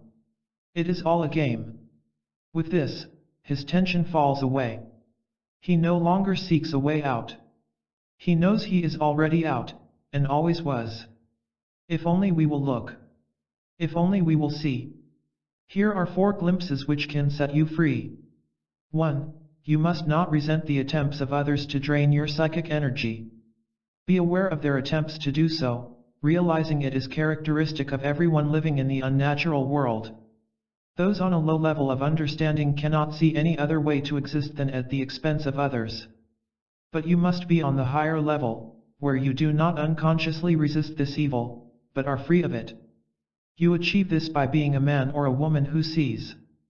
2. There is much work to be done if you still think that others should behave in the way that pleases you. They cannot and they will not do so, nor is it necessary as far as your wholeness is concerned. You must allow people and events to act as they must, according to their own level, and not according to your desires. Faithful practice of this will destroy self-contradictions and deliver happiness. 3. When a man no longer has a need for psychic sickness, it falls away, making him healthy. Man, in his present state, delights in sickness. Why? If the sick Mr. A can find something wrong with the sick Mr. B, Mr. A falsely thinks he has relieved his own guilt. Also, how can Mr. A see himself as a good man unless he can compare himself with the bad Mr. B? Besides, what a great opportunity to go on stage as the compassionate teacher and healer of the pitiful Mr. B. A truly healthy man is aware of human sickness, but has no need to exploit it. 4. You cannot live comfortably in any world you laboriously create for yourself. It will battle you day and night, leaving you tired and agitated. But if you do not try to build your own world, if you cease anxious effort, an entirely new world presents itself to you. In this new world there is no separation between you and it, you are one with it. There is no self who needs to direct and control the affairs of this astonishing world, there is only total control, of which you are a comfortable part. How to envision your new self? Will you begin to see uncomfortable things with the eyes of esoteric insight, and so banish them? Start today to do so. Take mental and emotional strain, which induces physical tension. Can you quietly observe the strain of trying to influence people and events according to your desires? Can you see the burden of compulsive thoughts, which make you weary? Can you notice the nervousness in hoping for something good to happen? You can glimpse a new self by impersonally watching yourself being moved about during your day. Just be a passive observer of the movements of mind, feelings, body. Do this in place of thinking that you are moving yourself about. As the East Indian teacher, Sri Ramana Maharshi, has pointed out, man's whole problem consists in the illusion that he is the doer, instead of the follower. It is the higher power which moves everything. Someday you will see that life itself imposes no strain on you. Strain exists in the gap between what we insist we need and what we actually receive. Destroy the insistence and you destroy the gap and the pain. So it is certain that strained effort is all wrong. There is something in you quite capable of effort without strain. It is like the enjoyable effort made when learning to paint a picture. Life fails to flow freely because we try to make it flow. What would you think of a man who tried to make a river flow forward in order to carry him? That man has deluded himself into thinking he is the doer, when he need only rest and let the river carry him forward. This explanation led to questions from Everett L. Question. At one time you said that we must take charge of our lives, yet another time you urged us to abandon our efforts. Please explain. Take charge by abandoning the false notion that you are now in charge. When you are truly in charge you don't have headaches and hostilities. Right effort is to abandon useless effort based in ignorance of psychic facts. Question. How can we handle worries and frustrations in business affairs? Worries disappear when you conduct your business to earn a living, but not to picture yourself as a success. Because you no longer think in the opposite terms of success and failure, neither riches nor poverty can affect you. Question. But all of us have this terribly compulsive need to be a winner, to be valuable. You need not be valuable. You need only realize your capacity to receive the valuable. How to dissolve 15 painful fears. Once I sat alongside a group of nervous and frightened people. Their facial expressions revealed inward anxiety. What bothered them? They were timidly waiting to take tests for a driver's license. Unfortunately, they were not on the esoteric path, which meant they were unaware of their fright.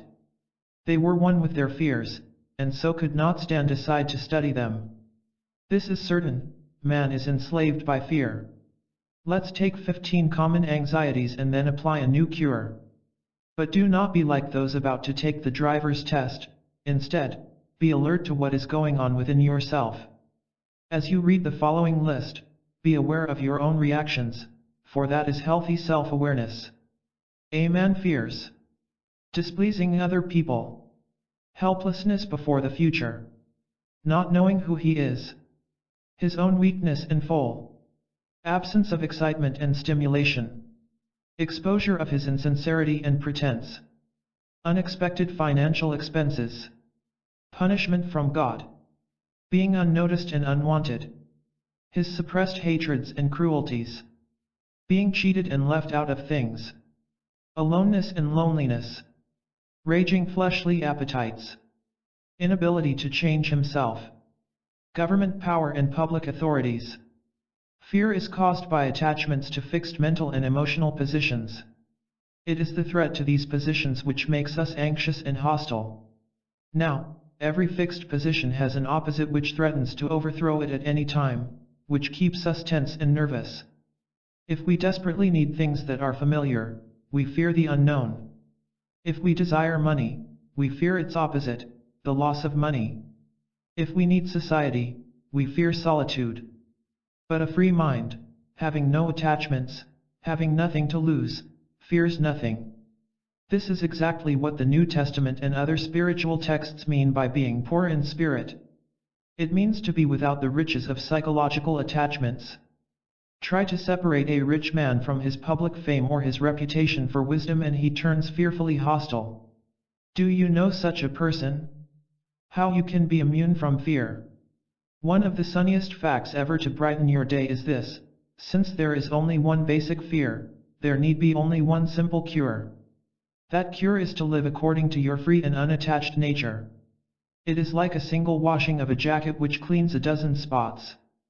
Thank heaven, exclaimed Mildred G. I heard your lecture on the need for dropping our pretenses. Unless you had pointed it out, I would never have believed how enslaved I am. I recently observed my resentment over having to use my postage stamp, because I thought another person should have used his stamp. But I pretended I didn't care. I now see that self-honesty, though shocking at first, brings great relief. I will work hard on myself from now on. Mildred was wisely freeing herself from the sixth fear on the preceding list, which can be illustrated like this. An actor is rehearsing a scene in an old theater so shaky it threatens to collapse upon his head at any moment. Though he pretends to be confident, he nervously forgets his lines and glances anxiously around. But if he stops acting, if he gets out of the theater, what is there to fear? Likewise, human fear ends when pretense ends. Do we fear our own foolishness? Unless we are willing to be consciously foolish, which would destroy foolishness, we will remain unconsciously foolish, which will preserve it. Do unexpected events disturb us? We should prefer a disturbing situation over a comfortable one, for we can learn from disturbance, but not from comfort which makes us too lazy to see the predicament we are bringing about. Does the uncertain future make you apprehensive? Don't you see that it is this present moment which you must set free, for what other moment is there? Are you worried over your failure to shape your life? You cannot lead life, you can only follow it, but that wise following is the true victory you want and need. Are we confused over the endless conflicts in our day? Whenever we are in conflict with either ourselves or others, it is because of something within us that will not admit it does not know what is right. Do you fear those who seem to have power over you? Once you understand your true nature, you will be immune to fear of anyone or anything. Let good things come to you. It is time to get tired of it all. It is time to get utterly tired of being afraid of our inner emptiness, of anxiously waiting for good things to happen, of nervously hiding our defects from ourselves and others. It is time to revolt. Not against social conditions or a cruel person in your life or against some frightening phantom in your financial affairs. That kind of revolt will only wear you out, for it is directed against the wrong enemy. The only enemy, note well, is your own wrong way of thinking. It is time to take charge of your own life. Never mind if you have feelings of weakness or uncertainty. Such feelings are false, arising from wrong thoughts which you do not as yet see as wrong. Take charge of your life in the right way, and weakness disappears of itself, for it has no real support. There is your answer to life's challenges, and there is the answer. If you will get out of your own way, what will become apparent? Let me explain one type of fear which prevents inner advancement. It is the fear of not knowing what to do with yourself after reality has relieved you of useless activities. You see, that is what truth seeks to do, to take away pointless and self-harming activities, both mental and physical.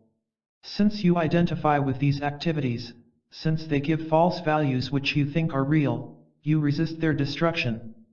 The way to break through is to bear the pain. There is a pain gap between the destruction of the old and the revelation of the new. The pain has a false foundation, but you cannot see this until you come out on the other side of the dark tunnel. So choose the pain and you will lose the pain. However, your motive must be to fully experience the pain, not to lose it. Anyone can get a false feeling of life by involvement in activities requiring a stimulating response. But to live without inventing activities, and to respond correctly when there is no stimulation, that is true living.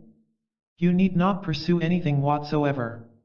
All that is truly good for you will come your way effortlessly, once you realize the nature of the truly good. You need not pursue anything, for there is nothing needing pursuit, it is already in the here and now, needing only your realization. What you must realize is that the truly good is first invisible, after which it expresses itself in the visible. Need an eagle pursue the sky in which it soars? How to gain new energy? Keith C., a businessman who complained of unnatural tiredness and lack of energy, asked for the esoteric viewpoint on his problem. I supplied the following working ideas, which you can certainly adopt for your own benefit. Tiredness arises from compulsively doing things which life has not asked us to do. The man who lives apart from his true nature is enslaved by both his own compulsive desires and his exterior pressures. He rises and falls with every passing influence, just as a thermometer mechanically obeys the dictates of the weather. So he remains resentful and worn out, not realizing the existence of a totally new way. What kind of unrequired things drain a man? The list is an endless one of mental, emotional, physical, and psychic drainage. He chatters when he has nothing to say. He anxiously feels the need to impress someone. He worries over the possible loss of someone important in his life. He thinks he must appear intelligent. He foolishly thinks it a good thing to have power over others. What tragedy! What a waste of life! If he would courageously dare to do without these thieves of true life, he would soon see through them. The whole trouble is, he does not see what he is doing to himself. But he can wake up. He can replace doing something with understanding something. Walt Whitman writes, "You have not known what you are, you have slumbered upon yourself all your life. Whoever you are, claim your own." The essential factor of willingness. Keith asked the following questions. Question. You say that nothing need disturb me, but I can't see how this can be so. If I am insulted or ignored, it hurts. Who gets hurt? The you who gets hurt is fictitious, made up of hundreds of wrong ideas about yourself which you take as real. In reality, you are a screen upon which the drama of life is played, but you are not the action itself. Does a movie screen fall apart when a war drama takes place against it? Work to understand this, and hurt goes away forever. Question. I have a nagging urge to be somebody in life. Why should you be somebody? So that you can join others in the madhouse? Earn your own living, live your own life, and be a decent person. This is being somebody in the right way. Question. But I don't know what to do. Yes, you know what to do. That is not the problem. You sense the need for giving up stubbornness. Are you willing to pass through the darkness necessary for the destruction of your false self? Wisdom is not required of you, willingness is all you need. How to look above the human self. 5 men, whose clothes were tattered and who hardly had enough to eat from day to day, heard good news that aroused their hopes for a better life. They were told of a vast treasure to be found on a small and isolated island in the middle of a great lake. Journeying together to the shore, each set out in his own boat. But when a fierce storm arose, 4 of them turned back to the shore. Each gave a shallow reason for quitting. I am already rich. I believe the report was false. It was too lonely in the boat. I will try again later on. None of them dared to speak the truth, that he feared the fierce storm. But the 5th man, honest and courageous, endured the storm and found the treasure. Unless we submit to what is above the human self, we cannot shine with what is above. If we insist upon clinging to our dramatizations and evasions, we cannot complain about the suffering they cause. Will we look at our negativities? That is all we need to do. Yes, right in the midst of the dramatization and the evasion, will we look at them? If so, a fine start has been made, the only kind of start that can end the strife of life. And we need not fear. The very fear is a product of falseness. As falseness fades, so does fear. Do not be afraid to live without your fear. Does that sound like a strange thing to say? Yes, we fear to be without fear, for we dread the emptiness which we know will appear when we give it up. Because fear supplies a false sense of aliveness, we cling to it desperately. We feel it is better to be someone who is frightened than to be no one at all, and so we fight to hold on to our very fears. Fight no longer. Lay down your sword.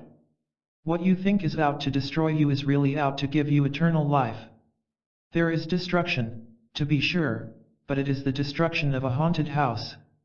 To choose quietly what you call self-destruction is actually to choose self-unfoldment. No, you cannot see this as yet, but understanding will come with submission. You will have the light when you accept without resistance what you call darkness. Yes, it is a frightening experience to plunge fully into your own nothingness, but beyond it is the real, where there is no terror. You see, the truth both destroys and creates you, but there is a different you in each case. The false self is destroyed, while the real self is revealed. So do not hesitate to enter this mystery, for beyond it is what you have always wanted. Basic principles to think about. 1. Esoteric truths can end worries and tensions. 2. The happy ending comes with your own new insights. 3. Inward success is all that counts. 4. You have the capacity to receive the truly valuable. 5. The unattached mind is wonderfully free of worry. 6. Live with your own free and spontaneous nature. 7. Do not pursue life, let it come to you. 8. Perfect living provides fresh energy daily. 9. New personal treasures come through honesty and courage. 10. What you have always wanted, also wants you. How to place the whole universe on your side. What does it mean to place the entire universe on your side? It is a mystery to most people, but need not remain one to you. The only thing preventing our alliance with what is truly sensible is our own lack of psychic sight. To place the universe on your side means to be aware of cosmic forces already with you, which need to be awakened, revealed, put to practical use. To realize that the placing of these forces on your own side is the same as putting yourself on your own side, for a mind divided against itself cannot stand. To admit to a power above our own humanness, which we refuse to do whenever we meet events with resistance, instead of understanding. How Jerry placed the universe on his side. Jerry M wanted to open the door to new strength above his own. You have helped me a lot, he said, and I want to go on with these things. I sense one of your ideas very personally. You say that we lose our universal strength whenever we depend upon human strength. There is something quite right about this, but I'm too much of a beginner to grasp it. May I have a few clues? I replied, suppose there is someone in your life from whom you are getting certain things, perhaps friendship, or sex or business advantages. This person offends you in some way, so that you feel like telling him or her off. But you hide your true feelings from both yourself and from the other person by remarking, oh, that's all right, I don't mind / now, why do you close your eyes to your resentment? Because you fear that expressing how you really feel will lose the supposed benefits. Do you see this? Jerry nodded. Of course. Everyone behaves that way. So what do I do? Understand the whole process. See that you are afraid, which is painful. See that you sacrifice your universal strength, your natural integrity, to supposed benefits. In time you will understand why you need not live this painful way, as most people do. That doesn't mean I will tell off everyone who offends me. No, for that is also misunderstanding. The main task is to dare to refuse to cling to human-level benefit for support. Be totally free of them. This opens the door to universal strength, which will surely come. Jerry's understanding is growing, which means he is placing the entire universe on his side. How to arouse yourself to cosmic awareness. Here is a fact of great importance to your understanding of life. Conflict arises when our personal ideas contradict what is universally true. Now, this is so simple that we might think everyone would want to rush at the chance to drop inaccurate thoughts in favor of what is true. But we have already seen how man is too much in love with his precious little image of being a fountain of wisdom. It is fantastic how a man refuses to connect the way his day goes with the way his mind works. As a perfect example of how people absently walk into grief, take the matter of personal privacy. No one wants others to poke and pry into his personal affairs. Yet, those with an unhealthy need for certain people will associate with those who love to peep and pry.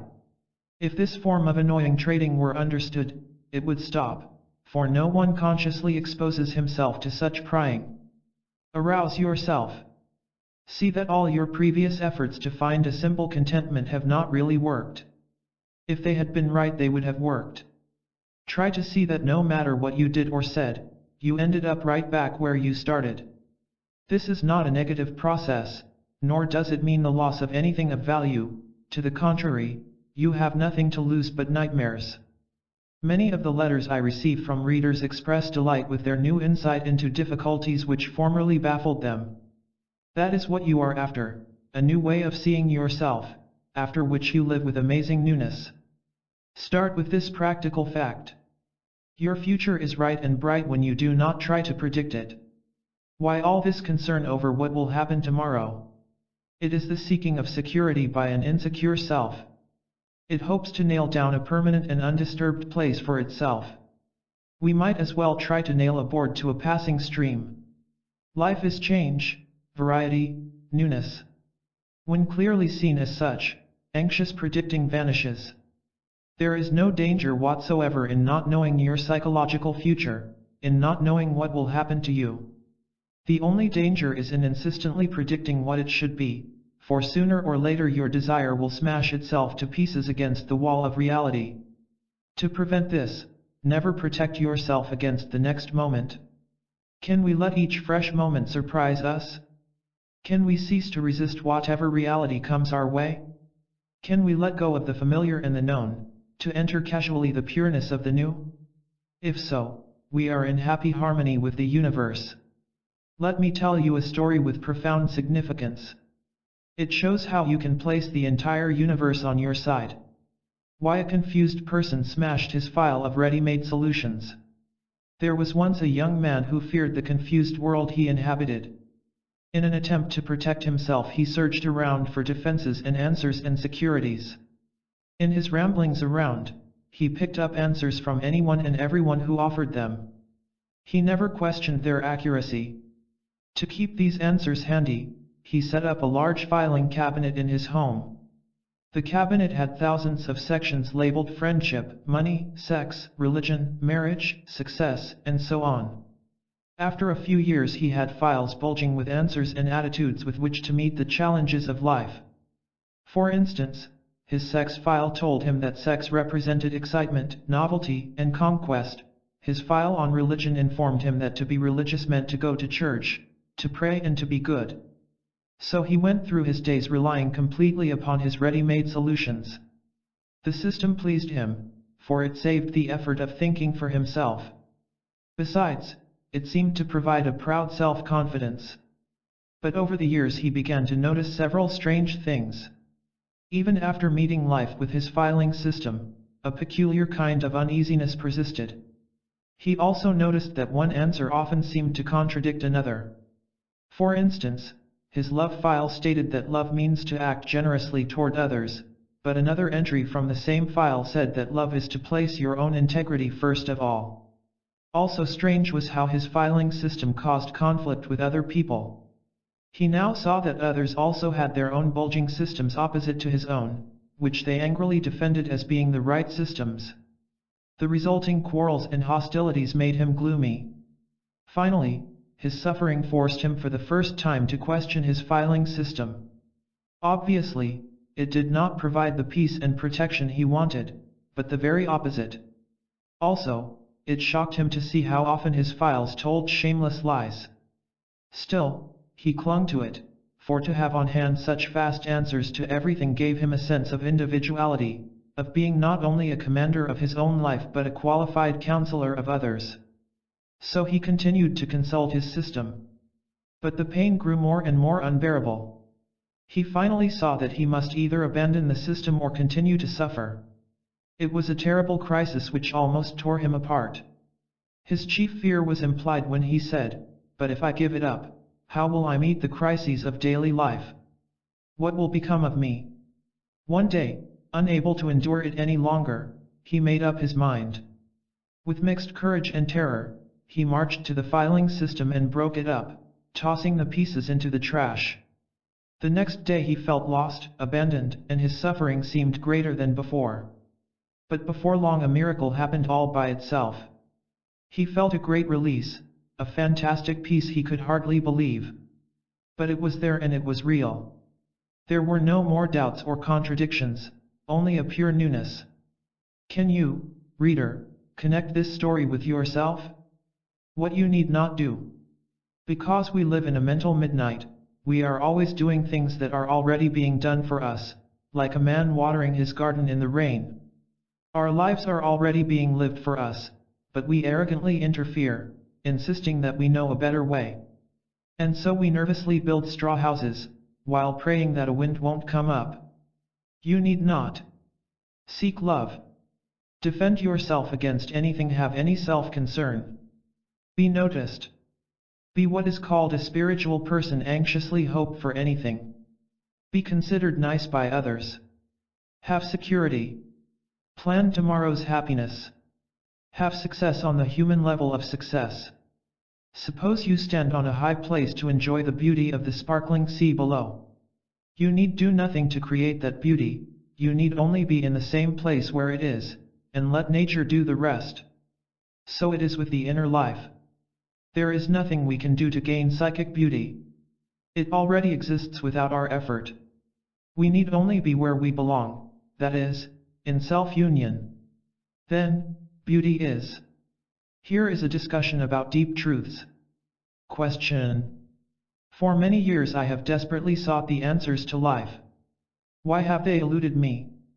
Please do not confuse desperation with earnestness. Desperation prevents earnestness. To be desperate means a refusal to bear the uncertainty of not having answers, which makes you prey to interior illusions and exterior charlatans. The answers come when you are quietly willing to be without them. Question. Why do you say we must question everything in spiritual matters, instead of having faith and trust? Because much of what is called faith is merely gullibility. Also, deceivers are clever in making stones resemble bread. You may acquire a taste for stones, and in time will be unable to distinguish between stones and bread. And in the final tragedy you will no longer want bread, and will even fight those offering it. Question. Since hearing you speak I have new thoughts about my self-image.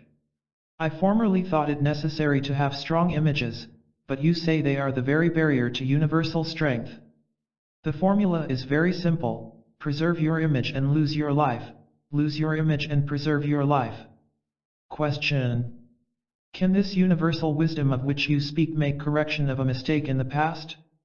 You made the mistake because of unawareness, and for no other reason.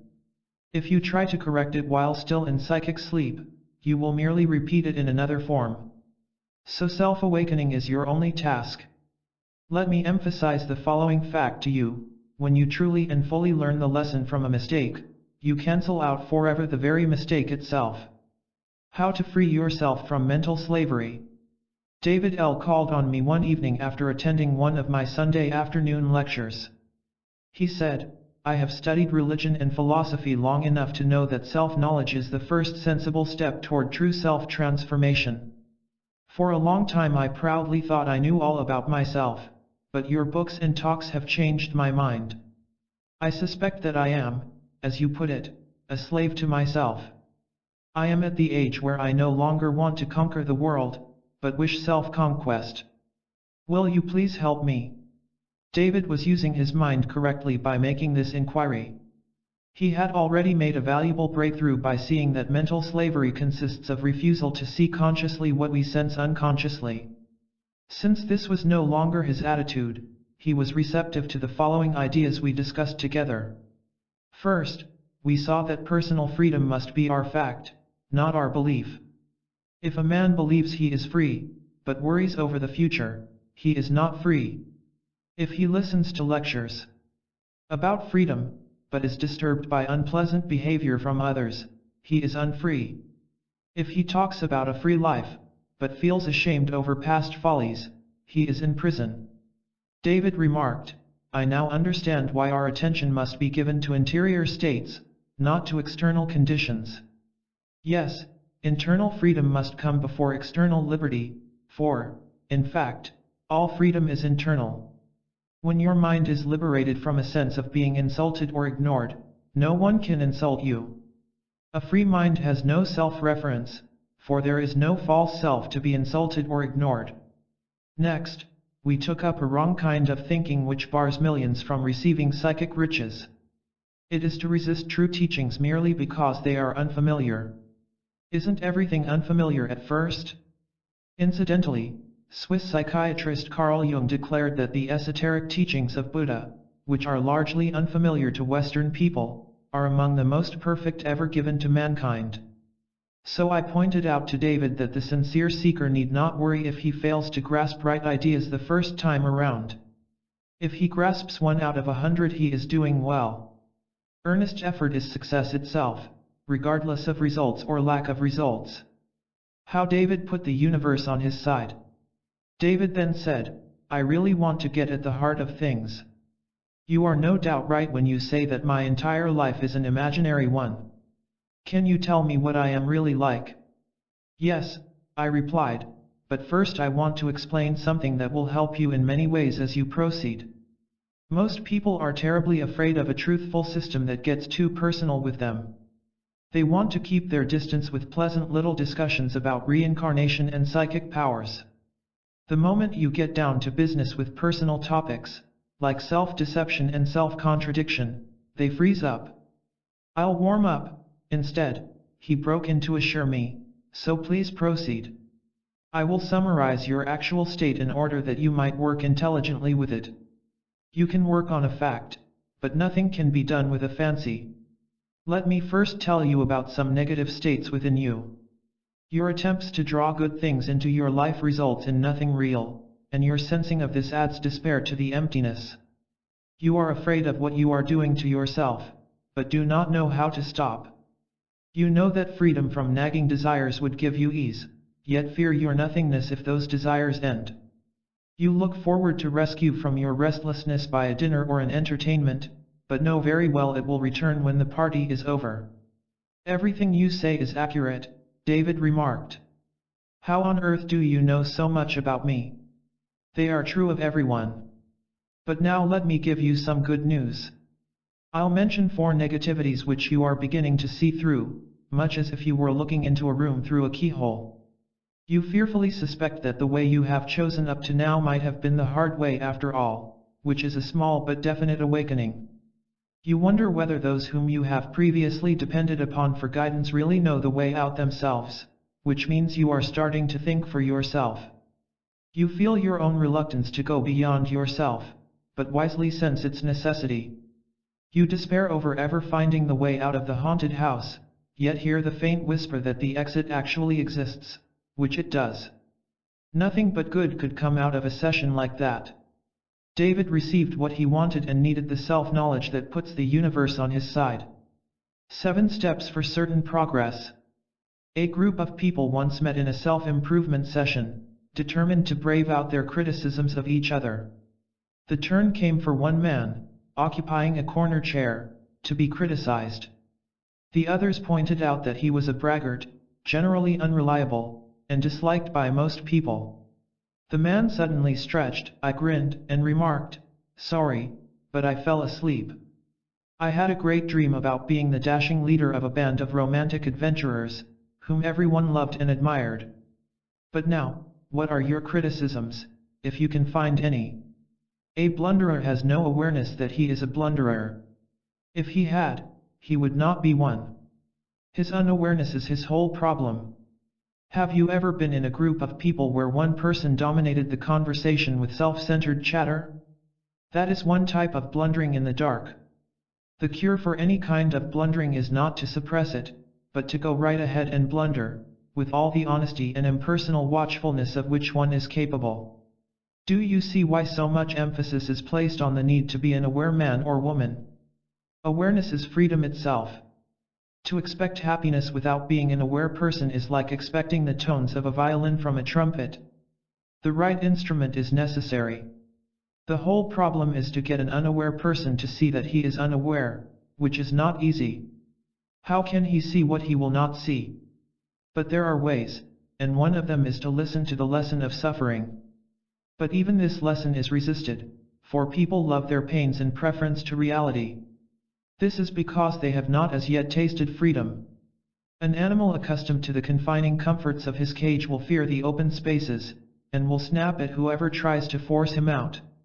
Definite progress can be won by concentrating upon a single aim for a single day. Pour all your energies into doing one thing only, as the following examples indicate. Sunday, observe your changing states of mind. Monday, do not grumble against anything that happens. Tuesday, find no pleasure in negative people or events. Wednesday, snap the spell of mental movies. Thursday, realize the necessity for psychic awakening. Friday, have no concern for your status with others. Saturday, realize that your world is inside you. Unfailing answers to vital questions. A case of milk once fell off a truck, scattering milk and glass all over the street. A small boy paused to look at the mess and asked a bystander, "Why did you break those bottles?" There is no answer to a question like that. Nor are there answers to questions asked in misunderstanding of things as they really are. Instead of looking for answers that do not exist, we must question our own questions until we see their pointlessness. It is pointless to ask, "I feel that I am quite bad at times, so how can I become a good person?" A clear grasp of universal principles destroys faulty human concepts of good and bad. Is a small child good because he knows how to lift a drinking glass to his lips, or is he bad because he spills water? No. In the first instance he has learned how to harmonize with the laws of physical movement, in the second instance he has not learned as yet. But there is no personal good or bad involved. Here are good esoteric questions asked by my readers. Question. As a psychologist, I am struck at the almost total lack of communication between people. How do universal principles explain this? There is true communication only when essence speaks to essence. Since most people live from surface personality, instead of essence, the barrier is thick. Only self-free people can understand each other, for they communicate from the single and universal essence, not from 1,000 man-made doctrines. The story of the Tower of Babel is an esoteric illustration of human babble. Question: what does esotericism say about pleasure? True pleasure is the absence of unconscious displeasure. It comes with self-unity, whether we are rich or poor, alone or with others, young or old. Question: in your book, The Power of Your Supermind, you provide some fine ideas about putting labels on things. How can non-labeling aid our quest for universal wisdom? One way is to guard against labeling our feelings in a way that flatters us, but which prevents self-insight. Do not label sentimentality as love, nor stubbornness as determination. Question: how can I find this new life of which you speak? Detect and extinguish egotism. That is the start and the middle and the end. Detect and extinguish egotism. How to banish tension? I think, Eugene E. told me, that I can sum up my problem in just a few words. After all my work and hope, I have nothing to show for it. When I asked him what he wanted to show for it, he admitted confusion about this, also. He added, I often think of changing my occupation and other things, but have no consistency. One minute I chase off in this direction and the next minute in another. What is going on with me? How can I make right choices? If you have ever felt this way, you need only to understand the psychic facts of life. Life does not present you with hundreds of choices of action and then cruelly withhold judgment as to the right choice. Baffling choices arise from faulty thinking only. With the dawn of understanding, you live choicelessly and cheerfully. After weighing all the supposed benefits, you choose this future husband or wife over that one. The fault is in thinking that either one can supply the abundant life, which must be found within yourself. When assaulted by a critical shock, you fall asleep to its lesson by choosing to blame an outside source. The mistake is in trying to escape the shock, instead of letting it awaken you to psychic facts about yourself. Because your hours are boring and burdensome, you select the stimulation of sex over the stimulation of scoring a financial success. The error is in assuming that any kind of stimulation has true or lasting value. No one has choices or opinions when he has the facts. Those who don't know the facts have opinions which they call the facts. Do we have an opinion as to whether the world is round or not? But man's vanity prevents the admission of his lack of facts. To hide his self-deceiving ignorance he resorts to mental gymnastics and loud opinions, from which he suffers. Take mental pain. Pain exists in the difference between what is fact and what we believe and insist is fact. Pain cannot exist in the fact itself, for pure fact is non-pain. Pain arises when we stretch personal opinion away from cosmic fact. Tension exists in a rubber band only when you stretch it out between two opposing points. If you let the band collapse, tension must also vanish. Likewise, when we release our acquired opinions, the only point left is the fact, in which there is neither tension nor pain. It is a fact like this which probes and finally lays bare the secrets of the universe, and places those secrets on your side. Vital ideas for review. 1. Universal forces are already within you. 2. Arouse yourself to your vast possibilities. 3. Dare to smash your own fixed filing system. 4. Beauty appears as we return to ourselves. 5. Make inward freedom your personal fact. 6. Self-knowledge provides universal power. 7. Use the 7 daily steps supplied in this chapter. 8. True pleasure is the absence of unconscious displeasure. 9. We must abandon opinions in favor of psychic facts. 10. Use these principles to set the universe on your side. How to stop being a victim of cruel or vindictive people. To cease being hurt and victimized by cruel people, we must understand cruelty itself. We must see why and how it dominates human beings. Reflect carefully upon the following facts, for they are your first necessary steps to freedom. All human cruelty originates in false ideas about who we are. The vast majority of people live in imaginary ideas about their identities, rather than from facts. But these contradictions are carefully concealed. Here is a man dwelling in a dreamland where he is pleasant and kindly, even spiritual. Now, whatever threatens exposure of this invented self will arouse his cruel and angry attack. He will, of course, cunningly justify it, which means that without the slightest conscience he will tell a he. He hurts his children or degrades his wife, explaining that it is for their own good, when in fact he does it for fear they may turn out bad and disgrace him. He sees not the slightest contradiction in praying on Sunday and praying on Monday. As consciousness enables us to drop our pretentious self-pictures, cruelty falls away of itself. It no longer has an unhealthy cause. The soldier whose psychic health no longer needs a self-glorifying medal, will no longer cruelly attack the enemy, for the enemy no longer exists. As a man becomes his true self, he understands why he was cruel in the past. Consequently, he sees why others are cruel, for they are still in the futile battle from which he happily escaped. In other words, we cease to be victimized by cruel people by uprooting unconscious cruelty in ourselves. This means our work is to change the way we are, not the way others are. Self-knowledge and self-unity are perfect self-protection. Have no concern if you do not fully grasp this as yet. Just walk on, remembering that the esoteric way is both different and right. How to understand human nature?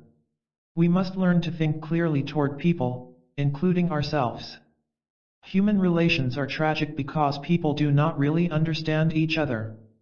There are endless benefits in seeing people, not as they appear to be, but as they actually are. To do this, imagine a tube containing dozens of marbles of various colors. There is a small window in the tube which permits you to see only one marble at a time.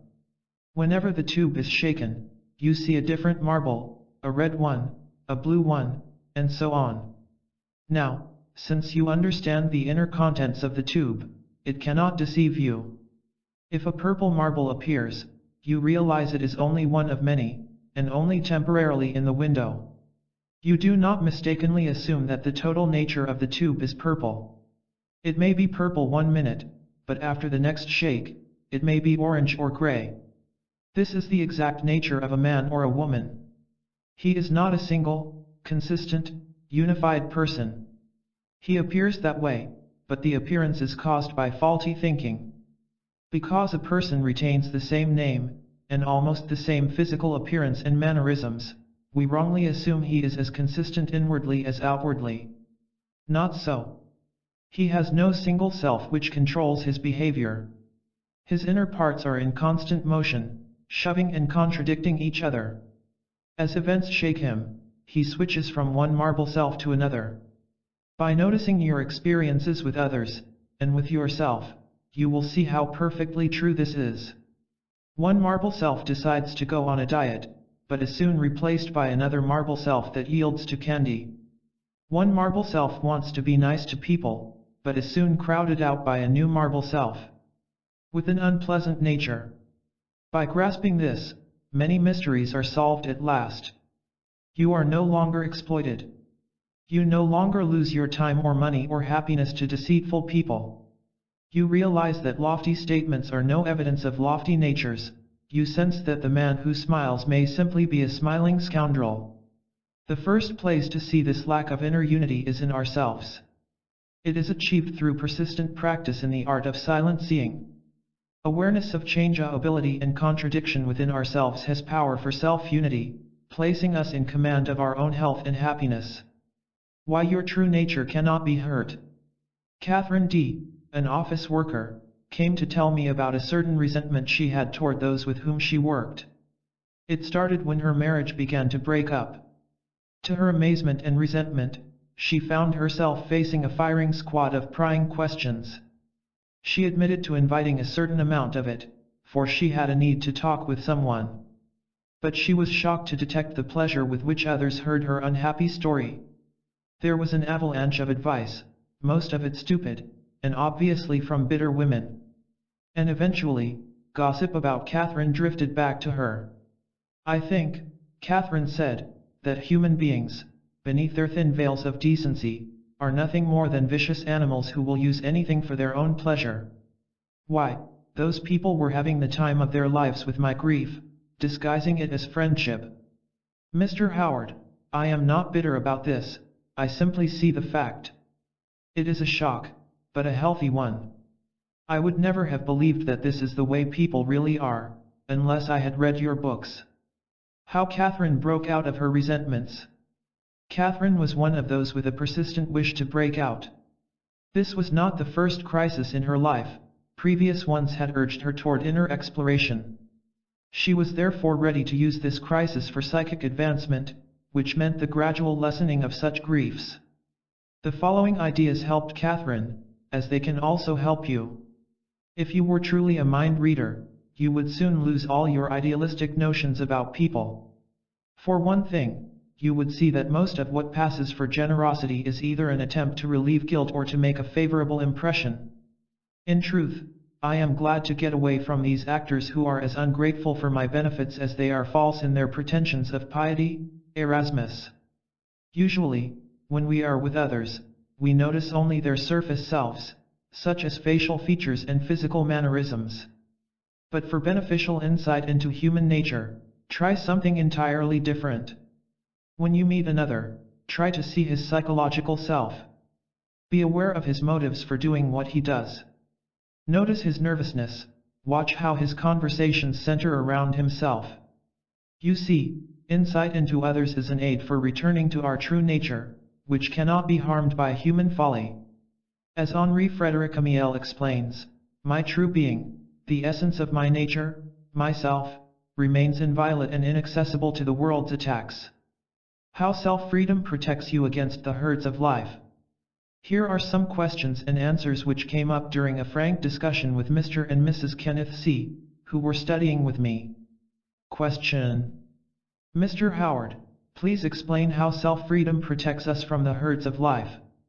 There can be attacks toward you but not against you. Attacks from others have no target to hit, for the free man is psychologically invisible. How can a tossed brick hurt the air? Attacks can hit and hurt only the hardened ego self. If this disappears, who is there to hurt? Question. You say that unless esoteric principles are first understood, it is useless to engage in what society calls acts of goodness, such as giving to charity. I don't understand. If we really want to help a sick society, we must first stop our own unconscious participation in its sickness. A self-deceived man has nothing of true value to give, which is the state of almost everyone. I knew a woman who one day showed great public sympathy for a cat which was stuck in a treetop. That same sympathetic woman destroyed her children's lives by her private example of hatred and bitterness.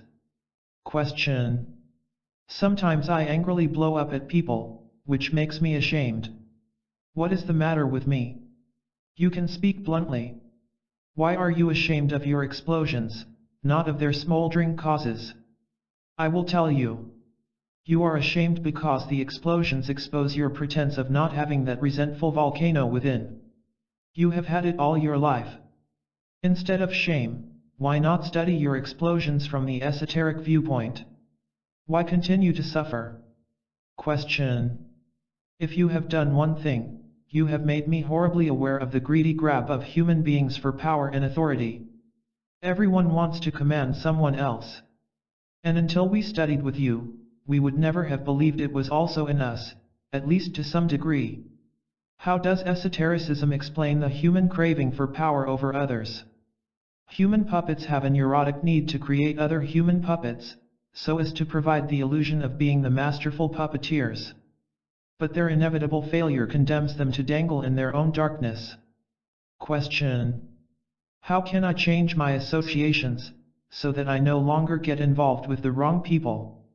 As sincere self-work raises your level of consciousness, your associations change automatically, just as rising in an airplane provides purer air. The power of alertness. People confess, I just don't know how to behave when with other people, especially strangers. I usually conceal my nervousness behind empty chatter, as does everyone else. I know there's something wrong with this, but that's how I am. That's how most people are. All because they are trying to protect something, heaven knows what. Most public behavior is a mechanical performance. Watch it. For yourself. You know exactly what a man will say because he always says it. He performs what might be called substitute behavior. Unable to flow freely and spontaneously from his natural essence, he substitutes his old and monotonous ways. Look what happens on the social level, when society faces a tough problem. What do the leaders do? They form committees, and have investigations and hearings. Why? Because no one really has the slightest notion of what to do. They hope that the shared confusion will somehow conceal individual ignorance. Any earnest person can break away from social chaos and nervousness. He can do so by calling upon a particular esoteric force, which is introduced as follows. My front yard is a passing parade of chipmunks, ravens, roadrunners and other small creatures. The frisky chipmunk is a good example of this special esoteric force. Wherever he dashes, whatever he does, the chipmunk's chief characteristic is alertness. His bright eyes swiftly spot the bread set out for him. He carries it off to his high rock, where he perches and munches, while in alert observation of his surroundings. Alertness pays the chipmunk. It will pay us, too. How to build alertness? Mental alertness is blunted by daydreams and especially by anxious emotions. If a woman is concerned with what others think of her, she cannot be aware that it makes no difference at all what others think of her. So our first step is to be alert to our own unalertness. Whenever you are with others, alertly use your opportunities for a deeper understanding of human nature. Remember, the more uncomfortable the situation, the more it will reward you, if you work. Suppose you give something to someone, not because you really wanted to give it, but because you felt it was expected of you. If you can attentively watch this feeling as it arises, you have gained valuable self-acquaintance. Suppose you sense that a person who claims to like you is quite capable of turning against you at the slightest excuse. By going beyond the sensing, to be clearly aware of it, you have broken a link in a psychic chain around yourself. Let every crisis in your human relations serve as a signal for your alertness. For example, an alert pause, instead of an impulsive move, an alert observation, in place of a judgment, an alert understanding, rather than a criticism, an alert inquiry, in place of a conclusion, an alert reflection, instead of an opinion, an alert listening, in place of a remark, an alert learning, rather than an advising, an alert quietness, instead of an aggressiveness. The fallacy of satisfying your ego. The trading of ego gratification is the basis of most human relations, which uninformed humans call love and unity. A person who you think is the nicest, kindest, most loyal person on earth will abandon you instantly when 1. You hurt his ego. 2. Cease to feed his ego. 3. Cease to serve his ego as much as someone else. So esotericism calls upon what is truly heroic in you, by asking the question, do you want to go through life painfully and nervously trading worthless trinkets with others, or do you want eternal riches? If you try to compromise, you will have your friends, but you will lose the more abundant life. Stand alone. Be true. Then, the people in your life will be the right ones for you. Do not let others rule your life. Never mind what they think of you. Do not assume that it is essential for you to keep their goodwill. To do so is to exchange what is true in you for the worthless beads of their good opinion of you. You must stop all this. It is wearing you down and gaining you nothing, for they have nothing to give you. What really matters in liberating yourself? I have on my desk a letter from Carl C., who has finally realized these liberating truths. He writes, I finally understand, really understand, that it matters not at all what others think of me. In the first place, the majority of human beings do not think truly, with real love, they merely react mechanically, according to acquired mental habits. Their thinking is dominated by negative self-seeking. I am not being self-righteous, I know too well the dark corners in myself requiring psychic sunshine. Carl's observations continue, the study of esotericism has made one thing unmistakably clear. The only thing that matters is what I think. No one else can direct my destiny. So my aim in life is to think purely, unhampered by false needs for attention and for what society calls respect. Carl is right. He has ventured beyond his usual self, coming up with a testimony both original and refreshing. How true pleasure is developed. Carl's insight into the wrongness of human ways is supported by those who saw deeply into human nature as it actually is. The Dutch teacher, Erasmus, pointed out, the larger part of mankind is subject to folly. Friedrich Nietzsche adds, when they give themselves out as wise, then do their petty sayings and truths chill me.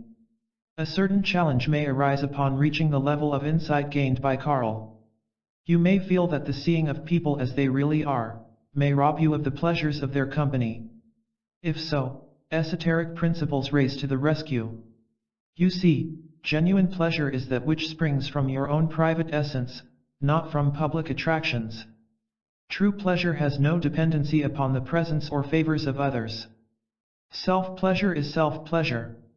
It does not depend upon the excitement of a particular individual, nor upon crowds. Any friend capable of giving you mere excitement is no friend of yours. Excitement is a false god which lures you away from your essence, where true pleasure abides. You see, anything exterior to you with the seeming power for pleasure, also has power to plunge you into gloom. Of course, the esoteric way includes friends and social enjoyments, but their nature is different. Your relations with others are on true terms, with you in calm command. You do not give integrity in exchange for thrills, for you know better. Like Carl, we must see the difference between true and false pleasure. This insight carries us toward the true. The mystical Henry Cicero supplies a magnificent declaration, what greater pleasure is there than to find myself the one thing that I ought to be, and the whole thing that I ought to be. You do not plan a vacation by using a map printed 30 years ago. To do so would spoil your fun. You need what is right for you today. Most people wander the world of human relations with maps printed on their minds decades ago, making everything wrong. You can go right with the new ideas you have just read. 20 valuable secrets about human nature. 1. The more a person demands love and consideration from others, the less he is able to give them to others. 2. You truly understand another when you see him free from your personal feeling toward him. 3. Beware of those who promote their own egotism by cunning appeals to the egotism in others. 4. If you want to discover your real opinion of anyone, observe the impression made upon you by the first sight of a letter from him. Arthur Schopenhauer. 5. Never let another person's resentment or impatience intimidate you. 6. The worst motive anyone could ever have for doing something is to attract the notice of others. 7. The facts about a man are only as real as he is. 8. If we really want to be original, we must stop being confused, for to be confused is the most commonplace thing on earth. 9. Don't get tired of your boss, get tired of your own irritation toward the boss. 10. Human beings are experts at faking anything, and are most expert at faking pleasantness. 11. But there is much lying among small people. Friedrich Nietzsche. 12. Do not let the unhappy lives of other people interfere with your happiness. 13. If you searchingly ask, who is it out there who makes me run so hard, you will not find anyone who does so. 14. The best way to become a victim of sick society is to wish to appear respectable in its eyes. 15. Be friendly to everyone, but for or against no one. 16. Never judge a person's friendliness toward you while he still wants something from you.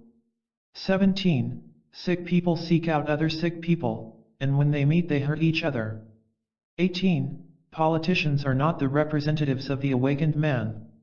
19. An early sign of self-awakening is when you see both yourself and others in a new light. 20. The only power on earth capable of freeing us of painful experiences with others is esoteric self-knowledge. How self-insight provides self-harmony. There is a sure way to understand other people, which frees us of foolish involvements and allows general harmony. It is really quite simple, but will we do it? We really understand others only if we really understand ourselves. Our delusions concerning others are of the same degree as our delusions about ourselves. Esoterically, the worse we get, the better we get. The average person lives from self-flattering images of being so nice and wise and strong, but self-flattering images are all they are. That is what keeps him in hot water with himself and with others. When we don't resist our own evil by setting up opposite and phony self-pictures of being good, the evil disappears. What a supreme moment when we accept ourselves as we are at the present moment, with all our anger and pride and stupidity, and yet hear the faint whisper that it need not remain that way. How Carol was healed of sniping at others. Carol heard that whisper. She had endured a certain inner disturbance for many years before gaining enough courage to speak about it. But she had worked upon herself long enough to see the problem as residing within herself. She said, "I am a sniper. I snipe at people, sometimes out loud and sometimes in my mind. I am critical, often unkind. One part of me wants to hurt others, while another part senses its wrongness. Can you explain me to myself?" Carol was not alone in her problem, she was merely more honest than most people. What is the answer to this form of compulsive self-destruction? Why we want to hurt others.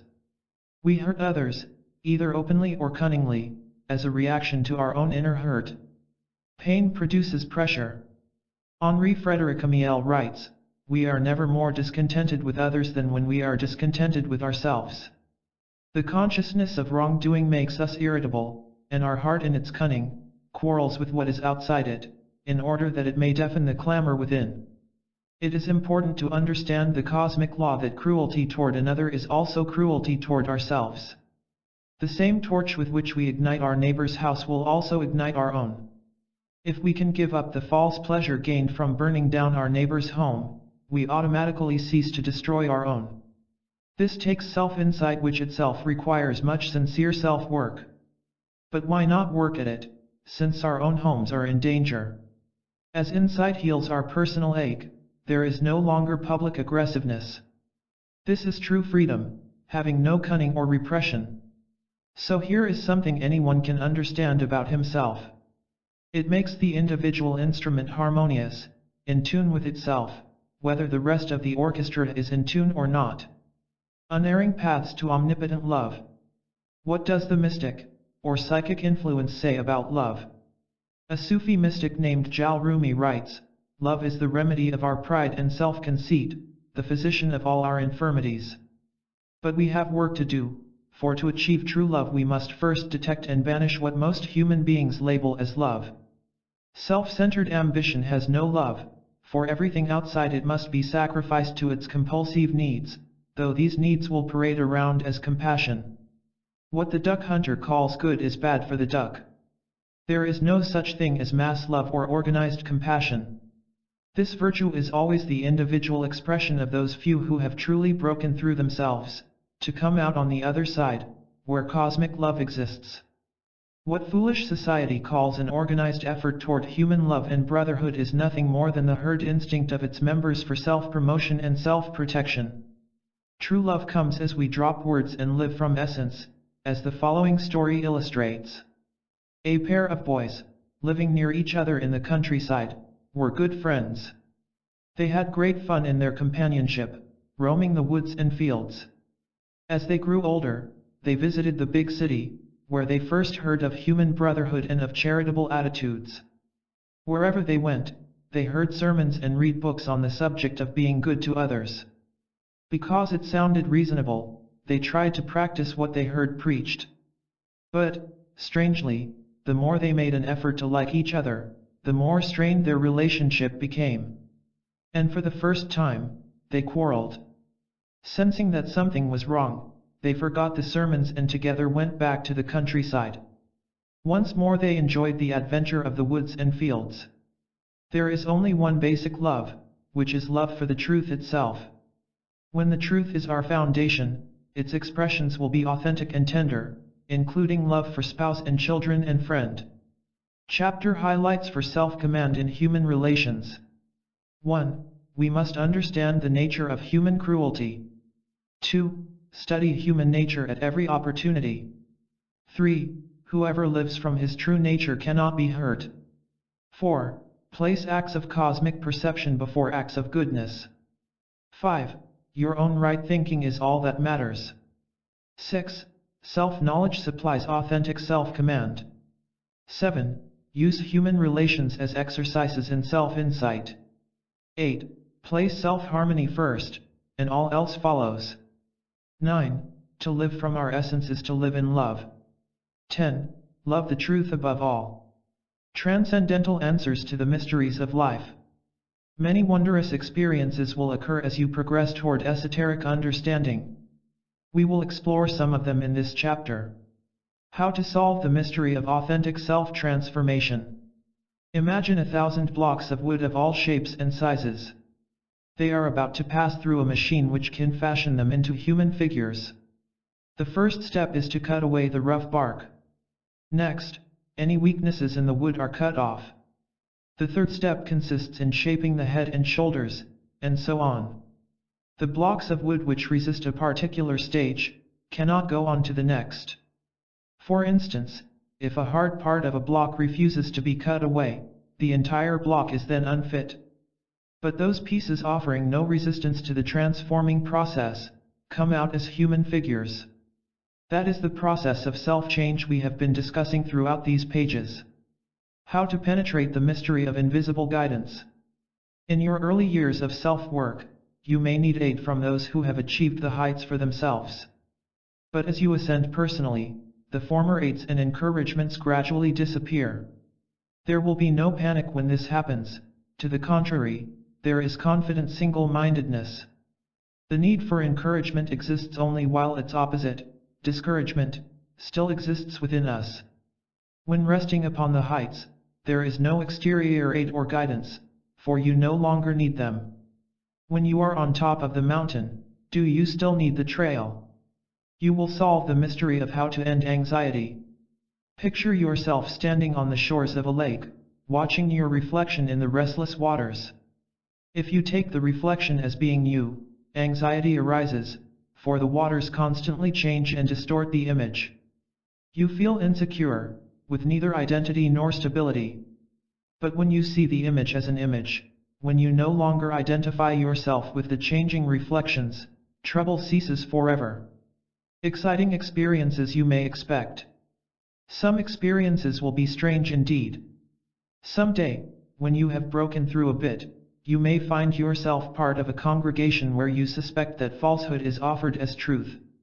The speaker may tell a funny story. Others may laugh, but you must not laugh. It is not funny.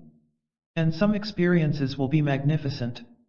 If you try to make the world come to you, it will not come, but if you cease trying, the world will come, but it will be a world entirely different from the one you try to attract. Some adventures will reveal the workings of psychic laws. On several occasions, while conducting some business at a certain office, I noticed the despair of the woman in charge. Suppressed anguish seeped out into her eyes and movements. I wanted to tell her, it need not be that way at all. I could not do so, for it would have been against a definite psychic law.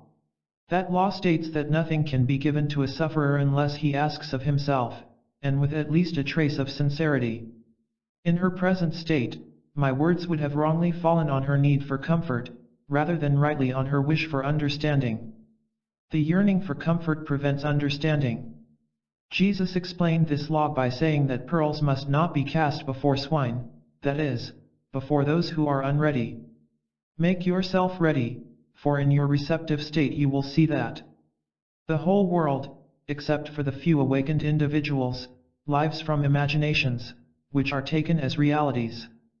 The truth is always introducing itself to us. We fail to see it, because we are looking the other way. Others can present a truth to you, but no one can confirm it to you but yourself. Almost all of what is called human enthusiasm is merely a frantic distraction from a sense of inner emptiness. Your perfect teacher is named daily experience. You need not desperately try to be good, but work to be real, which alone is good. If you are really in charge of yourself, no one else can possibly take charge of you. The greatest doctor on earth is honesty, for where there is pure honesty, there can be no pain. You must be willing to be wrong in the world's eyes, if you are ever to be right in your own. Whatever is done from your own understanding will be exactly right. How a salesman acquired valuable self-knowledge. Roger C. was obviously a man with a troubled mind. He started by saying how difficult it had been for him to come and see me. He apologized for canceling a previous appointment, explaining that he had been so overwhelmed by a sense of futility toward Fife that it seemed useless even to try any longer. If this is all there is to life, he said, I wonder whether it's worth the effort to go on. I used to have what I called willpower, but even that has gone. When I heard about you, I thought there might be a last hope. I gave Roger a wondrous fact which is given at the beginning of this book. I told him that esotericism is definitely not for people who are good or strong or successful. It can only help a failure who willingly accepts the knowledge of failure. Roger smiled at that statement, saying, if failure is a requirement, I'm ready. Roger's work as a salesman brought him into daily contact with dozens of people. I pointed out the value of using these contacts for self-knowledge. He did so, which gave his life new meaning. One of our later discussions went like this. Question. I see quite clearly the way in which we bring distress upon ourselves. How can I help relieve the punishment a friend has brought upon himself? You must not try to relieve the psychological punishment one brings upon himself. It cannot be done. With your own self-awakening, you will act from natural essence toward this person, which is the only true help. Question. You have certainly hit one thing exactly on target. The more I detect my own phoniness, the more I see it in others. It seems that everyone is waiting to pounce on whoever passes by. All unawakened people are pouncers. The ego self sits around and cunningly watches for its own advantage in any situation, appearing pleasant and cooperative when hoping for benefits, but turning sour and critical when denied. Question. I am kept in tension by wondering about another's attitude toward me. How can I relax? Through self-knowing. You will then see that another's attitude toward you, whether gentle or harsh, is entirely beside the point. The essential self is unaffected by such things. How to dissolve shock and disappointment. There is a fascinating experiment by which you can understand life events. Watch what happens after experiencing a disappointing result. As a consequence, it leads you to another result which you label as satisfying. Next, follow that satisfying outcome and it will sooner or later lead you to another disappointment. In other words, watch how your feelings constantly swing back and forth between pleasure and disappointment. For example, a man fails to get a promotion, causing disappointment. Later, he feels good when his promoted rival is required to move to a less pleasant city. Still later, he suffers an ache when hearing of the other man's higher salary. And so he swings from gloom to elation, elation to gloom. He finds this to be true of all of life's events. What is the point? This is no way to live. It is not living at all. It is a monotonous and nervous swinging between gloom and false elation. But by living from the central self, there is liberation from both of these opposites. All shocks and disappointments connect in some way to a false sense of self. This is why an intense exploration of the nature of the self is essential to you. The natural sunlight of the mind breaks through as we dispel the clouds of misunderstanding. So, do not think that the beginning of some exterior event will also be the beginning of new happiness. True happiness has neither beginning nor end, it is just here, always here, ready for your realization. The correct response to external events. What is the correct response to external events? The only healthy response is passive awareness of them. This requires explanation, for the idea of quiet observation disturbs people. They object, but how can passive awareness solve anything? We must take action. Yes, and that is exactly why the entire world is in chaos. We act without basic intelligence. Passive awareness moves the artificial self away from an event, enabling cosmic intelligence to act through us. This intelligence is without the rash egotism of the invented self. When we are quietly aware of something, we see it clearly, without the disturbing influence of selfish motives. Sooner or later, we must understand that there is nothing to get from external events, only something to see. From the esoteric viewpoint, seeing is getting. There is no need whatsoever to be disappointed at anything that happens to you. Why? Because there is absolutely no denial of anything we really need.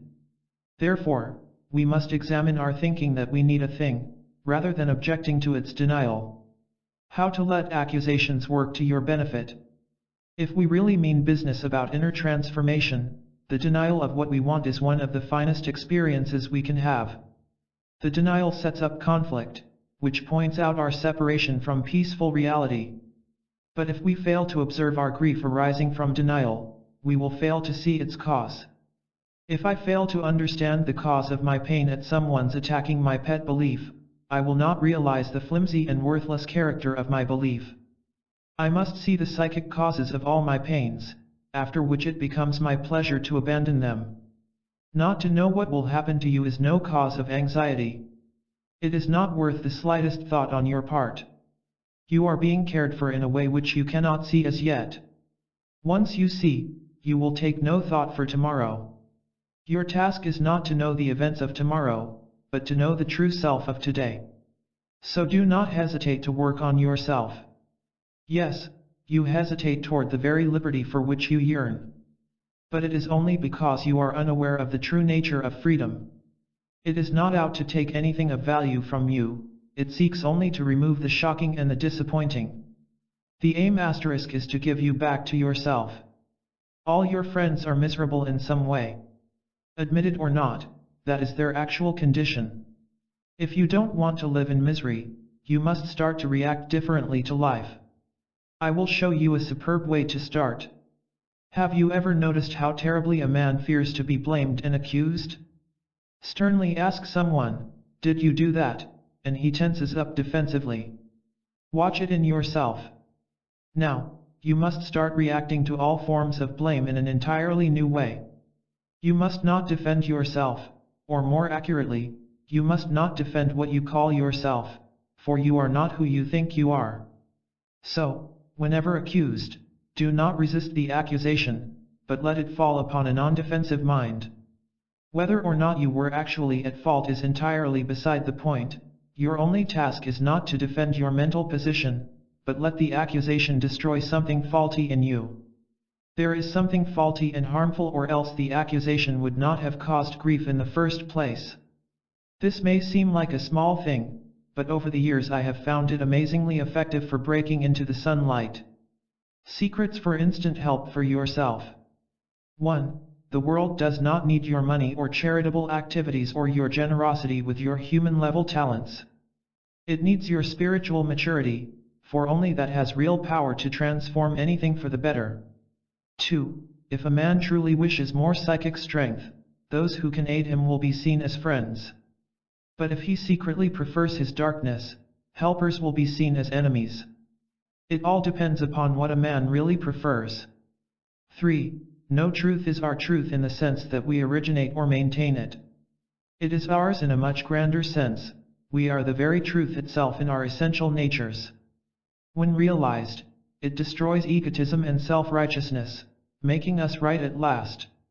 4. When we finally see that we are all in the same boat, we never think harshly of anyone. The absence of unconscious harshness is authentic love. 5. The question might arise, if esotericism can change the world, why hasn't it done so? The answer is, where did you ever get the notion that the masses of mankind want esotericism? Who wants to be told he has been living in stupid vanity all his life? 6. Whatever a man worships has power to injure him. But the injury is not caused by some outside God, for there is none. Injury comes from the false God within, which is projected outwardly by his fears and desires.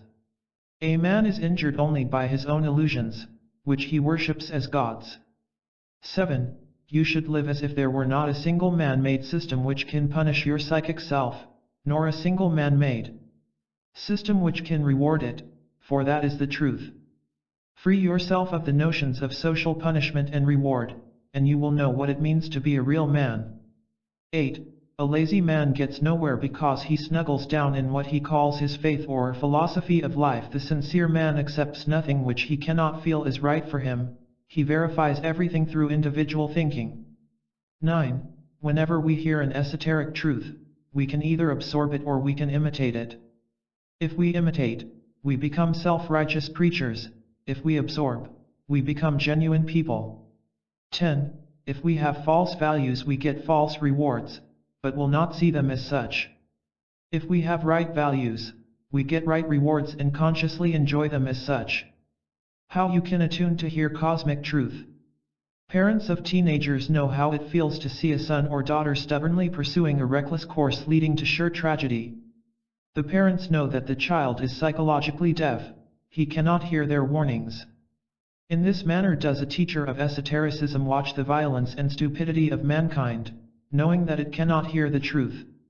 When a man in psychic slumber is told an esoteric truth, he does not hear. His hardened mind is unable to translate words into cosmic meaning. Therefore, he dismisses it as valueless, or as something which he already knows. It will be valuable for us to observe the process of esoteric hearing. First of all, we hear an esoteric fact. If we welcome it, a small bell rings inside. Even though it disturbs our previous opinions, we sense its tightness. For instance, we faintly realize the folly of pretending to know something which we really don't know. But this fact now encounters hundreds of obstacles thrown up by the ego self which senses a threat to its false hold. It immediately begins a counterattack, creating conflict within the individual. The false parts within the person, the parts which don't want the truth, express themselves in various negativities, such as aggressiveness, lying, sarcasm, and sometimes in physical violence. However, even with this, the sincere seeker is well on his way. He can be conscious of this process, he can observe how his false parts oppose what his true parts want. His very awareness of what is taking place inside him places him in command. More and more he is able to say no to the darkness and say yes to the light. Mr. and Mrs. Wesley R. sought the light with these questions. Question. We once heard that deeper truths can be taught in silence between teacher and pupil. Is that true? Yes.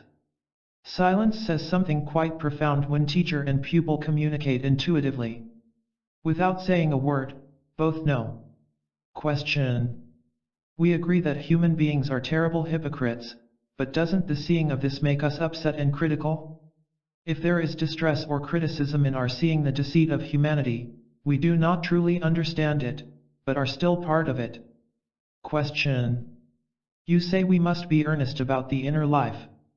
What is your definition of earnestness? Earnestness means to study a single idea for 10 years, if necessary, until you understand it.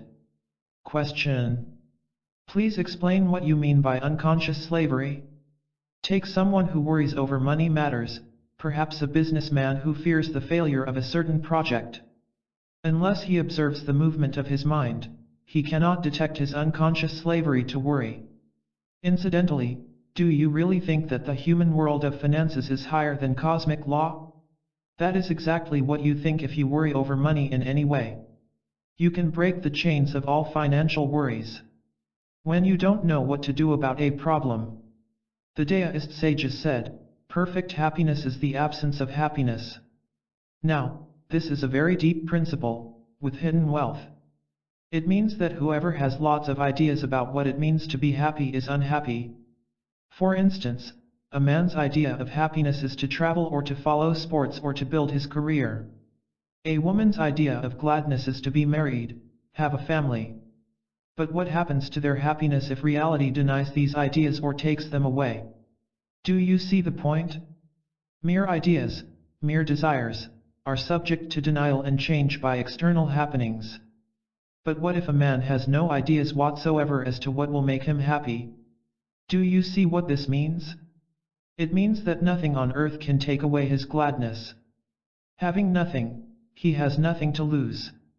There can be no clash between his ideas about life and what life actually presents to him. Such a man is unified, complete, free. Let me express the same thought in a slightly different way. If you had no ideas whatsoever as to what you should do with yourself today, today would be lived freely, spontaneously, happily. Upon meeting these ideas, one of my readers wrote me, "One of your points fascinates me. You say that not to know what to do about something includes the very answer itself. I suspect an esoteric fact of great value here, but do not see it clearly. Will you please explain?" I replied, "Do you have a problem when you don't know what to do about something? Of course not. When you are totally blocked in every direction, when there is no way out, when the mind has exhausted its efforts, how can you have a problem? There is only the plain fact that there is no exit whatsoever.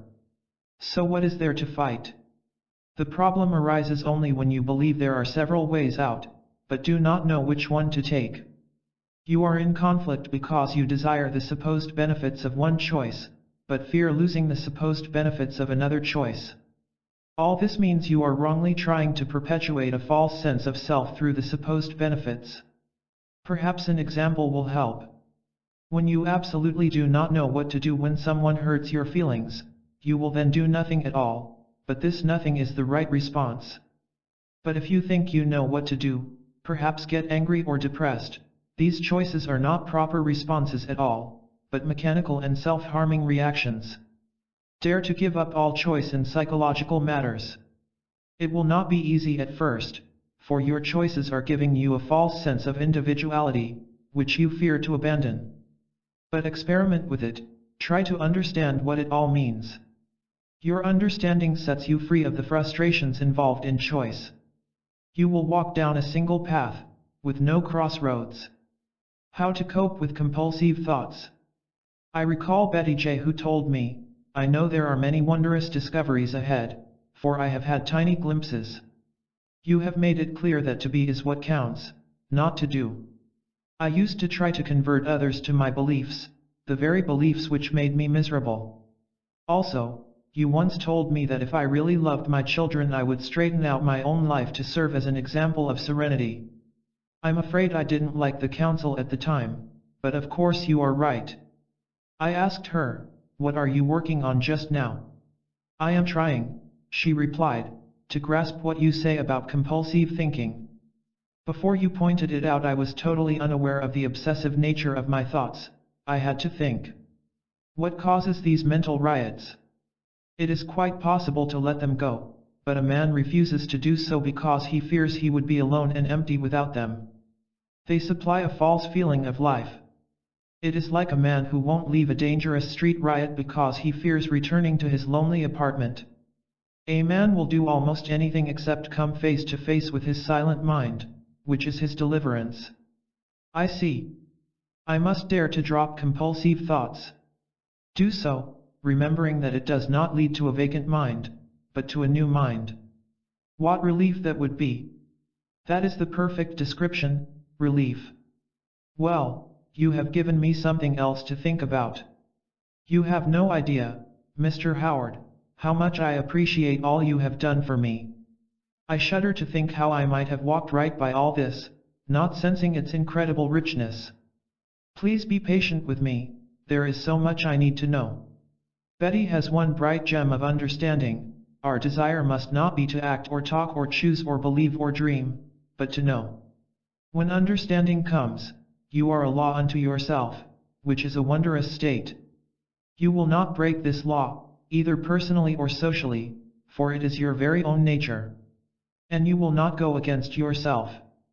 It is the same as a peach tree which remains true to its own nature by producing peaches, not sour apples. And that is truly a wondrous secret.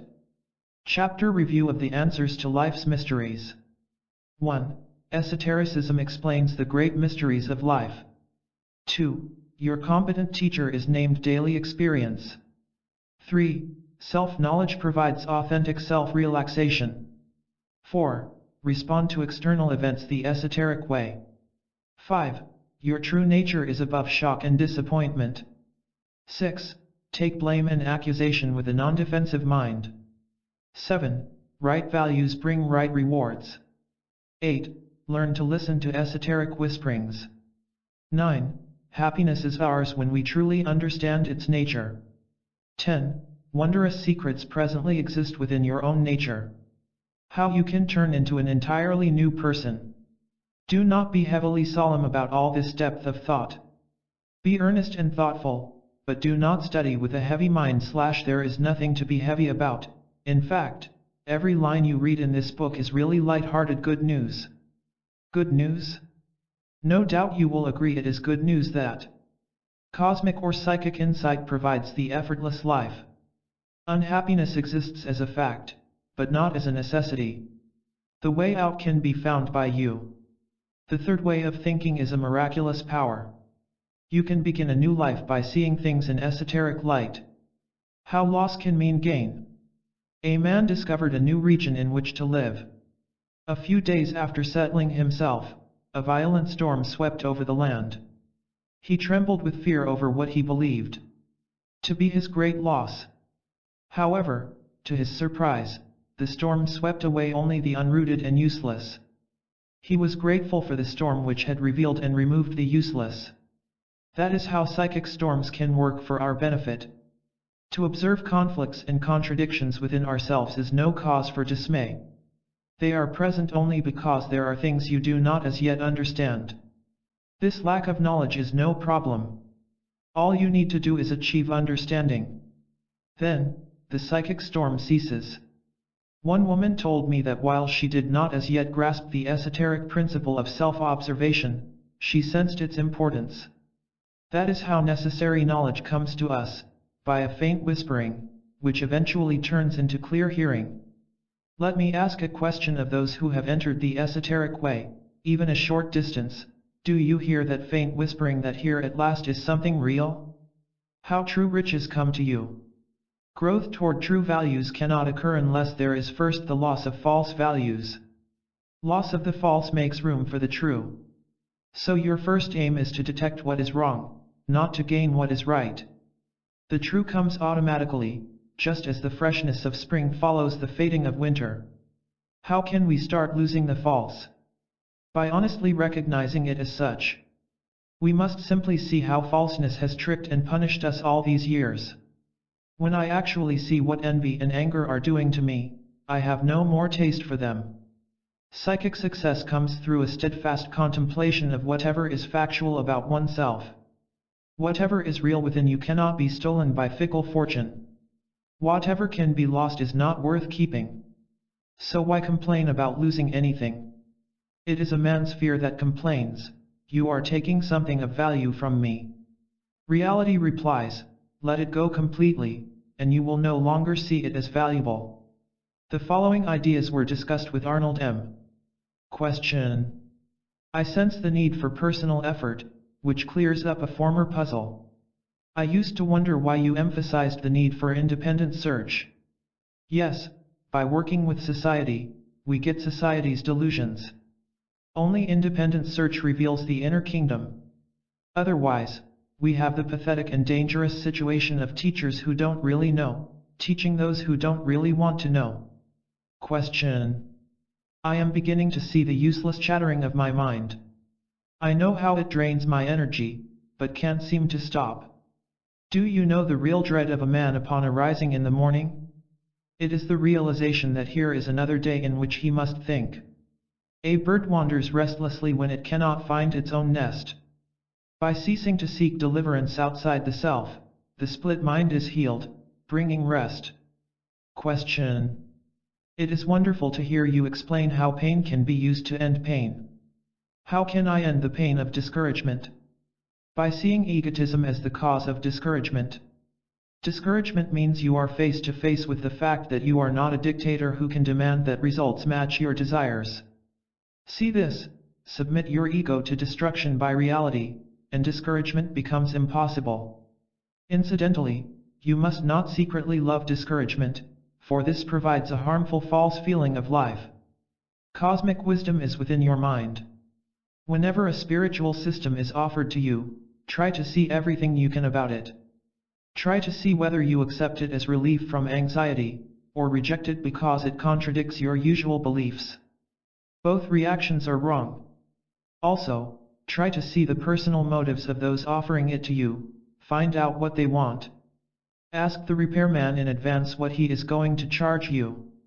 Do not think of esoteric wisdom as being far off in some remote temple in Tibet.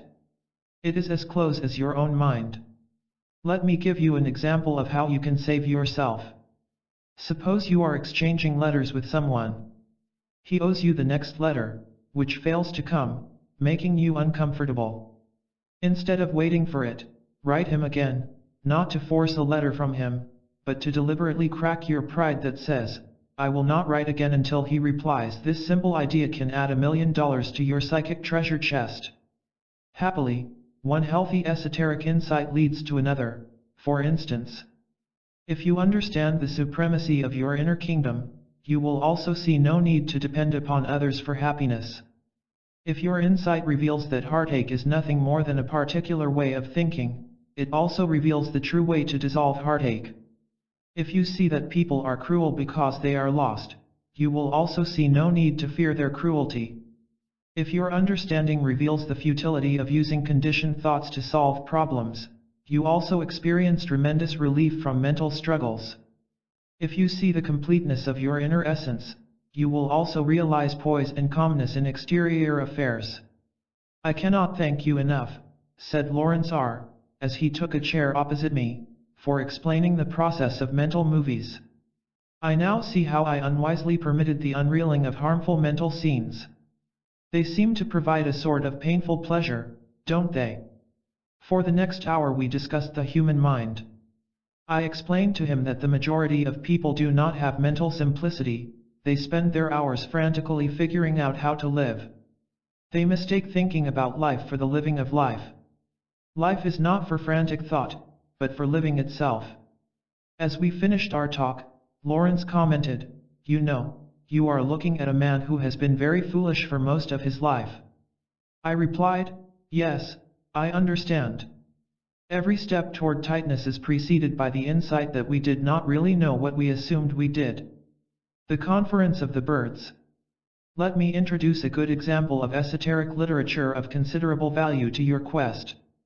It is the interesting classic entitled The Conference of the Birds, written by a Sufi teacher, Farid Adan-Attar. The story tells of a group of birds who assemble to find their king, called the Simurgh, who represents the truth, sought by every man. The birds are led by one of their own, a hoopoe, who possesses certain spiritual insight. The hoopoe proclaims the glories of their king, making the birds eager to set out in their quest of him. Pledging their friendship to each other, they make plans for the adventurous journey. However, with the dawning realization of the difficulties involved, each bird comes up with an excuse, according to his nature. I restate 3 of them in summary form, as follows. The first bird to speak is the nightingale. How can I join in the journey when I already have such a great love? I love the rose, with all its fragrant petals, which provides pleasure day and night. A smile from my rose tells me all is well with myself. How can I deprive myself of a single night of rapture? Replies the hoopoe, to he dazzled by exterior forms which soon fade away, is delusion disguised as rapture. Forsake passing sensations and seek the eternal. The hawk asks, why should I seek another king when I am already a great favorite at my king's court? I exchange my talents as a bird of prey for the court's royal favors. My king is served by my hunting skills, and I find my own desires satisfied in return. What need have I of the Simurgh? The hoopoe points out, the closer one is to the pleasures of an earthly king, the closer one is to his sudden wrath. How can you call your concealed uneasiness by the name of satisfaction? The sparrow next pleads, I am a poor and plain weakling with neither the strength nor the intelligence for such a journey. Let such a humble creature as I remain in contentment in my present place. The hoopoe answers bluntly, you are not humble, you are a little hypocrite. Your vanity shows with every sickening falsehood you speak. Stop lying and start walking. When the birds have finished their foolish excuses, the hoopoe supplies advice and encouragement, which I also summarize. Do not listen with indifference to words of truth, for your very deliverance depends upon sincere attention. Give up your usual logic, for though it appears impressive in public, it is a marsh to catch the unwary. With right effort you can become your own master. Do not despair if the way seems obscure. Free yourself of the love of reputation and honors. And do not be deluded by the possession of power. Remember, when you cross over the raging river of self-love, you leave behind 1,000 self-torments. So do not loiter along the way and do not give way to self-pity. Withdraw from wandering thoughts and remain true to your own essence. In these ways you will find the great king you seek. The birds which persisted to the end made a wondrous discovery. The great king which they sought was within themselves. How to become a truly new person? Imagine a man standing outdoors, who is under a hypnotic spell. The hypnotist sets a statue of hardened salt before the subject. The statue is made in the likeness of the subject. The hypnotized man is told that he is this statue, the figure is his very self. Heavy rain starts to fall on the statue, causing anxiety in the subject. Assuming that the figure is his self, he races frantically around for a blanket to protect it. He curses the rain. He demands that others aid his nervous efforts. Whatever and whoever stands in the way of his efforts to protect the statue is ruthlessly shoved aside. His cruel behavior is justified by the thought, after all, my very life is at stake. I have a right to protect myself against whatever threatens me. Whenever the rain knocks off a bit of salt, he awkwardly tries to stick it back in place, while sensing its futility. All the while he is terrified, hostile, depressed, and hypnotized, though not realizing it. Finally, in spite of all his efforts, the rain destroys the figure. The shock begins to awaken him, and to his amazement, he feels utterly different from the way he had fearfully anticipated he would feel. Instead of emptiness, he is fulfilled. In place of the expected terror, he has peace. Now an enlightened man, he smiles at his former foolishness. He sees how his frantic folly was energized only by an illusion. In reality, he was protecting nothing of true value. Now, seeing things as they really are, he is a new man. In life, the hypnotized man takes his imaginary ideas about himself as being his real self, which is untrue. It is a self made of salt, subject to dissolution by the rains of life, in the form of troubles, heartaches, and shocks. The problem is not the salt self, but our resistance to the rains which could destroy both the salt self and the grief it causes. By permitting the rain to do its good work of destruction, we see the falseness revealed. With this awakening, we are new. Here is a superb method for making this book work for you. Select any problem or grief. Now, try to see it through the eyes of esoteric insight. Maybe you painfully regret some past occasion when you failed to take advantage of a certain opportunity. But esotericism says that nothing can be added to or subtracted from your true self. So you now see that the past event could have added nothing of true value to you. Another chain has fallen. How to be humiliated and appreciate it. Whoever can find positive value in a seemingly negative condition is a truly wise individual. It can be done with every negative condition, but let's select those times when you feel shamed or humiliated. What is humiliation? Follow closely. It is the puncturing by reality of some imaginary picture we have of ourselves. We hold a secret picture of being noble or honest or kindly, or of possessing other virtues. Something happens that proves that we have deceived ourselves, and down we fall into humiliation. Because the shame is painful to the ego, it creates other self-defeating emotions, including anger, envy, and despair. Now, we can find positive value in humiliation by accepting it, that is by voluntarily permitting the humiliation to run its full course. We must neither resist nor resent it.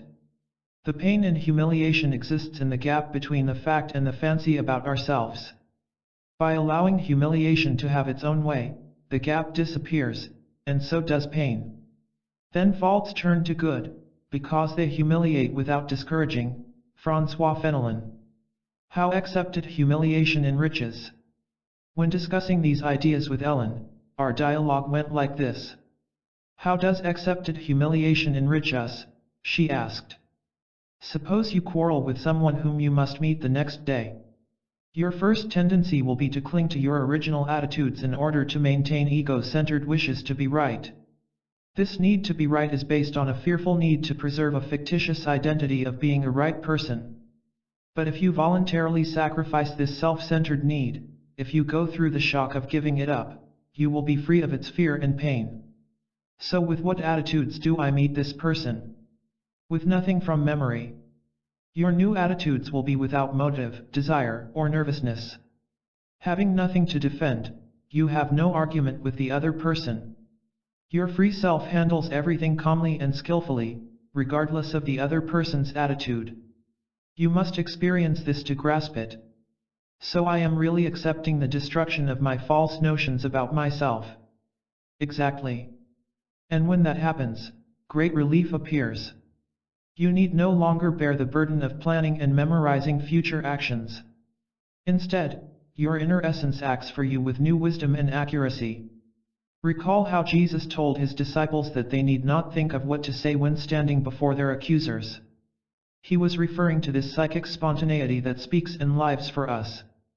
Ellen sat there quietly for a few moments. Her very silence indicated fresh understanding.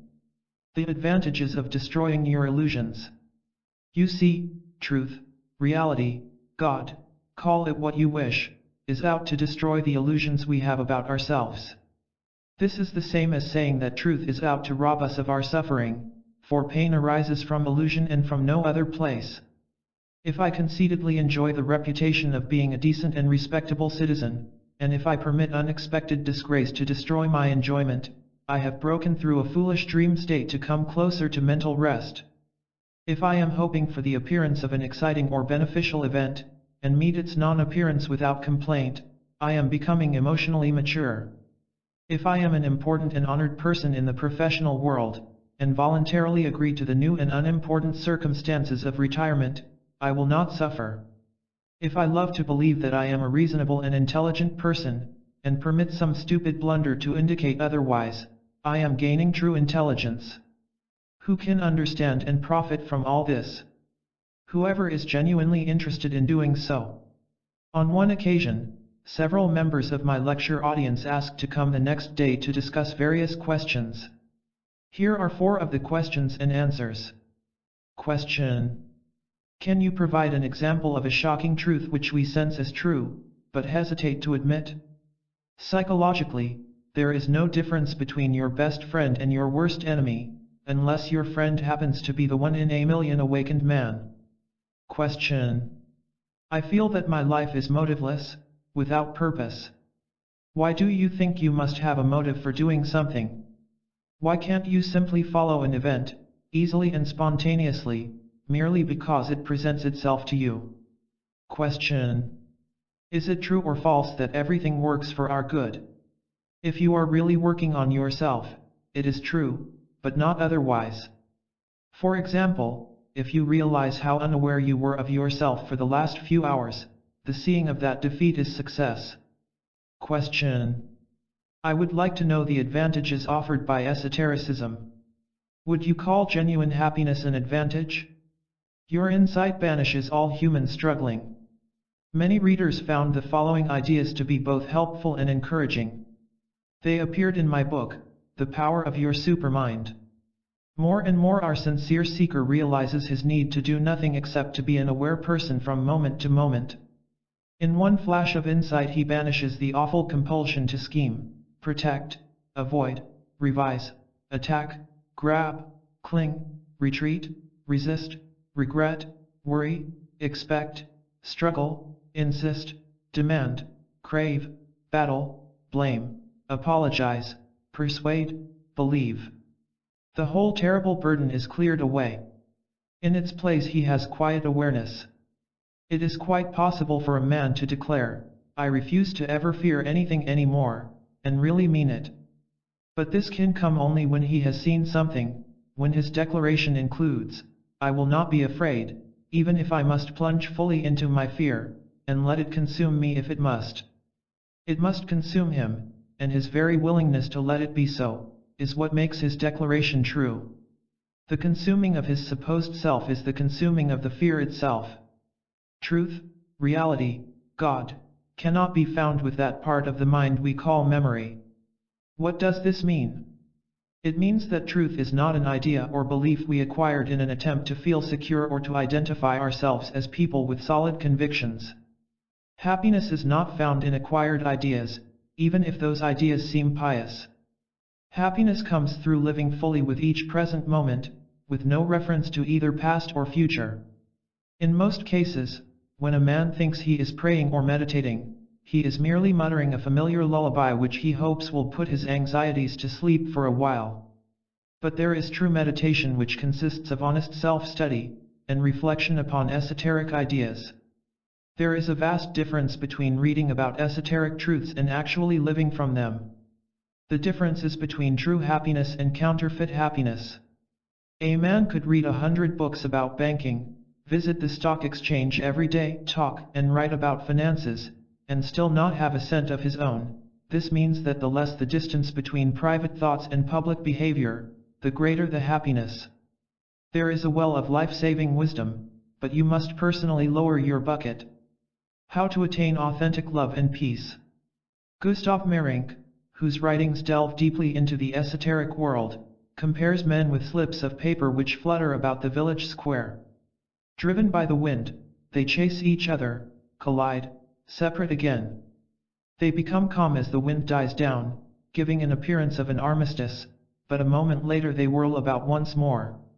If the slips could speak like men, they would no doubt claim they were not only moving under their own will, but were performing helpful and intelligent actions. Thinking of themselves as dictators, they are, in fact, dictated to by the slightest breeze. In other words, the unawakened individual does not belong to himself. He belongs to his mechanical habits, which he calls his personality. He belongs to his sexual passions which he labels as signs of manhood. He belongs to his clutching fears and to his idiotic devotions, to his compulsions to please the boss and impress the neighbor. He belongs to his illusory ideas, but not to himself, which creates a gulf between him and the very peace he seeks. What can he do? He can become aware that he needlessly belongs to his own sorrow. People sometimes ask me, but why pay so much attention to sorrow? Why not dwell on happy things, like love and peace? It is because happy things cannot come until we face and pass through the fact of sorrow. Otherwise, we have an imaginary happiness, which is soon consumed, like flowers falling into a fireplace. Everyone is much more deeply involved with suffering than he likes to admit. He sees it only when his desires and demands are refused by reality, which forces him to see his frustrations. Reader, think for a moment. Is there love or peace on earth, or is there conflict and cruelty? Which more accurately describes human existence? But because human beings refuse to face this simple fact, for fear there is no solution, they set up idealistic labels of love and peace. But these are merely labels, words, ideas, not actual states. So we have let labels shield us from seeing the prevalence of sorrow in our world. Consequently, we are prevented from studying the problem with intelligence and understanding. Can we see this simple contradiction of talking about love, while dwelling in no such state? This should be the most obvious fact on earth to us. If we will bear the shock of seeing this contradiction, first in ourselves, we would open the door to something entirely new, including authentic love and peace. Summary of outstanding points in this chapter. 1. Study esoteric ideas as the good news they are. 2. Do not hesitate to abandon useless procedures. 3. Inner power is as close as your own mind. 4. What you seek is now within you. 5. You can become a totally new person. 6. Accepted humiliation is a never-failing teacher. 7. Cosmic riches are for all who want them. 8. Make esotericism a daily experience. 9. With new insight, you can belong to yourself. 10. Genuine love and peace come with inward newness of spirit. The inner perceptive way to solve painful problems of living. Problems exist in a conditioned mind, which is a faulty mind, and nowhere else. You wonder about it. Let us examine it. You failed to get what you wanted, so now you have a problem, a conflict, a frustration. What was it you failed to get? A new friend, a reward, an honor, a sale? Maybe you failed to persuade someone to go along with you, or maybe you missed in your attempt to influence an event to satisfy your desire. Whatever it was, you failed to get what you wanted, and so the pain arose. Why did it not pain your neighbor? Why is he free of your problem? Because he did not falsely value it as you did. He will be pained by his own conditioned values, but he may think you are quite foolish for wanting that scheming woman or that hypocritical man or that fickle friend. He is blissfully free of your painful problem because he did not attribute false value to it in the first place. Would you like more evidence? Something closer to home? Think of that person or event which caused you so much grief a day or month or year ago. Where is the grief now? Do you begin to see? If you do not have false values, you cannot have false problems. Yes, the problems themselves are false, for they come from a faulty mind, just as flat loaves of bread come from a faulty oven. Where are we? Right back where we started. Get rid of our wrong ways of thinking through intelligent work, and problems no longer exist. You can perform all sorts of mental magic like this as you advance in esoteric wisdom. There is something entirely different about you which you hardly suspect. It is something of enormous value. This book points out the need for first seeing that something is seriously wrong with us, for example, that we live for foolish acquisitions. However, once that is accomplished, we come to the truth. We taste new powers for true happiness. How one man conquered his problems. Carl J. stated his problem like this: I envied ambitious and successful people, and wondered why I could not be like them. I thought something was wrong with me because I had not achieved very much. In spite of every effort I made, nothing turned out right. I worked, studied, planned, did everything you are supposed to do in order to reach the top. Nothing happened, except more envy and discouragement on my part. Then, Carl continued, I came across some of the ideas that you, Mr. Howard, have been teaching. I confess I did not understand your books at first, but there was a certain fascination about the ideas that I could not dismiss from my mind. I would set your books aside, only to be mysteriously drawn back to them. I now know what was going on. I was at the point in my life where I wanted, above all else, to know what life was really all about. And I was willing to start a patient and persistent search. The answers came. Not all at once, for I had much thicker fog in my mind than I had supposed. For the first time I saw how little I understood. What a mass of false assumptions pressed me down. It was somewhat humiliating, but what relief to toss aside my pretense of wisdom. Finally, I broke through the nagging problem that had started my search in the first place. I saw clearly that the so-called successful men whom I had envied were total failures in obtaining happiness of life.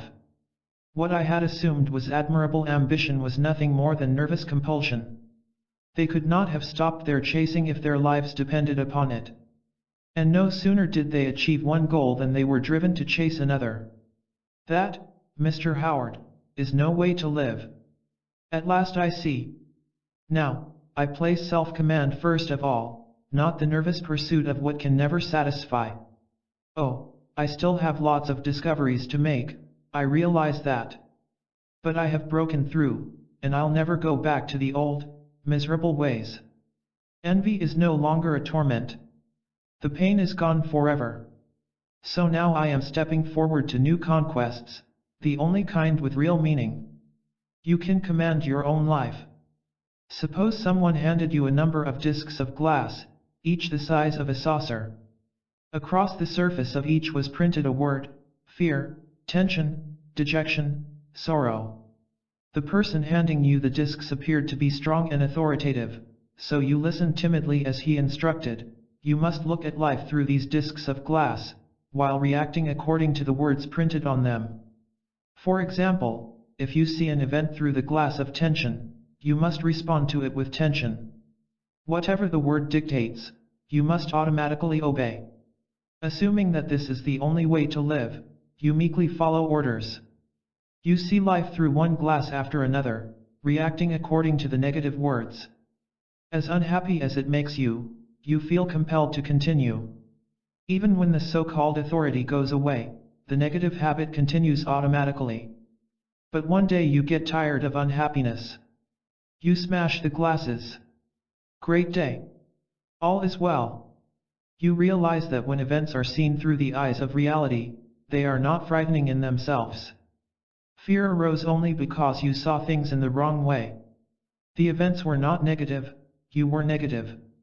But now you know better, and all is truly right.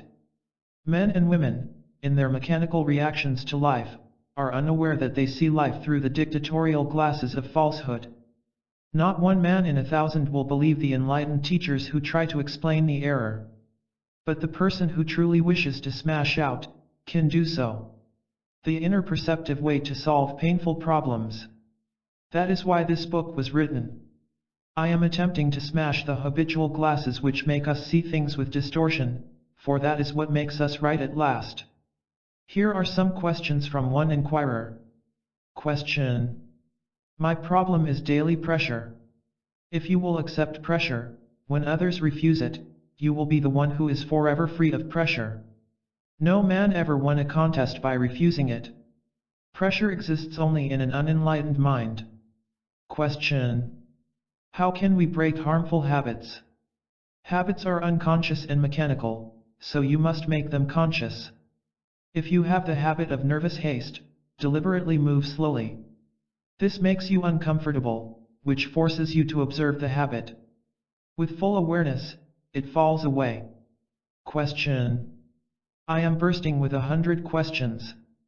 By enduring the tension of your questions, and not escaping through shallow comforts, the questions themselves will disappear, along with their tension. How blunders can turn into advancements. Lucy W. complained, I want people to stop bothering me. It seems as if everyone pours their gripes onto me. With insight, Lucy can free herself of this particular people problem. She must see that the people in her private life are there because she asked for them in one way or another. With this insight she will cease to attract new problem people. Alan. With this she must see through her own false needs for the company of problem people. Yes, her own false needs attract them. Weakness attracts weakness, for each hopes to get something from the other. Fresh psychic strength is the answer. This means that Lucy must willingly enter her loneliness, for once others see that they cannot get anything from her, they will depart. But on the other side of this voluntary loneliness is understanding, where loneliness is impossible. I know this doesn't mean I must become a hermit, Lucy commented. No, it means to be in the social sea like a strong ship which cannot be sunk by the lashing waves. A man may attend 1,000 meetings where the topics of truth and reality and insight are discussed, but do you know what the problem is? He comes out of a meeting the very same person he was before. Nothing has changed internally. To change, he must voluntarily release everything requiring change. If a cake of ice is brought close to a fire, it takes time to melt and warm up its water. If snow is brought, it takes less time. If water is brought close to a fire, it warms up at once. The less fixed and hard we are, the faster we warm to the light of truth. The way is clear enough. Do we want to walk it? That is the only question. What is the way? It is to remember the necessity of waking up. Use all happenings for self-illumination. Refuse false and shallow comfort. Seek first the inner kingdom. Be neither surprised nor dismayed by your hundreds of blunders along the way. Walk on. Remember that conscious blunders are advancements. This means to sense the wrongness of an act or attitude, even while doing it. And have no concern for the many things not understood as yet. Attend only to your very next step, giving it all your attention, whether it be reading for knowledge or reflecting for understanding. How to be free of damaging ideas. Man is born with the capacity for illusion, which would not be so bad if it were not for another negative factor. From the day of his birth he is bombarded by deluded adults who were themselves bombarded by their elders. So the sickness continues from one generation to another. But whoever really wants the cure can have it. Reality constantly tries to tell us what is right, but the tricky mind distorts the message. It is like a man visiting a foreign country who asks a policeman for directions to an historic site. An interpreter comes along who offers to translate the policeman's directions for the visitor. But the interpreter stupidly and carelessly twists everything the policeman says. Not realizing what has happened, the visitor goes astray. What are the false informations passed along by a confused mind? There are thousands of distorting messages. For instance, it is false that other human beings have real power over you. We can escape the penalty for self-deception. The past has a hold on your present. Self-reliance can be successfully avoided. Anything can prevent your supreme psychic success. Continual attention to the psychic task at hand provides new power for self-clarity. A small child toddling across the room is distracted by a bit of colored paper or by his own shoes. The mind must concentrate its energies on the valuable journey, not on trivial distractions. To the same degree that one is clogged to the reception of true life, one will also be clogged to the exit of false life. This means that your receptivity to the flow of spiritual and mental health will also enable you to let go of unhealthiness. Man's complaints about the way life treats him have no justification. He is like a man who insists upon sitting in the dark, while grumbling that he cannot understand an open book before him. The opportunity to understand the truth and to profit from it must be earned by right effort, by turning on the light. The only evil in any situation is that you have not as yet conquered it through self-conquest. Solving the problem of security. Why should you mind if you can't find anything to do, if no one wants you, if nothing comes your way? Why should you mind the blankness? What is wrong with blankness? In your misunderstanding, you assume it represents the end of the world. However, if you would make it welcome, you would see it truly as the gate to a fantastically new world. Take the question of security. Security is present when we have abandoned all need for security. People assume that the various anchors to which they attach themselves will prevent harmful drifting, but they don't see that the very anchors they depend upon are the weights preventing spontaneous motion. Life is motion, but it is not our personal motion. We do not move life, it moves us. As we voluntarily join the cosmic flow, we are in harmony, and therefore safe and happy. Two men journeyed in the dark with a single lantern between them. Coming to a fork in the road, the owner of the lantern turned left, while the other hesitantly faced to the right. The man with the lantern advised his companion, "Go back for your own lantern, for then you will be fearless." To understand something means to know it all by yourself. Let's take a perfect example of how esoteric understanding sets you free from painful problems. Whenever you decide to abandon false notions, a sense of guilt arises. This guilt is absolutely false, so you must ignore it and plunge ahead. All false ideas and false systems cruelly try to keep you a slave by making you feel guilty. As if you should feel guilty over abandoning poisoned water. As you persist with your understanding, guilt gradually loses its grip and finally falls away. If you ever feel that esoteric facts are undermining your old beliefs, I am very glad for you. This is an essential and a progressive step. Here are questions asked at one of my lectures. Question: some parts of me are actively attracted to esoteric ideas, but other parts are indifferent. What can be done with the lazy ones? Just be aware of them and continue to work. Question: do I really have a choice in life, or not? Some teachings say yes, others say no. You have the choice to drop the false assumption that you presently have choice. By penetrating this esoteric mystery you will see that there is no difference between your choice and that of God, truth, nature, call it what you like. You and life are one, which is peace. Question. I am applying esoteric principles to a bad habit of mine. How can I know if I am making progress? When you cease to wonder about progress, your wondering is a form of anxiety, and where anxiety exists, there is not the necessary understanding. A wonder-working statement to make. Remarked Randy J., who was attending my lectures, I see what you mean when you describe human beings as hypnotized. I have friends who don't see the slightest connection between their mental viewpoints and their muddled lives.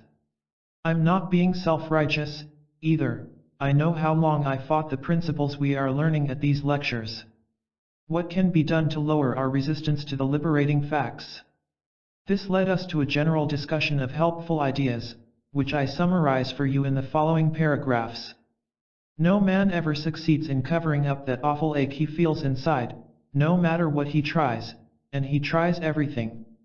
He shoves it out the front door and it sneaks in the back. He might as well give up, and whether he senses it or not, his giving up, his voluntary defeat, is the very victory he wishes. He must be aware that everything he has done up to now has been a useless pretense. That is enough, for from that fertile ground can blossom what is real. How can we find a problem-free life? There is a way. If you have never deliberately questioned yourself, now is the time. Ask yourself, what is my life all about? Where am I going? What do I really want? Isn't there more to this existence than making money and involvement in noisy activities and one confusion after another? What is the purpose of my life? This is a healthy process, for it brings to the surface your subconscious questions. The average man is like a lost hiker who pretends not to notice that he passes the same landmark every few hours. Self-inquiry destroys such self-deception, making the true path visible. It is not shameful to lack the answers, for that condition is merely an absence of understanding which you can remedy. What is shameful is not to know, while pretending to know. We can brush gold paint onto a burned-out light bulb, but it will still not give light. There is a certain mental statement you can make which works wonders.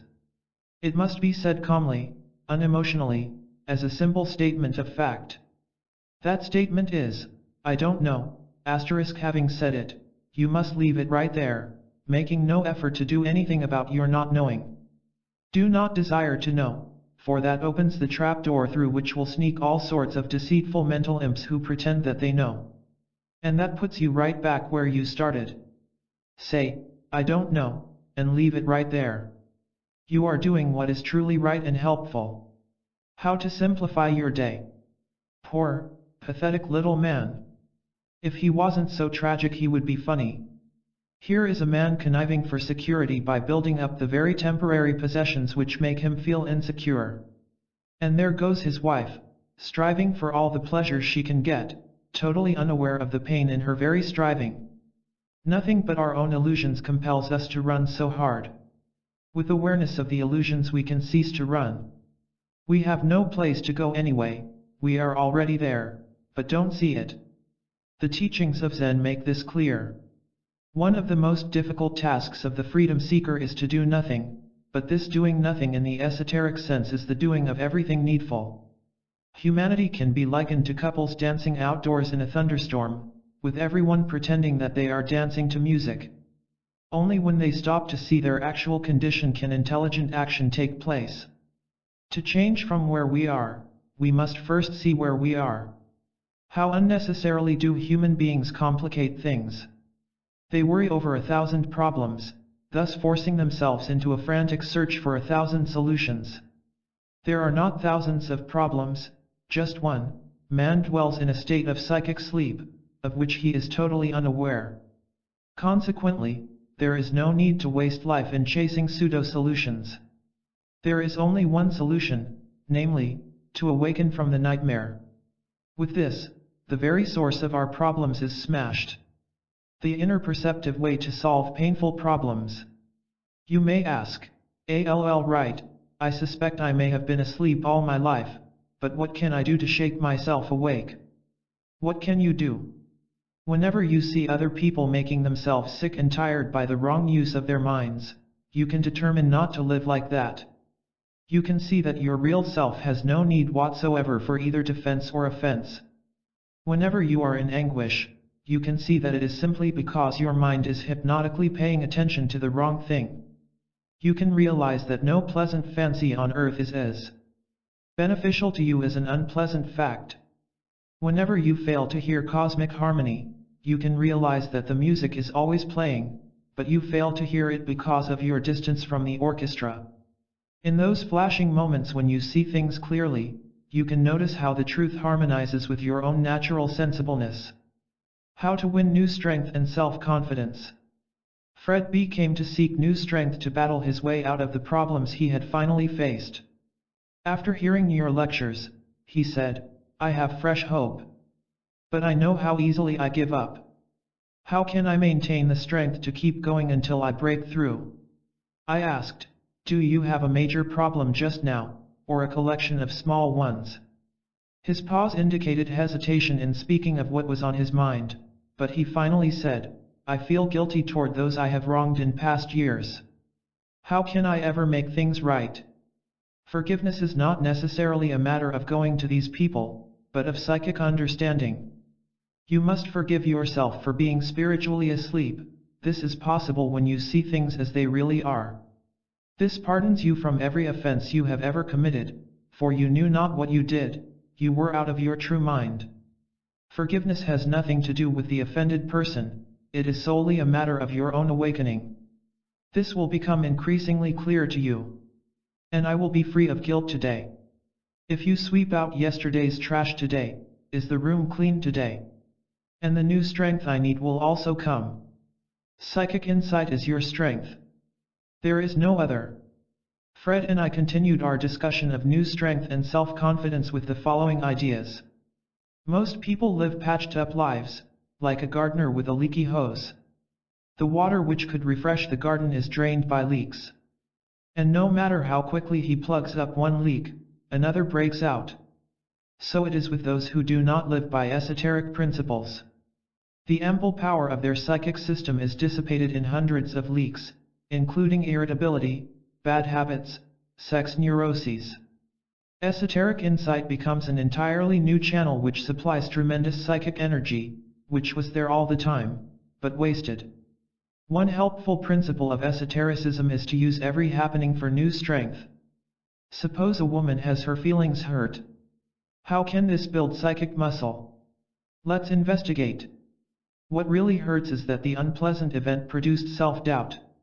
Now, this kind of self-doubt is positive, beneficial, for it forces the woman to see that she was depending upon fictitious self-strength.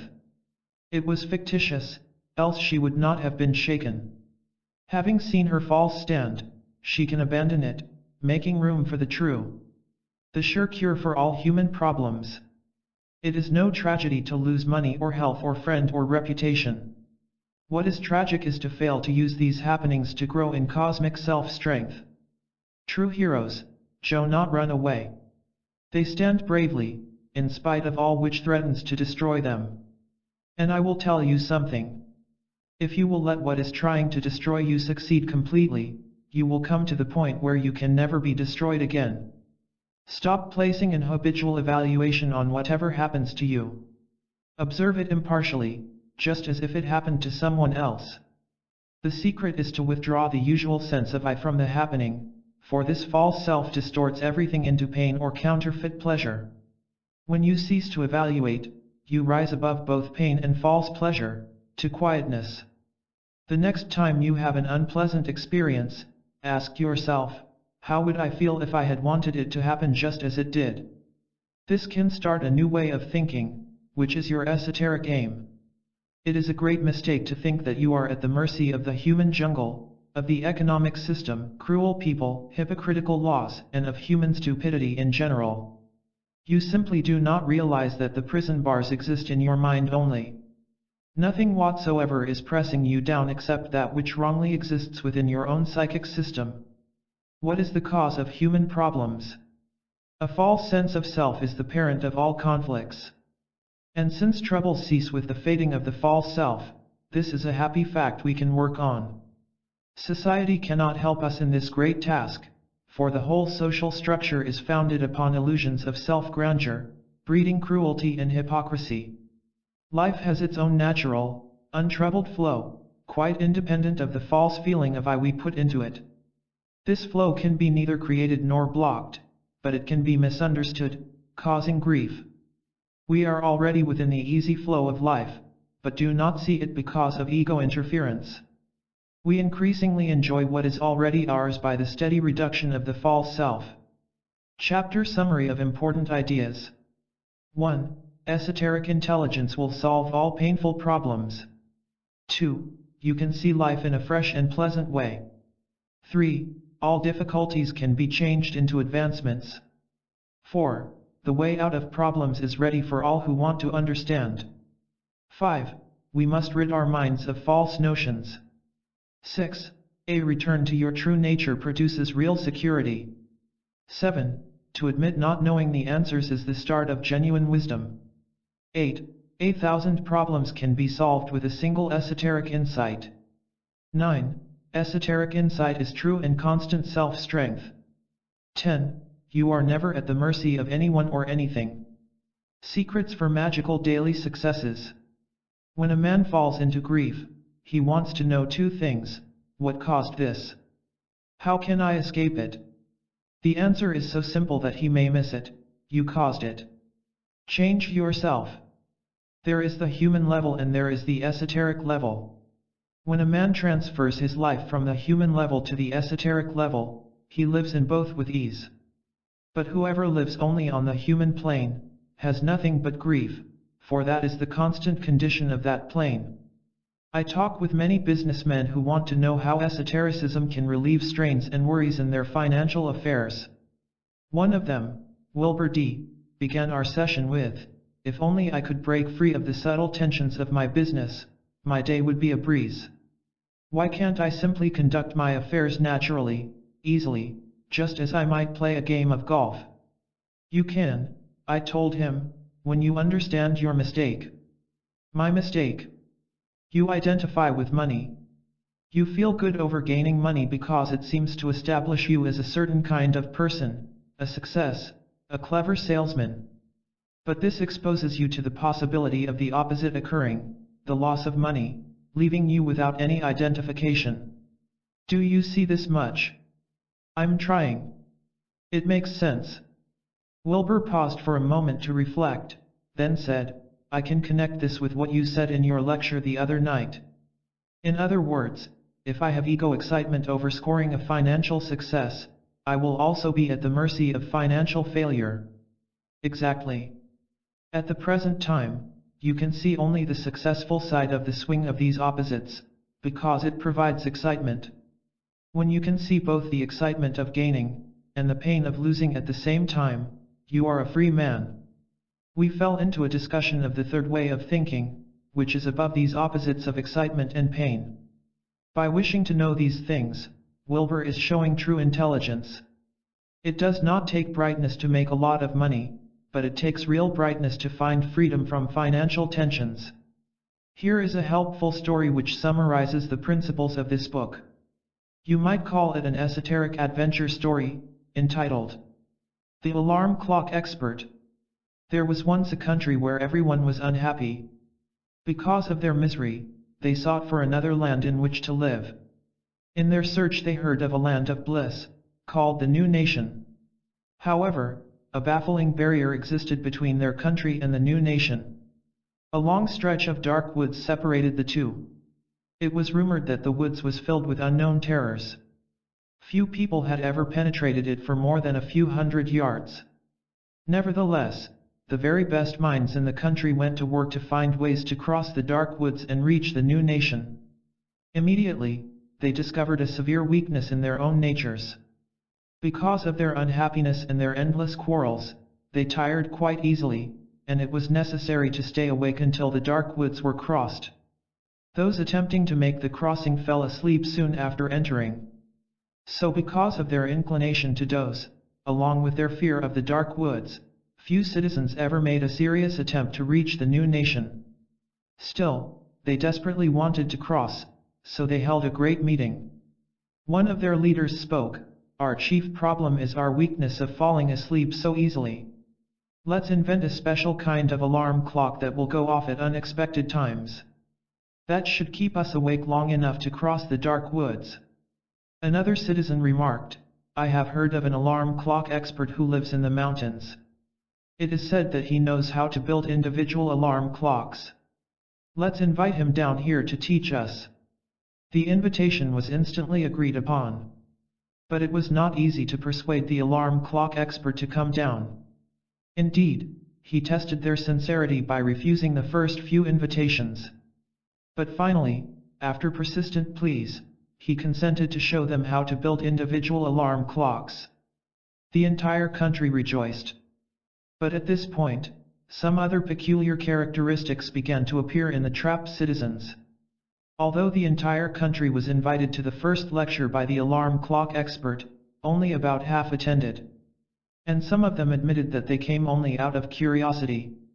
The other half of the population expressed great regret over their absence, quickly explaining that it was due to unexpected emergencies.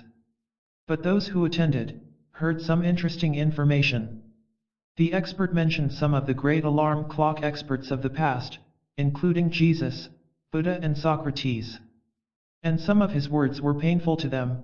For example, he explained that most people, while giving lip service to the new nation, did not really want to make the journey.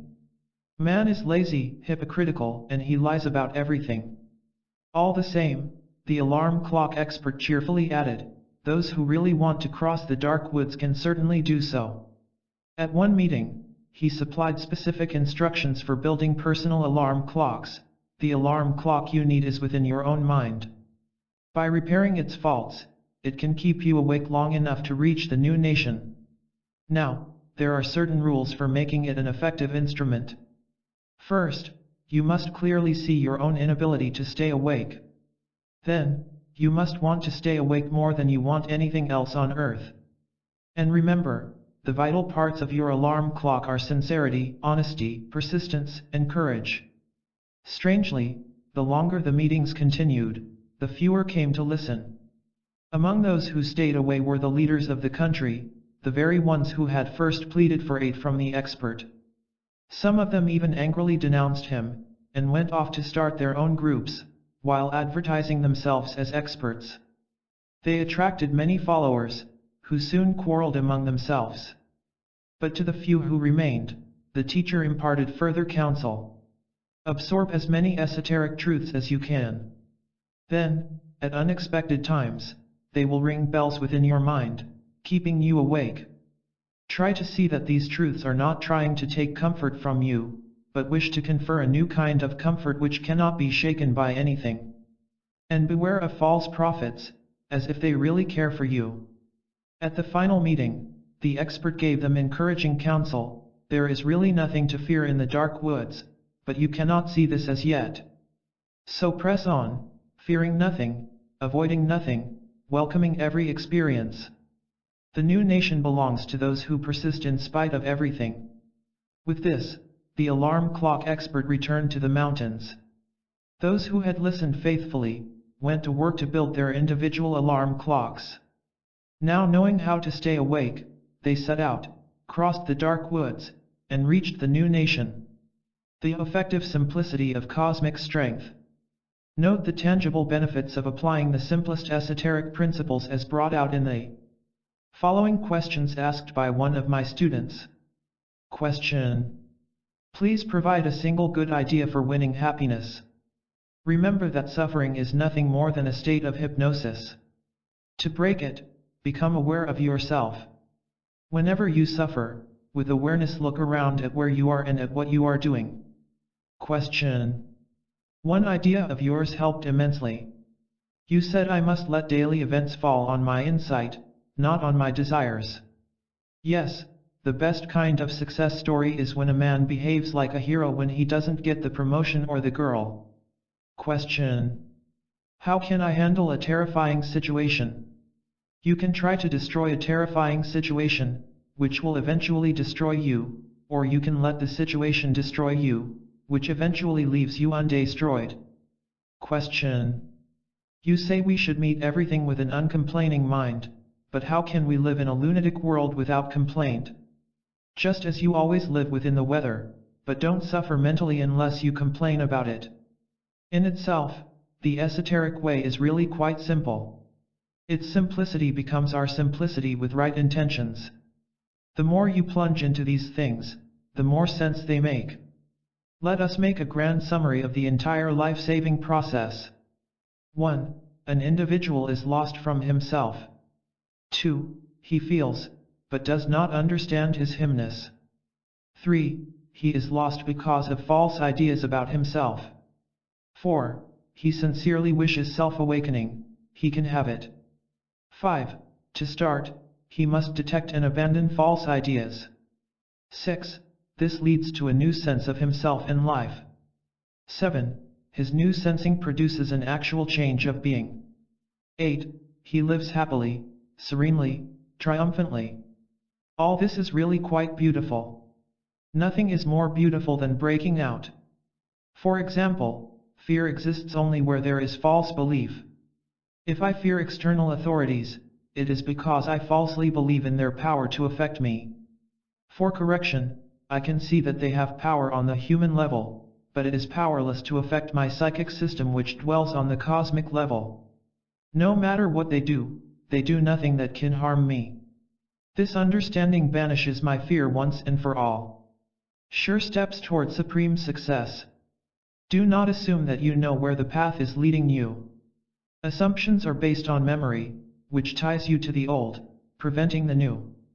We don't want to remain on the same old merry-go-round, seeing the same monotonous scenes. The dropping of habitual assumptions gets you off the weary ride, letting you explore the wondrous countryside.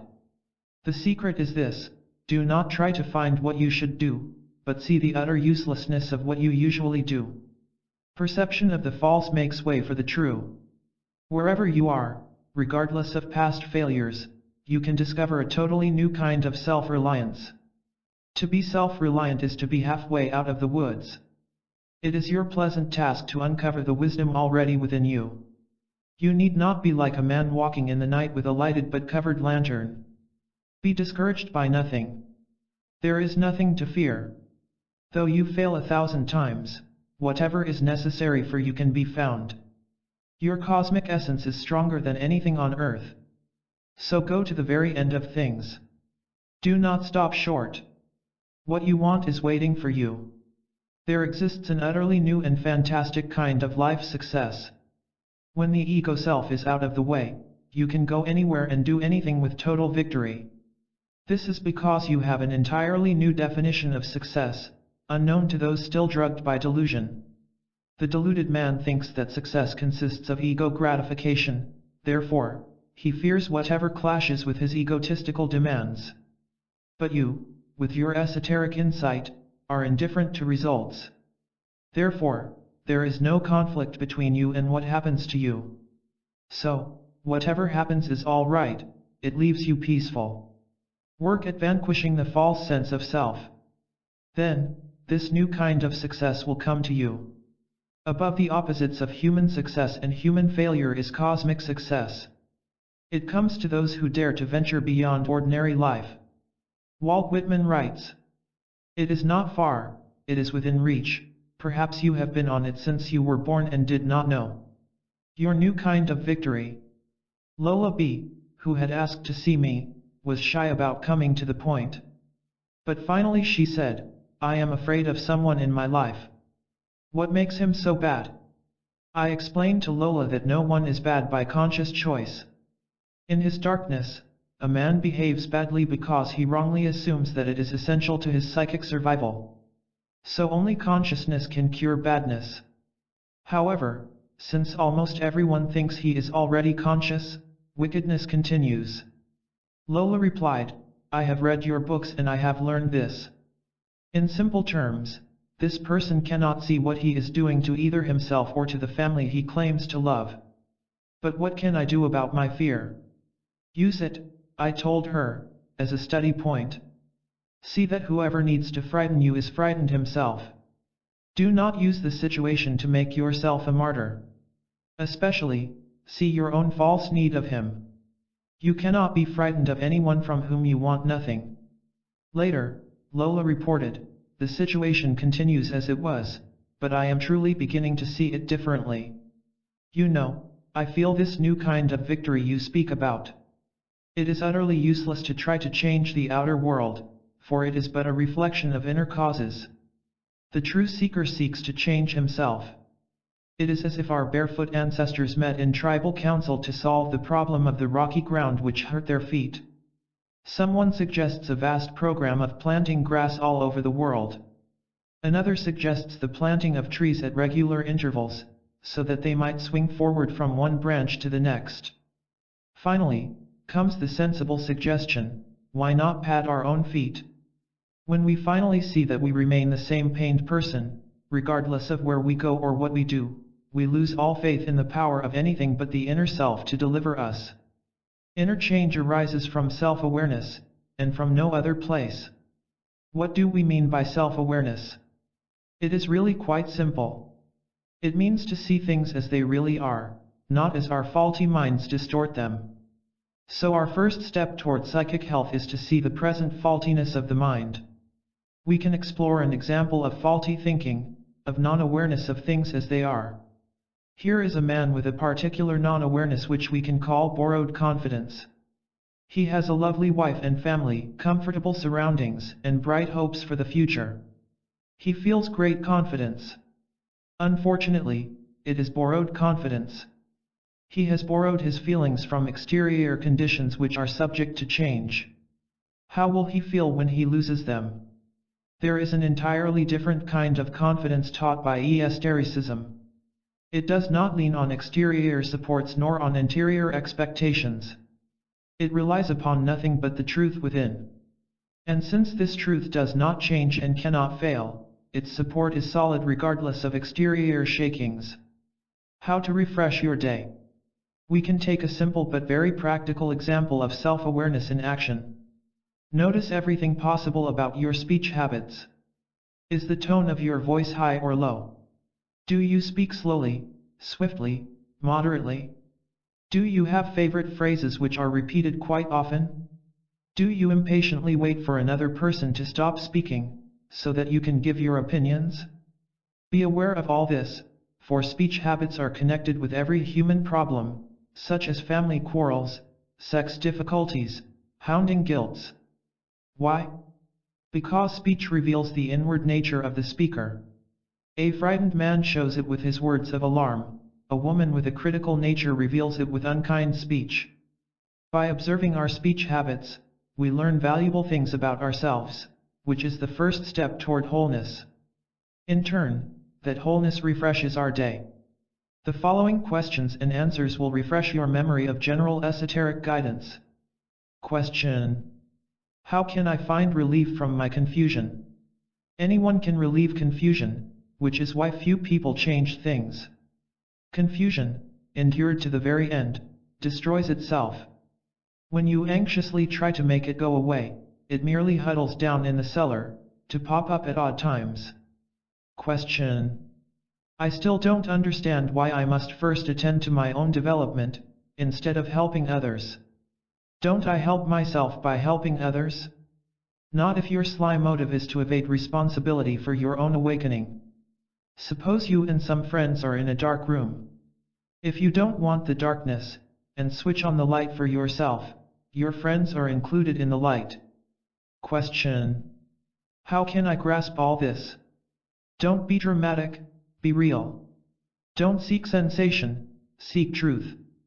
Don't justify yourself, study yourself. Now that you have learned many things, reflect upon this. Most human beings are able to dwell only in separate worlds, and in only one of these worlds at a time. Their world is either anchored or adrift, blessed or cursed, balanced or unbalanced, active or actionless, knowing or unknowing, a world where they are somebody, or a world where they are nobody. You must be able to dwell in all worlds together, and at the same moment. When doing so, all such worlds disappear, and with this miracle, nothing can ever hurt you again. You can certainly succeed. The truth will not permit us to play with it, as a child plays with toys. It is not a plaything to be taken up or abandoned according to the mood of the moment. We may neither meddle with it nor try to change it according to our personal desires. It is what it is, and we either accept it as it is or not at all. Harsh? As harsh as the doctor who warns us of the consequences of ignoring the medicine. If you want to know what you value in life, notice what you get in life. They will be the same, for we always get what we truly value. If you subconsciously value a noisy kind of life, you have it, even though you say you prefer quietness.